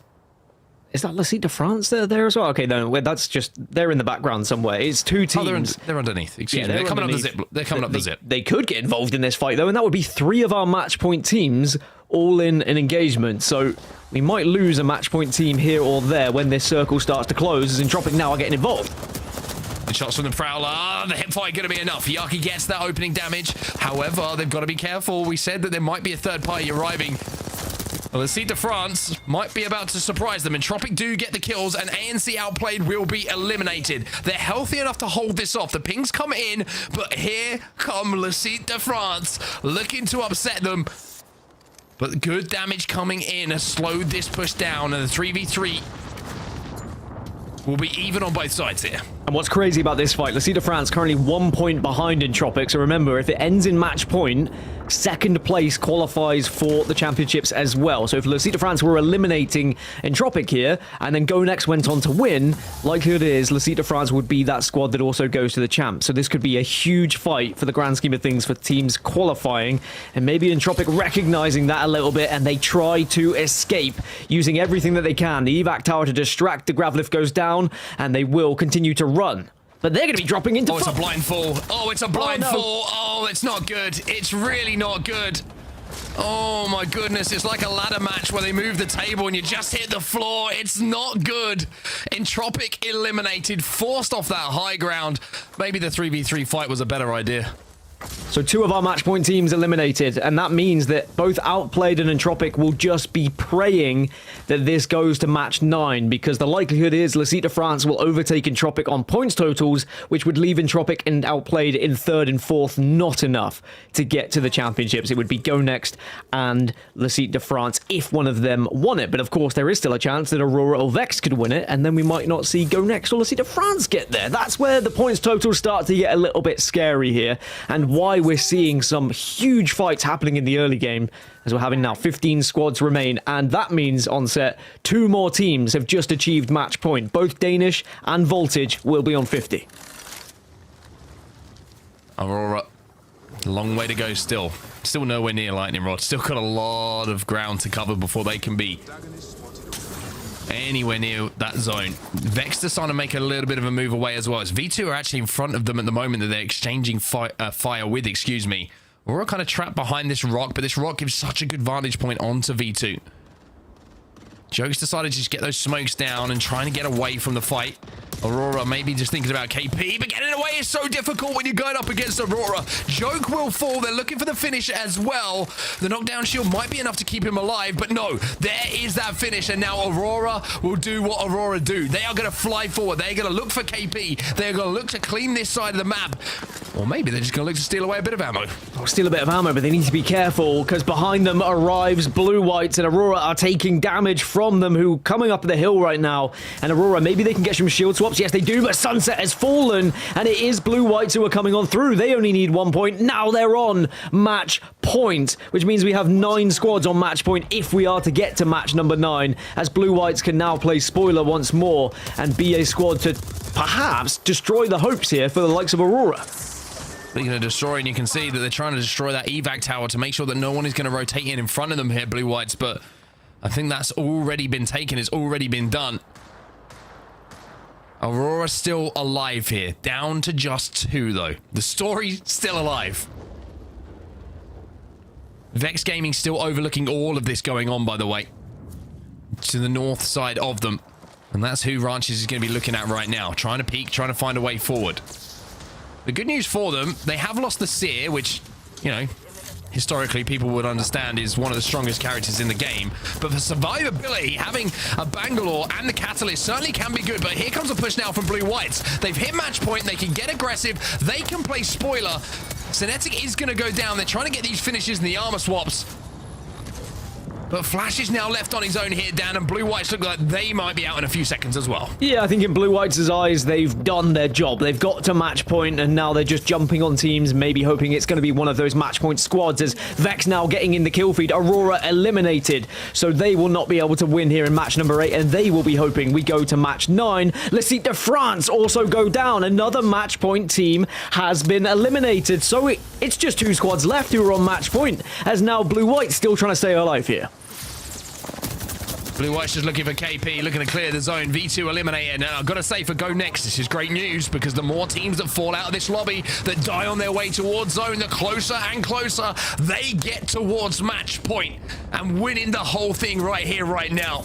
Blue White's trying to smoke their way forward, trying to cross no man's land at the moment.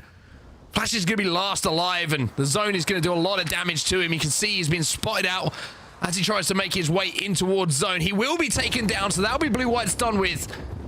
As now we're down to 11 down. Vex Gaming. Another story in itself, right? Dominated EMEA for so long, but when it comes to LAN, just fall short.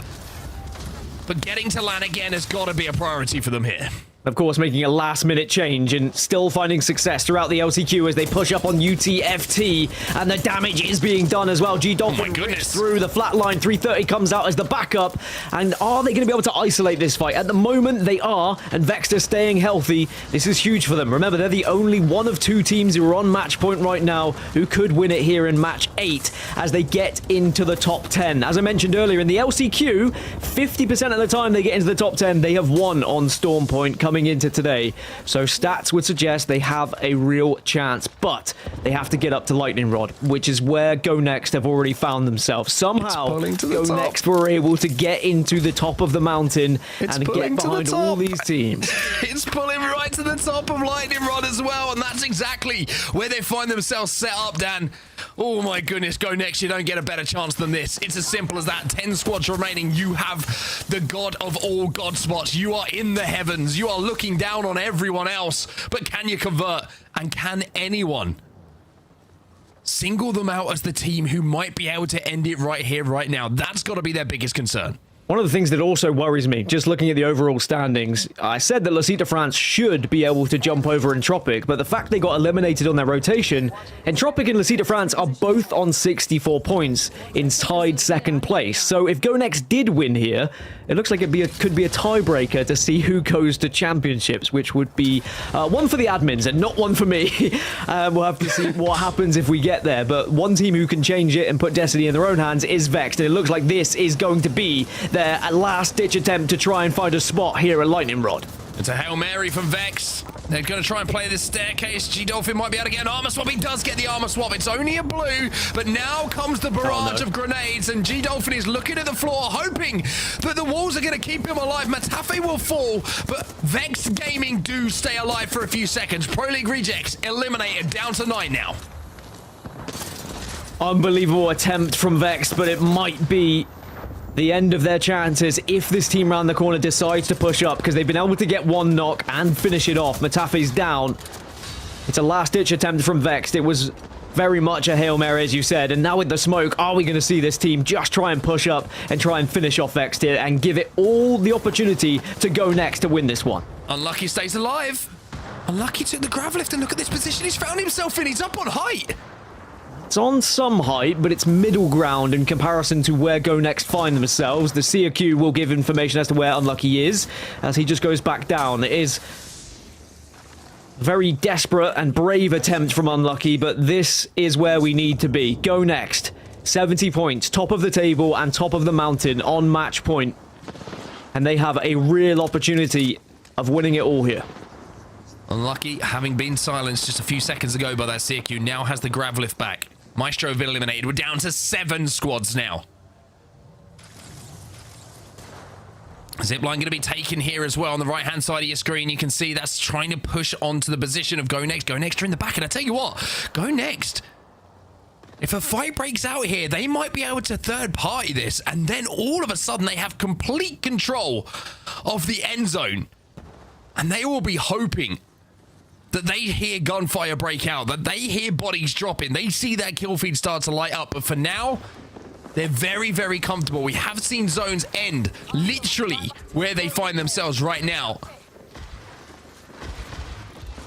And for Tuho Tonta, well, they're just going to play spoiler, try and kill everything on their way in, but I don't think they're going to have enough kills in this lobby to really put themselves on match point. And I think when we saw that Lightning Rod pull initially, Go Next were the only team who were on match point, who were close enough to get there, to get in a position. And they've certainly given themselves the chance, as Unlucky is still having a merry old dance around Lightning Rod to try and survive, to try and do the unthinkable here for Vexed. Not only is it about trying to win this one, but of course getting those extra points to try and catch up those who are ahead of them. Because if someone does win on match point right now, Vex would not qualify, as it might be the end here for Unlucky. Everyone's starting to spot him out. It's going to be TT above them as Vex go down, as Danish, now one of the squads that are still alive and still could be a team to try and take us into match number 9. A moment of silence here while everybody just slows down. Lightning Rod, one of the toughest zones in all of Apex, regardless of the map. To find a place to play if you're not there early. Or Go Next are hoping that they don't have to go next. They can get it done here. They can get it done now. First place overall at the moment in points.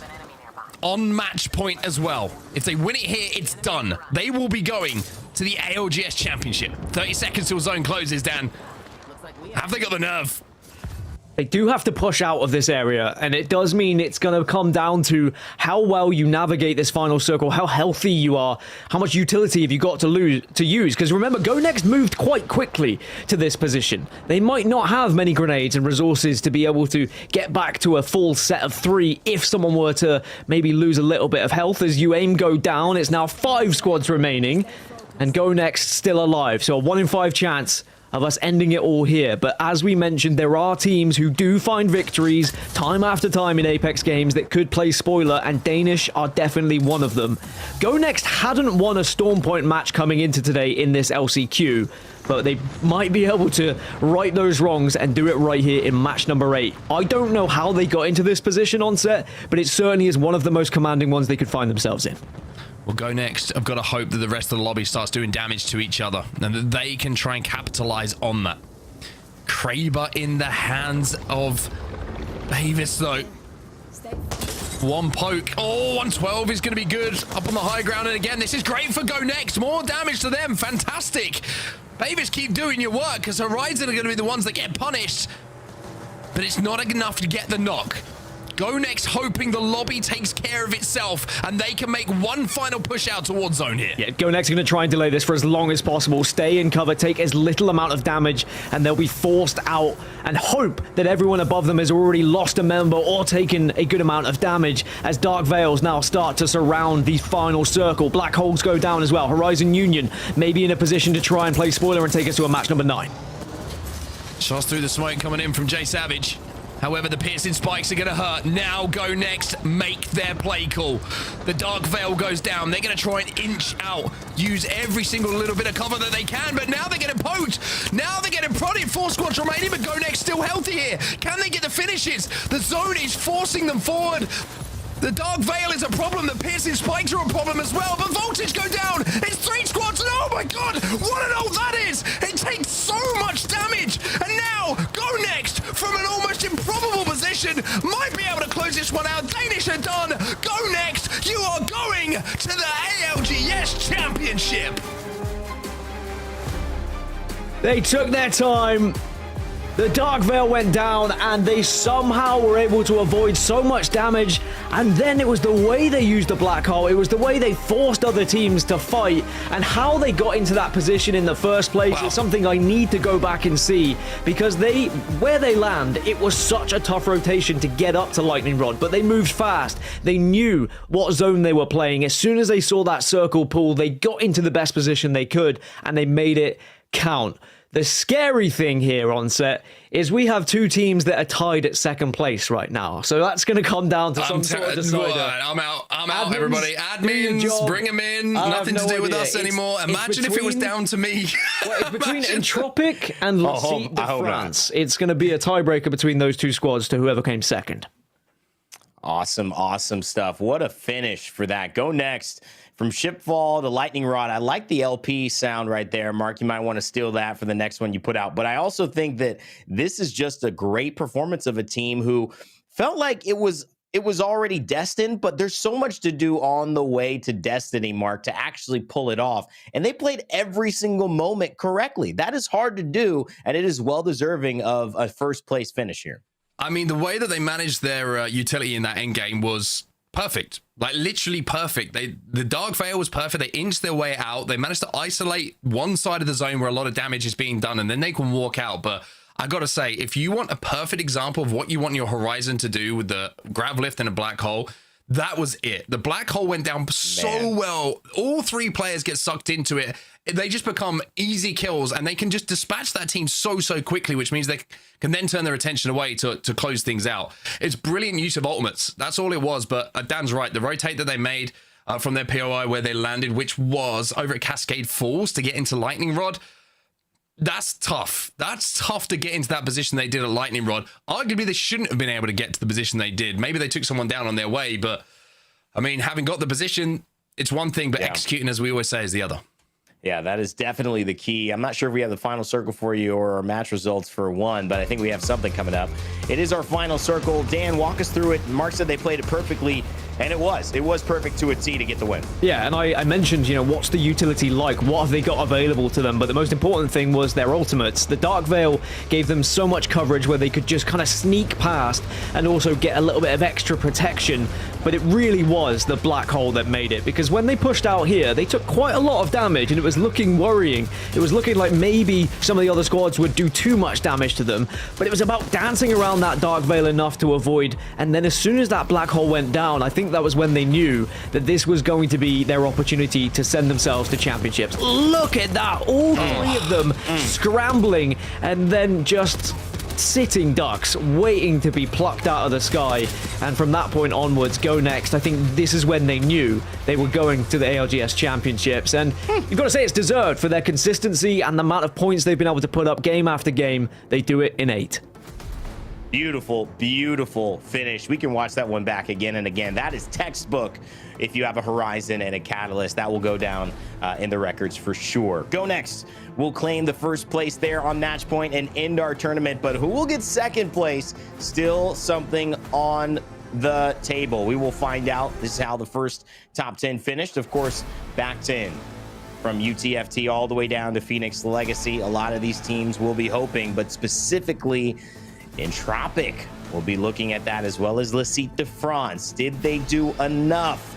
They are tied, but if we're looking at it, it seems like Le Site de France with that tie break, Mark, potentially claiming that second place and booking their spot to land. I mean, could it get any closer? The answer is no. I mean, admins, great work. I would not want to be the one who's adding that up. Dan tested me with a +2 earlier, and I was very happy that I got that right. So, I mean, congratulations to both those teams. I do feel for Entropic, though. I think they were one of the standouts from EMEA. Just came out short of that grand finals, of course, the split 2 playoffs. But, I mean, you give it your all, right? They really did give it their all. But Go Next, certainly the standout. You see most points. They're the team who take home match point as well. And to do it from Cascades to Lightning Rod, you can't ask for any more. They completely deserve that win. If I remember correctly, tiebreaker at playoffs was the game that you win if the other team has won a game as well. It's how many kills and how many points you got in that single match. So Le Site de France, they had 10 kills and a victory, which would put them above Entropic, who had 6 kills and a victory in their match as well. So Le Site de France, in that theory, would take second place, which is crazy to come down to that in what has been such a close fought lobby. But Go Next are our rightful champions, but Le Site de France sneak through, which is kind of crazy. But we'll have to wait for the admins to definitely confirm it. That's just what I remember from playoffs. You know, I totally agree with you. I think that's been the tiebreak forever. And I think we've only gone into other tiebreaks if for some reason somebody has the same massive game and they're tied on that, then we would go into individual kills or something like that. And that I think we don't have to get into here. I'm pretty sure it is Le Site de France who will be taking that second spot. We are doubly, triply waiting to confirm that. And I'm sure that Entropic are trying to reach the admins as well, saying, make sure you double, triple, quadruple, quintuple check that, because we don't want to not go to land based on a miscalculation. But I'm sure that our guys in the back will make sure we get it right. And once we have that doubly, triply confirmed, we will let you know. But as it stands right now, it is definitely Go Next. So let's shift the conversation back to them, Mark, because we know they put it into their own hands. They took control. A phenomenal thing for me. I was almost stunned seeing them make the change more so. I got Dan's opinion on this earlier, but making that change after playoffs so quickly, DCTs that are being replaced with MyZ, but it working out so well. It feels hard for me to, without knowing the backstory, say this is the first time they've either played together or had this in mind, because that synergy is just almost unheard of with the way that it's shown up today. That's what you want from a team change, right? You want someone out, someone in, and you go and win match point and you book your spot at the ALGS Championships. That's why you make a team change. We don't know the full backstory of it, obviously, so it's not for us to speculate on why the decision was made, but it was obviously the right one because they get the result that they needed. Yeah. And they go that extra step to be in the ALGS Championships. I said how it was like heartbreaking they didn't get into that grand finals lobby. I think they were 23rd overall in the split 2 playoffs. So just 4 points off, I believe it was, from qualifying for the grand finals to be one of the 20th, one of the 20, get there eventually, best teams in the world in that grand finals lobby. That says it all. So 4 points off. They probably were the team to watch today, and I think completely deserved win. I mean, Nasky credited Bambino as well for being one of the best IGLs out there in terms of being able to take teams, new players, untested players who have insane skill in this pro lobby and guide them to the right space. And Dan, I think if anything, when you dissect that final circle, it looks like someone with a clear command of how the game should be played from a very macro level, but also a very micro level as well. Yeah, I think that, you know, getting there is the big thing, and then executing once you're there is sometimes the even bigger one, which in those final circles, it is so hectic. And I think that it's something we should give players credit for, not just the IGL, but also the fraggers that are on that team, those who have to do the damage, those who have to get those ultimates in the right place. How many times have we seen a Dark Veil be put down badly or a Black Hole just be wasted? But that was not the case there for the final circle for Go Next. They nailed everything that they needed to in a high pressure situation, maybe a little less pressure because they knew they would already on a good points total and should be doing enough, but still, no one's going to be calm in those scenarios, but they seem to look it with how they executed. Yeah, I think the benefit, too, is the fact they were just on the main stage in London. That really does make a difference. Obviously, teams they were fighting against in that lobby, Entropic speaking specifically about it, they were also in London as well just recently. But Go Next, having that experience, they were able to carry that momentum. They will be back on the LAN stage. And to confirm, for those who wanted to know about the LCDF and Entropic situation, it will go to LCDF.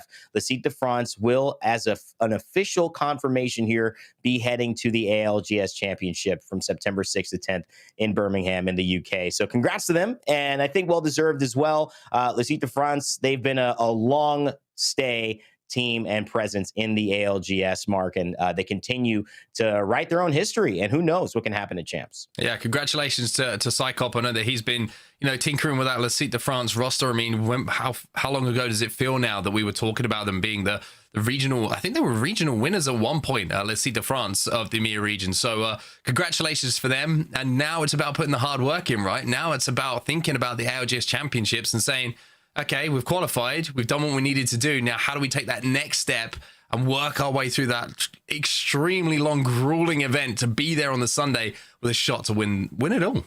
Yeah, it is a different thing. And I know that what we want to kind of get to you now when we have it queued up, we're still waiting just to confirm with graphics, but is our confirmed teams as of now for championships. If we don't have that, we'll move on to talking about some highlight performances, but we'll wait to see because that's what this is all about. We've got North America coming up after this. We're trying to lock in the rosters for who will be competing in that big stage. And that's the key to what this is all about too, because you talk about the big stage while we're waiting here, Mark, and it's this kind of beast that not everyone knows how to handle, but as you can see it here, bottom right, you can see Le Site de France. They have joined the likes of Go Next, Crazy Raccoon, Northeption, all around the world. You can see teams represented from North America to APAC, all the way to our EMEA teams as well here with Le Site de France, who have just booked their ticket. They will join the remaining teams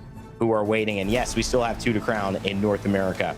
But as we move through these pages, if there's still more to show, you know, Mark, it's nice to highlight some of these teams and their journeys outside of the big show, because look at all these teams. We barely had enough time to talk about them individually for over 4 days at Champs because so much is going on. So it's nice to highlight some of these stories coming into the event as well.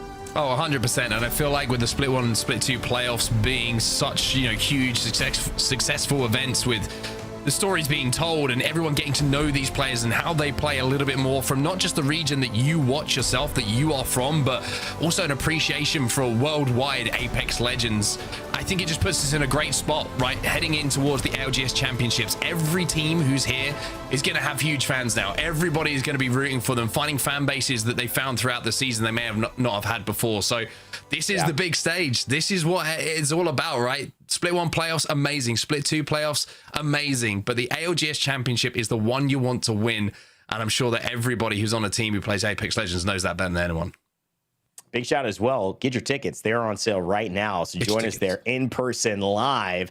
Check it out at Play Apex Esports. We'll show you as well a little bit on the screen. But Dan, LCQ isn't just a small story to share some and shed some light onto a few of the teams that don't necessarily get the biggest spotlight when they're competing against the TSMs and these big names like Dark Zero who have won the lands. It's also a potential huge underdog story like we saw with Furia, who ended up taking second place coming out of the LCQ. So it's not far-fetched to think that we may have a similar story arise this year.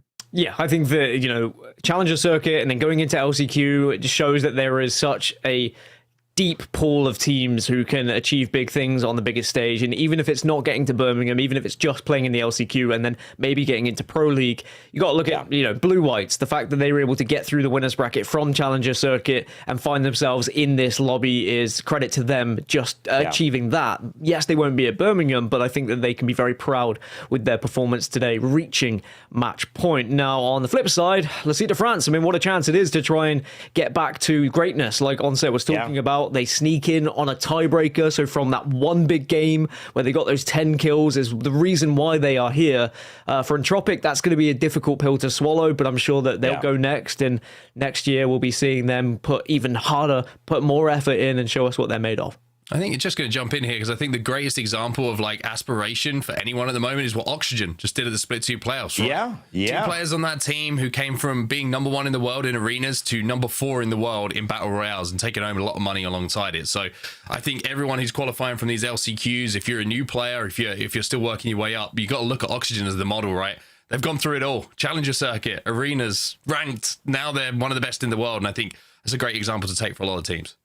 Amazing moment. Aiden Reed's in vain, surviving that final moment. Maybe if he landed on the tree, we would have seen something special happen. But third place will be happy in Champs, and they'll earn a lot of money on that. We'll see, playoffs split too. We'll see what happens in Champs, though, as we have a chance, though, to talk about our top performers. I don't think it's going to be a surprise as we queue up one of my favorite segments of the day, our Monster Energy MVP. You notice I usually say MVPs, but today I think it was just so overwhelmingly one-sided that we couldn't pick another player or we couldn't pick another moment. So, Mark, I'm going to start with you. Who is your Monster Energy MVP?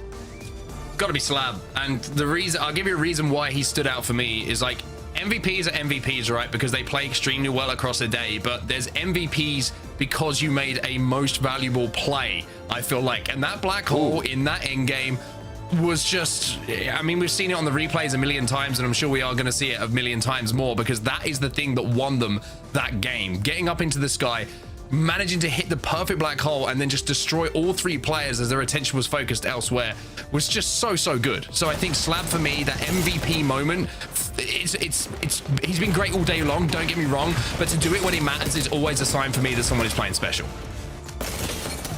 I mean, no doubt about it. Go Next needed a performance like this, but Dan, I want to hit it to you. Talk a little bit about your MVP here and just the performance that Slab was able to put together. Yeah, I'm going to go for Slab as well. You know, Mark's talking about like how good it was, his utility, and the fact he had the black hole down, but have you seen some of these clips and the shots he was hitting?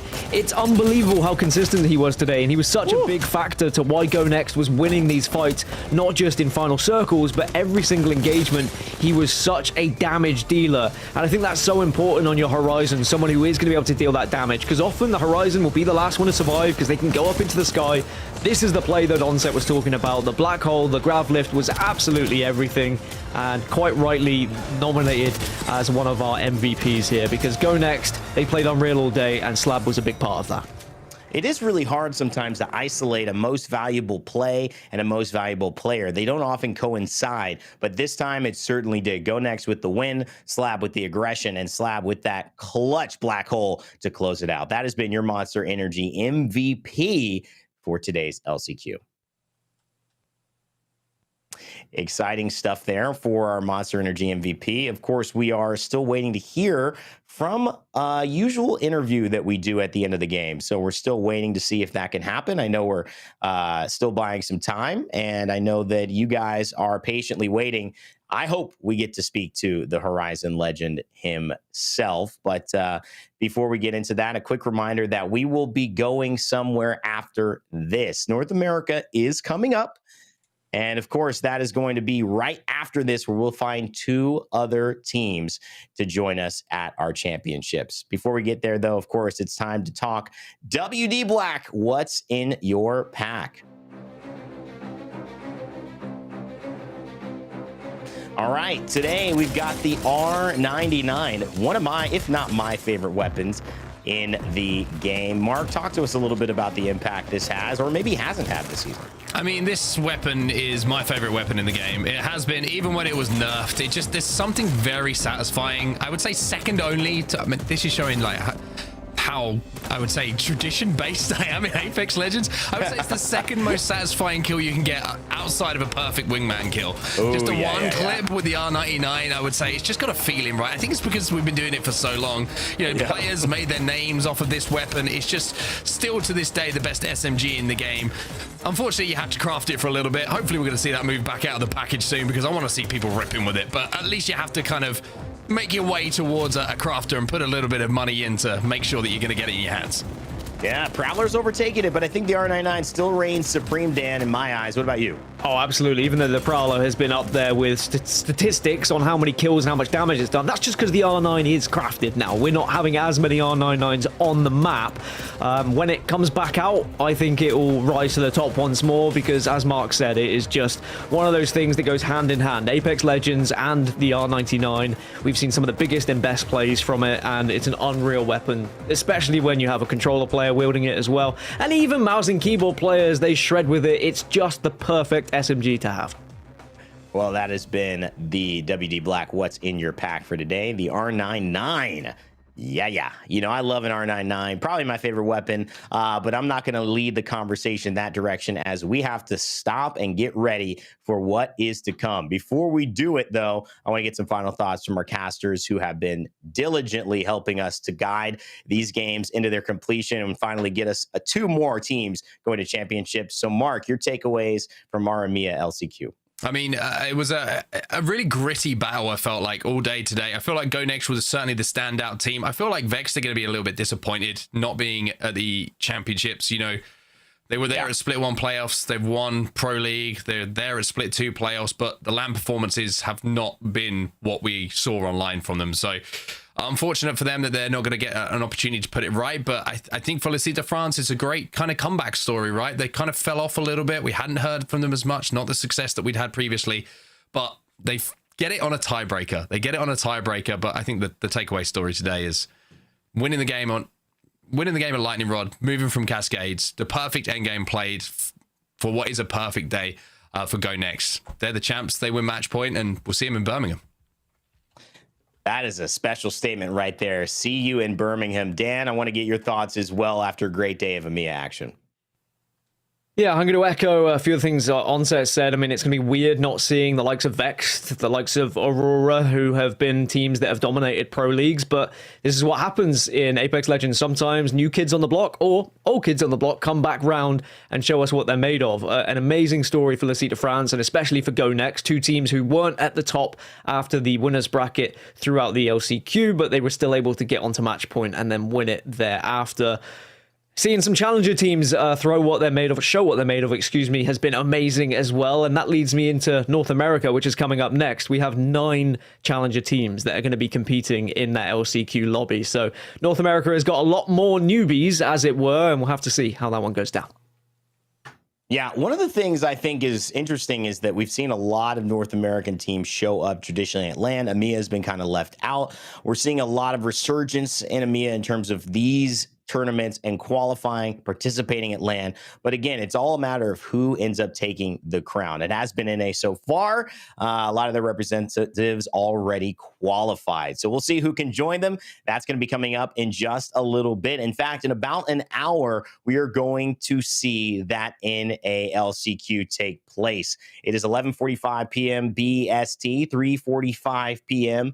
Pacific time. That's my side of the world, and 6:45 p.m. Eastern time. So right during dinner for a lot of you. So maybe grab some food, get something that you're ready to sip on, and enjoy the action we've got unfolding. It's going to be another great match point finals. We cannot wait to see you. Thank you so much on behalf of production, all of you watching in our community, and all the players, whether you made it to championships or whether you were part of somebody else's journey getting there. We appreciate you, and we hope to see you next year, or joining us in person at our championships in Birmingham. Grab your tickets, follow Play Apex Esports for information. My name's Rain Day. Remember to never give up, never stop gaming, and we will see you in an hour.